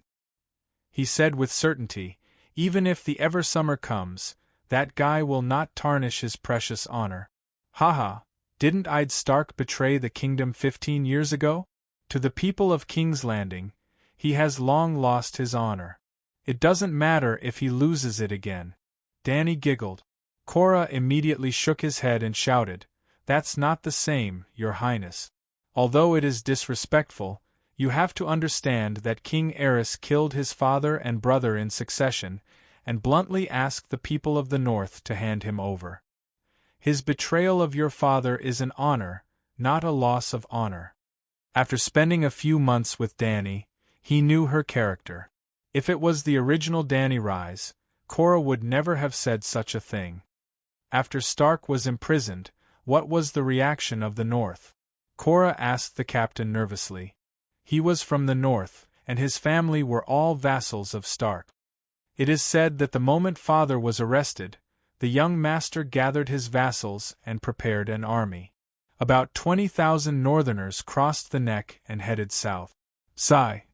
Cora sighed and muttered with his eyes lost, "I don't know how many of my cousins will die this time." It seemed that only a little lowly named Lyanna was left. Dany looked at her knight with pity and asked, "How many children does your aunt have?" 5. All 5 are daughters. The youngest is about 6 years old, Cora said. Sigh, so tragic. Only that 6-year-old child is left. Not long after, his father will also die tragically in Cast's Mud Castle because of the trampling of the guest's rights. Thinking of this, Dany almost wanted to tell him to restrain his grief. This was also because she had only watched the TV series. In order to simplify the characters, the director had removed many of the Mormont family's daughters. In the original book of Song of Ice and Fire, the Mormont family only had one person die in the Red Wedding. It was Cora's eldest cousin. Therefore, she did not need to worry about him at all. "The young master is Robb Stark?" he asked the black captain. "Yes, Robb Stark is the commander. He's only 14 years old, right?" Cora's expression was dim. "I've seen that kid before. He's half a year younger than the princess. He's as tender as a flower bud in summer. What should we do? This time, there's an 80% chance that the brat will drag the entire northern region down with him. It was really a prophecy. Maybe he was born handsome?" Dany comforted him. "Then I should be even more worried." Cora rubbed his face and said faintly, "If he loses the battle as soon as he leaves the Neck, the people of the North will immediately retreat to the Neck. Then they will never lose in this game of power. For more than 10,000 years, no army has defeated the defenders of the Neck head-on. If that kid is lucky and wins 1 or 2 battles, his heart will become arrogant. Then the North will really be finished."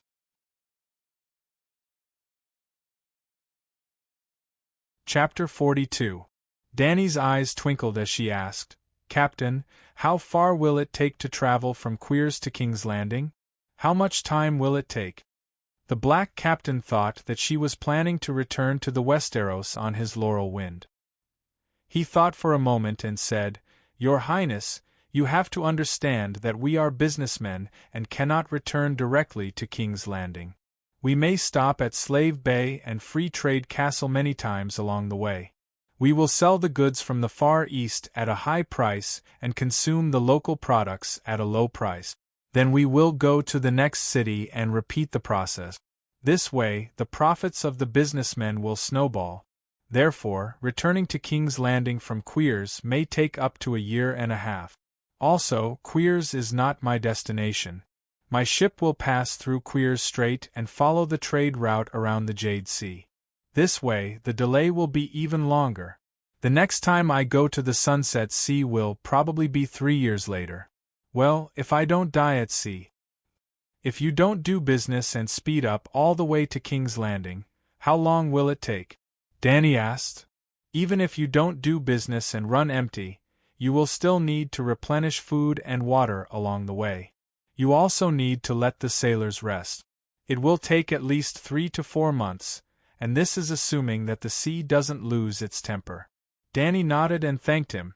You have brought me valuable information.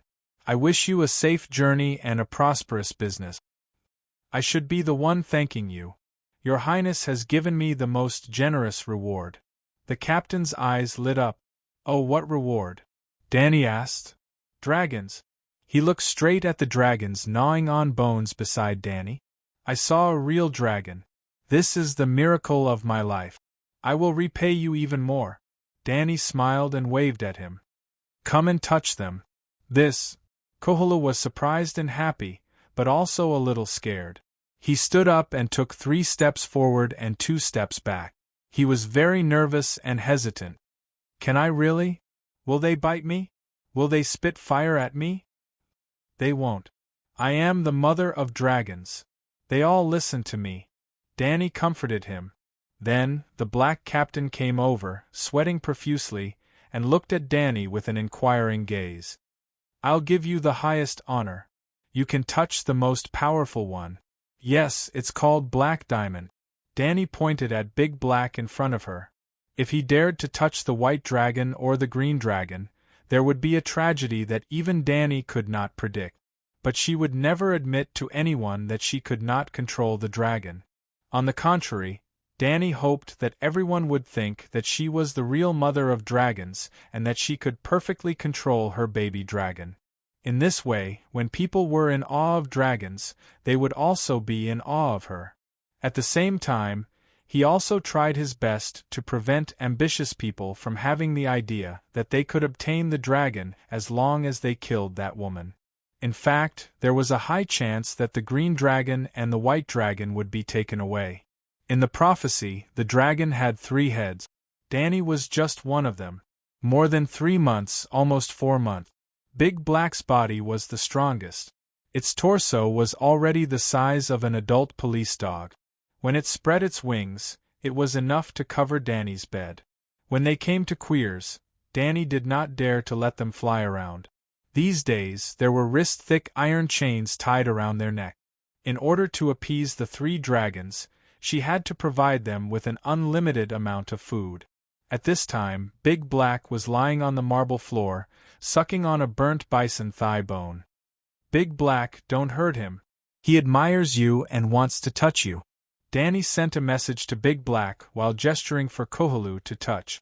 That guy had a look of desire on his face, but he was so scared that he kept shrinking back. Finally, under Danny's encouragement, he shrank closer to the black dragon, reached out his trembling right hand, and gently touched Big Black's wing. Then, he retracted his hand as if he had been electrocuted. Big Black ignored him and continued to suck on the bone marrow. So, the captain gathered some courage and reached out his hand again, gently stroking Big Black's back like a feather. Wow, it's just like the legends say. The scales of a true dragon are boiling hot. Only a true dragon can control a true dragon. Kohala was so excited that his black face turned red. You've heard of all the legends about true dragons? Danny asked with a smile. The black captain only stroked it for a while before retreating a few steps.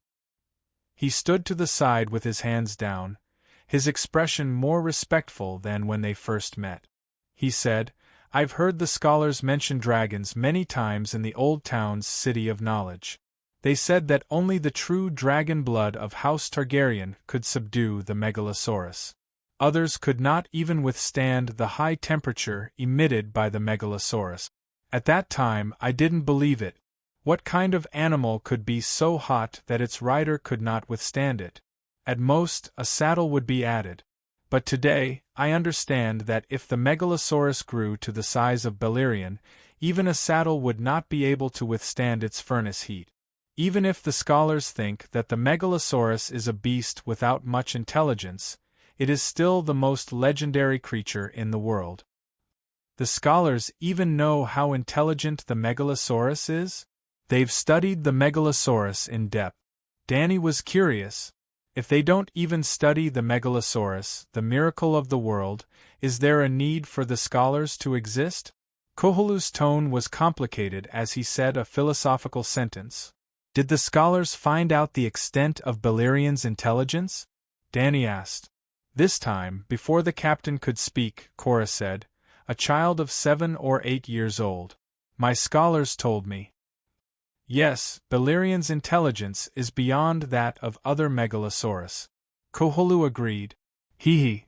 Danny chuckled and said to Big Black, Mr. Koholu gave me 3 barrels of wine.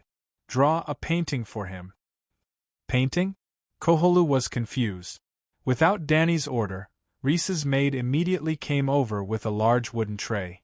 On it was a roll of parchment paper and a small bowl of ink. The maid was not afraid of Big Black at all. She squatted beside him and spread out the 1 meter long and half-meter wide paper. She pressed paperweights on both sides. Then, she placed the bowl of ink at the bottom left of the roll of paper. Big Black glanced at Koholu and extended its right claw. Dragons, like humans, had 5 fingers.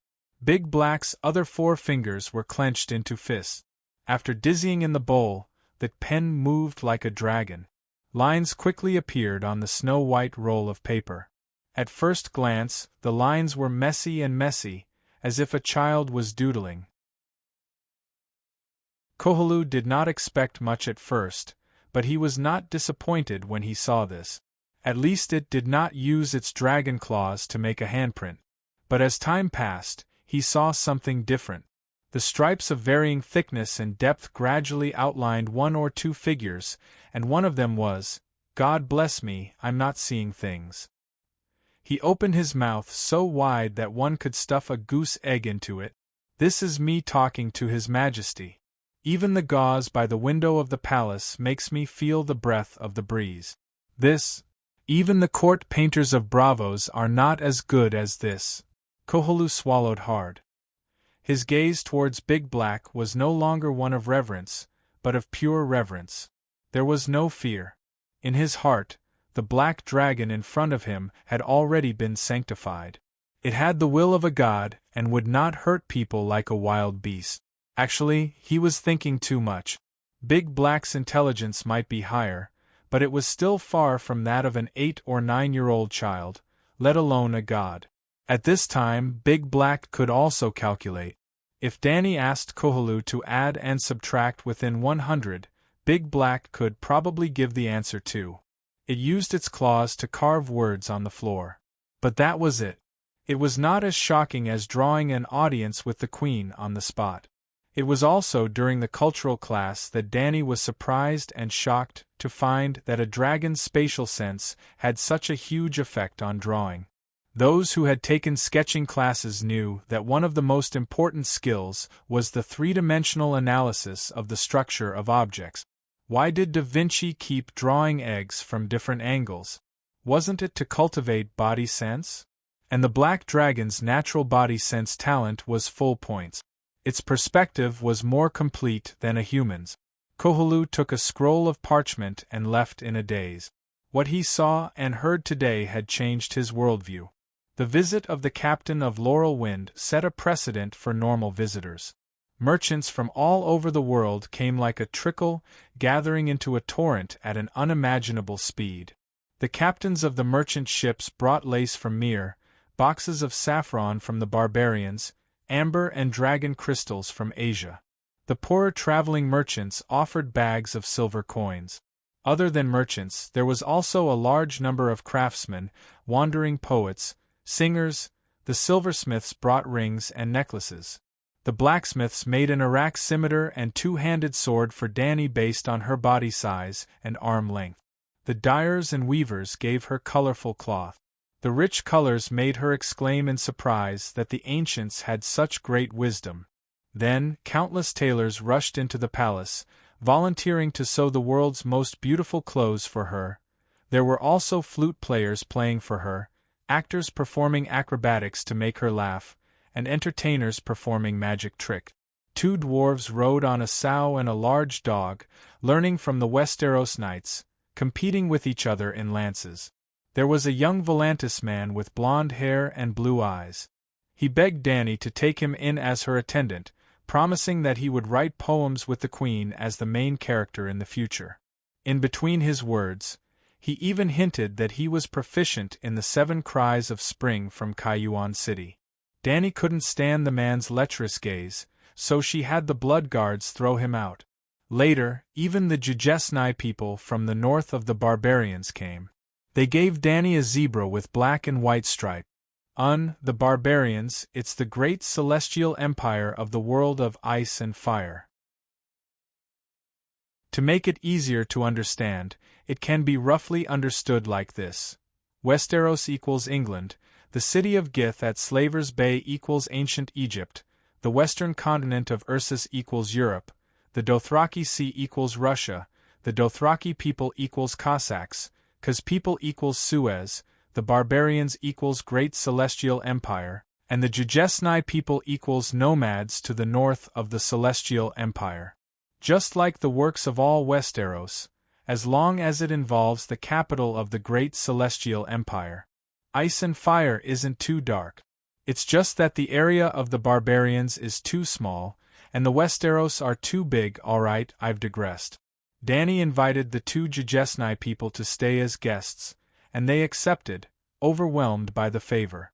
During the banquet that night, Danny told them, "You are like the Dothraki people, warriors on horseback. I would like to ask the 2 of you for some wisdom in leading a tribe."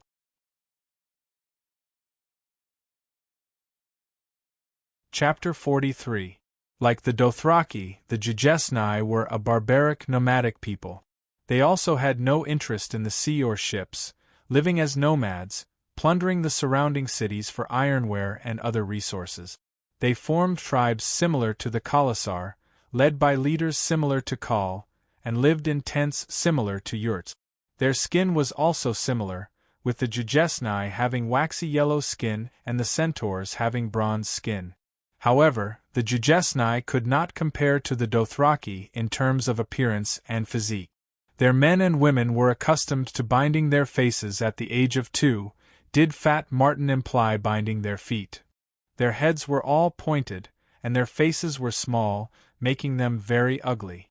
They were also short and fat, not as tall and strong as the centaurs, and had long limbs. However, the Jujesnai's mounts were stronger than the Dothrakis. The centaurs rode horses, while the Jujesnai rode ferocious zebras. One was a centaur, the other a zebra. However, compared to the Dothraki, the Jujesnai had several customs that Danny admired. Honored guests, please tell my people how the great Jujesnai maintain the integrity of their people?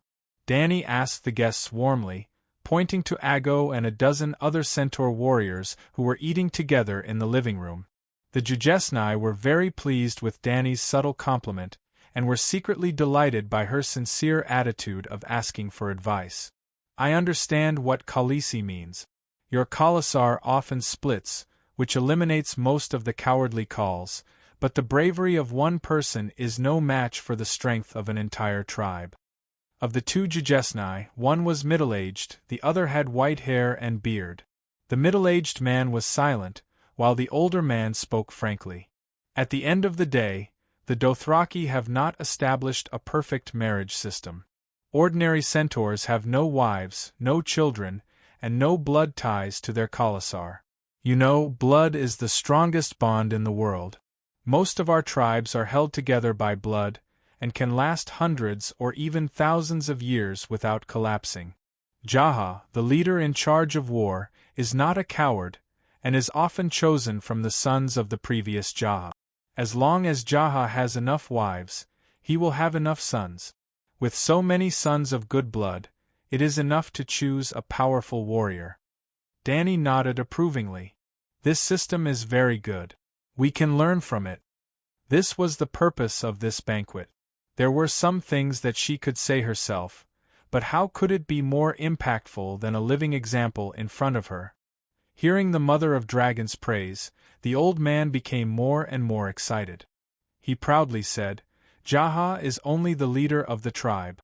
Above Jaha there is Jahada.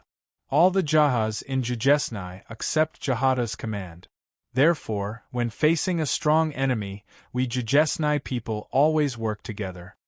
As if she had caught a glimpse of the centaur's disapproving expression, Danny immediately chimed in, "This is also a very good system. I'm sure there must have been many epic hero-level Jihada in Jujesnai."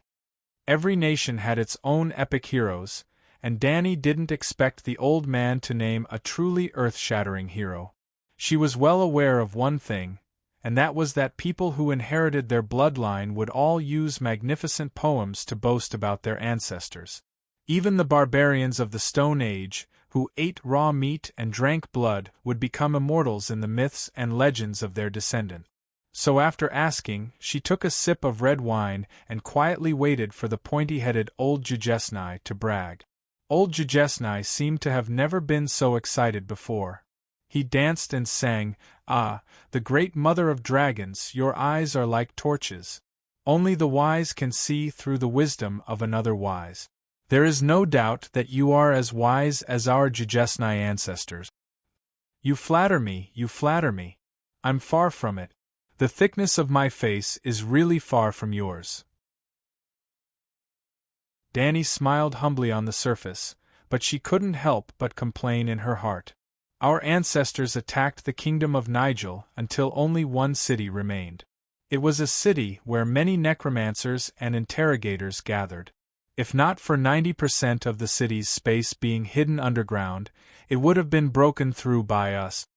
As if to increase the greatness of this achievement, the old man lowered his voice and added, "Don't underestimate necromancers, and don't think that they are liars. Do you know the long night that shrouded the world thousands of years ago?" "Deviants?" Cora exclaimed. I know about deviants. Those living dead people are the masterpieces of necromancers. It is said that the long night was summoned by the Bloodstone Emperor, the son of the barbarian land, using necromancy. But such a powerful kingdom of necromancers was still almost destroyed by us. The old man said proudly, "Wow, that's really powerful." Danny began to flatter him again, but she was still skeptical. The barbarian land was a few continents and seas away from the Westeros.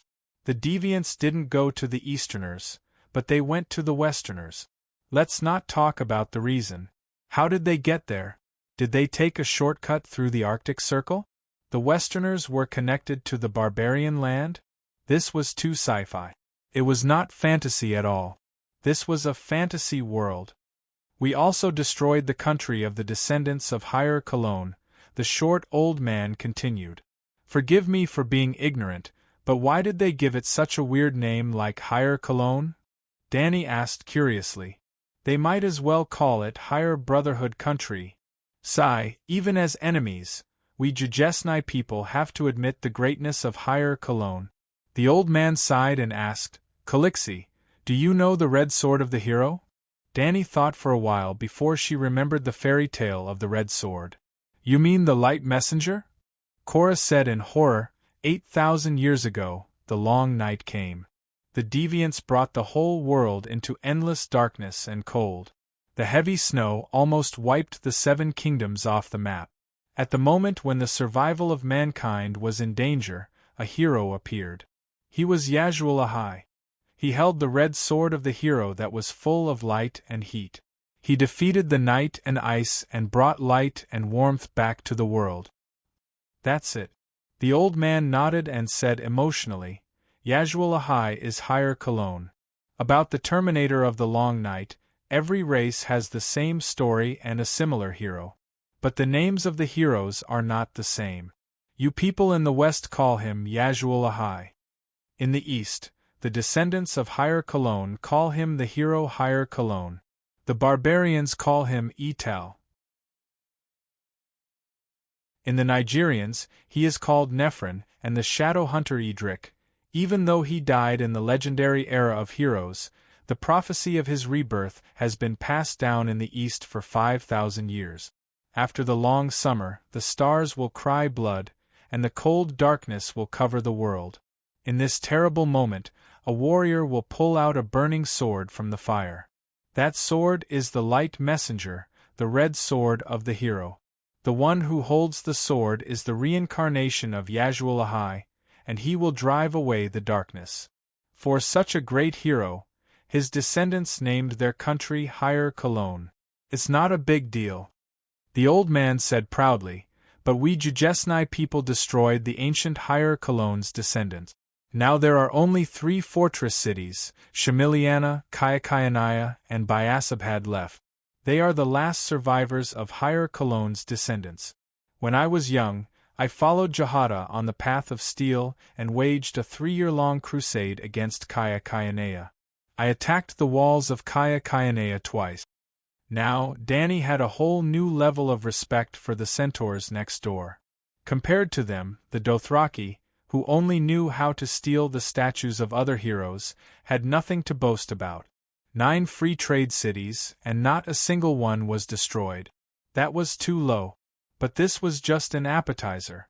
The glorious history of the Jujesnai people continued. The Nigerians and Higher Cologne's descendants are just small countries in the east. The real overlord is the Golden Heaven of the barbarians. Golden Heaven? Danny felt her teeth ache. That was a good name, sigh, that's not an exaggeration. The old man waved his hand. He thought that Danny doubted the quality of the barbarians and thought that they were not worthy of the 4 words Golden Heaven. He explained with a serious expression, the Golden Heaven is the land of thousands of gods and kings, and its ruler is the only Son of Heaven. At that time, the Valeglia people were still herding sheep in the wild. The Son of Heaven was definitely the strongest overlord in the known world at that time. The scale of his army was unimaginable, and his wealth was comparable to the ancient Valeglia Empire at its peak. His palace was bigger than the King's Landing of the Undulls, and the floor of his bedroom was also made of gold. "Sir, have you been to the King's Landing?" Knight Yora asked in a muffled voice. The King's Landing was the capital of the 7 kingdoms, but it was not as big as the palace of the barbarians. Fake Undulls, real ancestors. He was very unhappy. The old zebra man glanced at him and said calmly, I still can't forget the stench of feces and rotten fish in the King's Landing Fisherman's Square. Not simple. This old zebra man had actually been to the King's Landing that was tens of thousands of miles away. Danny immediately pulled the topic back. Could it be that the brave Jujesnai people had even destroyed the Golden Celestial Dynasty? That's not true. The old man shook his head and said helplessly and proudly, for thousands of years, we've repeatedly plundered the northern border of the barbarians, but all we did was force the Son of Heaven to keep moving the capital to the south. There was once a young and brave lord in the barbarians, Son of Heaven Luobao. He worked hard to govern the country, reformed the court, and almost restored the barbarians to the glory of the Golden Celestial Dynasty. During his time, even the rebellious Jujesnai people had no choice but to pay tribute and submit to him. Unfortunately, Emperor of Heaven Luobao thought that the Jujesnai people were afraid of power and not virtue. If we submit today, we'll definitely rebel in the future. Danny nodded. It seemed that Emperor of Heaven Luobao was a sensible person. The old man also admitted, he's right. The Golden Celestial Dynasty was powerful. We couldn't defeat it, so of course we had to submit. But when the Celestial Dynasty declined, we'd be stupid not to plunder it. This old Jujesnai person was so straightforward that Danny did not know what to say. But what's wrong with that? The old man downed a cup of wine and shouted, when the barbarians were weak, they still gave money and women to our Jahada in exchange for peace. But when they were strong, they massacred our people. It's natural for the strong to bully the weak. It's against the natural order for the weak to bully the strong. Did Emperor of Heaven Luobao bully you? Cora asked. No, he didn't bully us. He wanted to eliminate all future troubles and completely annihilate the Jujesnai race. The old man slapped his thigh and shouted angrily, He's such a bully! Danny sighed inwardly. She felt sorry for the ambitious emperor. Since the old Jujesnai person was cursing here, it meant that Luobao was neither Emperor Wu of Han nor Emperor Taizong of Tang. Chapter 44. Emperor Luobao gathered an army of 300,000 barbarians and marched into the Jujesnai plains in 13 different directions. They burned and killed along the way. They killed everyone they saw, regardless of gender or age. They didn't even want slaves. Every Jaha tribe they encountered was harvested as easily as wheat under a sickle.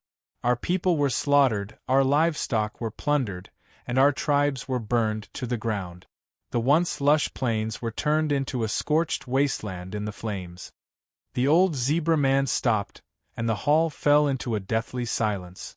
After a while, he sighed sorrowfully. 1,000,000 people. That time, at least 1,000,000 of us died. On average, 9 out of 10 Jujesnai people died. The entire Jujesnai plains was crying. The blood of the zebra people that covered the ground was its tears. In the end, the great Jujesnai people won the final victory. Danny comforted him gently. To be honest, although the barbarians were known as the Golden Heavenly Empire, the barbarians had nothing to do with the Heavenly Empire. Their customs, culture, race, religion, political system, and so on were all different. Yes, even the world was different. She did not identify with the barbarians at all. Of course, she did not empathize with the zebra people either. Comforting the old zebra man was just a courtesy that a host should show to a guest. Also, she felt that Emperor Luobao was a little rash and not very bright. Why did he lead the entire army into the Jujesnai plains? Was it to kill? His ultimate goal was to stop the nomads from invading from the root. He could have pulled in batches and split the zebra people's perfect, Jahar Jahadak political structure. He could have cultivated a group of naturalized zebra people to be his horse spies.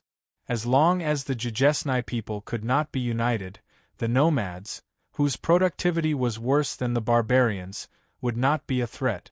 Killing people was useless. The plains were there. Grass grew on the ground. The grass fed the horses, and the horses fed the people. The more people there were, the more tribes there were. After the Xiongnu people died, there were still the Khitans. After the Khitans died, the Nuzanran filled the gap left by them. After that, there were still the Mongols. It was an endless cycle. That time, we truly felt the threat of extinction. So, the Jujesnai people united like never before. All the tribes obeyed the great Zanya Jahata. The old man's voice became excited. The turning point of the story was about to come. Danny asked curiously, why did they only unite under Jahata when they were in such a desperate situation? More than 1,000,000 clansmen have already died. Your reaction arc is really long, she complained in her heart. Kali, it's my fault for messing up the story. The old man waved his hand nonchalantly and lamented, we didn't have the Jahata system back then. Like the Dothraki of today, the Jahas of each tribe did their own thing and fought with each other. Emperor Luobao also helped us. His merciless slaughter forced us to change our lax ethnic structure, and the first generation of Jahata came into being. Danny glanced at the horse people in the hall who were listening attentively. She wanted to shout at them, remember, this is the key point. Sigh, I'm afraid none of you would have guessed that the first Jahata, Zanya, was a female warrior. She was born to be a warrior and had the temperament of a leader. She unified more than 1,000 hostile tribes in the shortest time possible. Danny was pleasantly surprised. She did not expect the first Jahata to be a woman. This, idiots, not only do you have to underline the key points, but you also have to circle them with a red pen. When you go back, you have to write me a review of at least 800 words. Danny roared in her heart at her Ma Min underling. Amazing woman. She's really a role model for all the women in the world to learn from. Danny couldn't help but reveal part of her thoughts. Old Jujesnai didn't hear the wild ambition in her words. He only thought that she was sincerely praising his ancestor. His yellow, wrinkled old face smiled like a ball of chrysanthemum under the light of the fire. Emperor Luobao is already the hegemon of the barren land that is hard to come by since the beginning of time, but Yajahata is more valiant and more resourceful than him. Faced with the situation of being surrounded by multiple enemies, she came up with a strategy of one scatter, one gather. Once they were scattered, the tribesmen would scatter and hide, cutting off the possibility of the barren land raiding them. At the same time, the tribesmen scattered all over the place would take on guerrilla missions. They would burn the pastures, kill the scouts and search for food, cut off the water source, and starve the barren land. Calixi, you have to understand that the situation was too dangerous. Even if all the tribes united as one, we wouldn't be able to defeat one of Emperor Luobao's 13 armies. Maybe we could win 1, 2, or 3, but even if our tribesmen were exhausted, we would never be able to wipe out all 13 armies. Danny nodded and said, "So you want the Barren Lands forces to scatter again?" Yes, the guerrilla forces from all over the place forced them to scatter their forces. This way, Yajahata's one-gather plan could be put to good use. She gathered all the elite zebra warriors in one place. No matter how many armies the enemy came from, she would only focus on one army. She would defeat the enemy with an absolute advantage, and she would suffer almost no losses. After using this method to wipe out 3 armies, Emperor Luobao finally started to change his strategy. Not long after, the news of the 4th Army being harassed by the tribesmen reached the emperor's tent. It was exactly the same as the previous 3 times. Emperor Luobao deduced that the Jujesnai's main force was near the 4th Army. Hence, he led his royal guards and approached the 4th Army's encampment at top speed. They were practically rushing through the night. Emperor Luobao had no idea that this was Yaja's true objective. The barren land wanted to wipe out the Jujesnai, and Yajahata wanted to taste the sweetness of the wine of vengeance. She wanted to bury Luobao's empire. There were many natural traps in the Jujesnai wilderness. On the way to the 4th Army's encampment, there was a perfect place to set up an ambush. In that battle, Emperor Luobao's entire army was wiped out. Even he himself died at the hands of the valiant Yajahata. After that, the tides of the battle turned. Without their emperor, the Barren Lands army was like a headless dragon. Every time the zebra cavalry carried Emperor Luobao's crowned head to the Barren Lands formation with their spears, they would lose their courage. Half of the army would collapse and flee before our cavalry could even charge. The other half of the army's formation was like an old grandmother's milk paper, slack and weak. After a single charge from the zebra cavalry, they would either run away in tears or throw down their weapons and beg to surrender. Danny sighed to herself. Those barren land were really, ha ha ha. The old zebra cavalryman threw his head back and laughed maniacally. It was as if he had become one of the zebra warriors under Yaja's command after a few drinks. None of them were spared. Those who knelt and surrendered or those who ran away were all hunted down by the zebra cavalry. The great wilderness was huge, and they weren't locals. Where could they run to? At first, they went deep into the Jujesnai plains and swore to kill every single herdsman.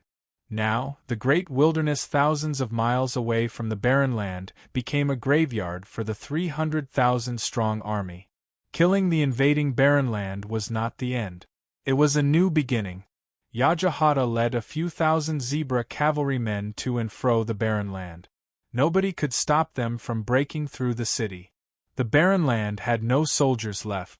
After a few years, the barren land repaid the blood debt of Luobao's massacre of 1,000,000 Jujesnai people by tenfold.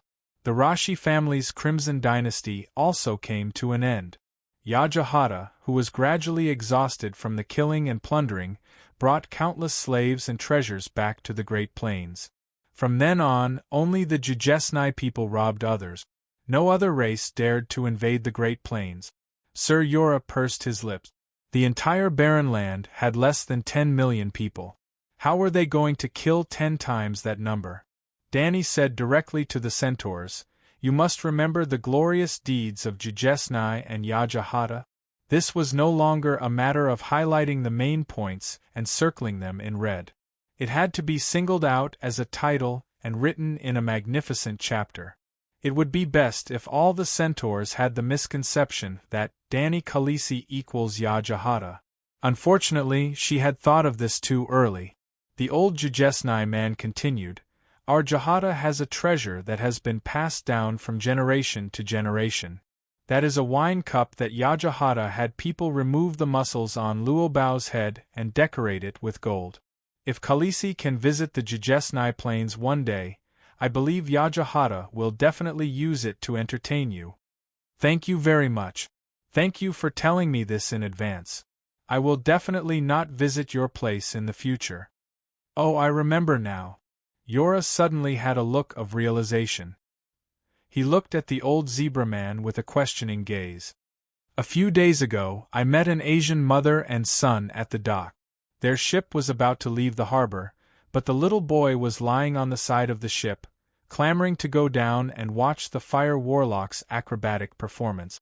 The mother used a low voice to threaten him and said, If you don't listen to me, I will send you to the zebra face after dark tonight. When the child heard this, he immediately kept quiet out of fear. His little face turned pale, and he didn't dare to make a fuss anymore. Is that zebra face Yajahata the ancestor of Yajahata's family? Or do they have the same name? Ha ha ha! The old Jujesnai man laughed proudly and said, That mother and son must be barbarians wearing silk robes, right? Yora shook his head and said, I have always lived in the Western continent and can't tell the Asians apart. However, their clothing is indeed different from ours. It is very unique and has a very aristocratic temperament. They must be merchants from the Golden Dynasty. After thousands of years, Yajahata is still remembered by the barbarians. The mothers whisper her name and use those distorted horror stories to scare the naughty children. Zebra Face Yaja is just one of the names. There is also Cruel Yaja, Brain-Eating Yaja, Devil's Bride Yaja. Because she has never given birth in her life, they also call her Infertile Yaja. The old man's attitude was casual and he wasn't angry at all about those names. Dani even saw the hidden pride in his eyes. Just by listening to those names, any man would probably not be able to get hard in the face of Infertile Yaja. If that was the case, she couldn't get pregnant even if she wanted to. Dani didn't want to be called Infertile Dani, Cruel Dani, Zebra. Oh, it should be Horseface Dani. This also had to be highlighted. However, it wasn't the horse people who did it. It was Dani who reminded herself and took it as a warning. She must create a historian profession in the future. Things like the world's most beautiful woman, the unattainable flower of the world's men, the loyal saintess, the wise as the sun, beautiful as the moon Dani, the merciful saintess, the mother of the free people, the torchbearer of the light of civilization, and so on could all be part of her titles. Cough cough, the kind with a title of a few hundred words. Oh right, the perfect old man and the emperor of all ages could also be borrowed. Thinking of this, Dani couldn't help but have a strange smile on her face. Yaja was still not as good as her after all. Even if she was called Zebra Face, she was still not as thick-skinned as her. You're tuning in to the Phoenix Knights YouTube channel. Don't forget to subscribe and join us on this journey to catch the most captivating stories.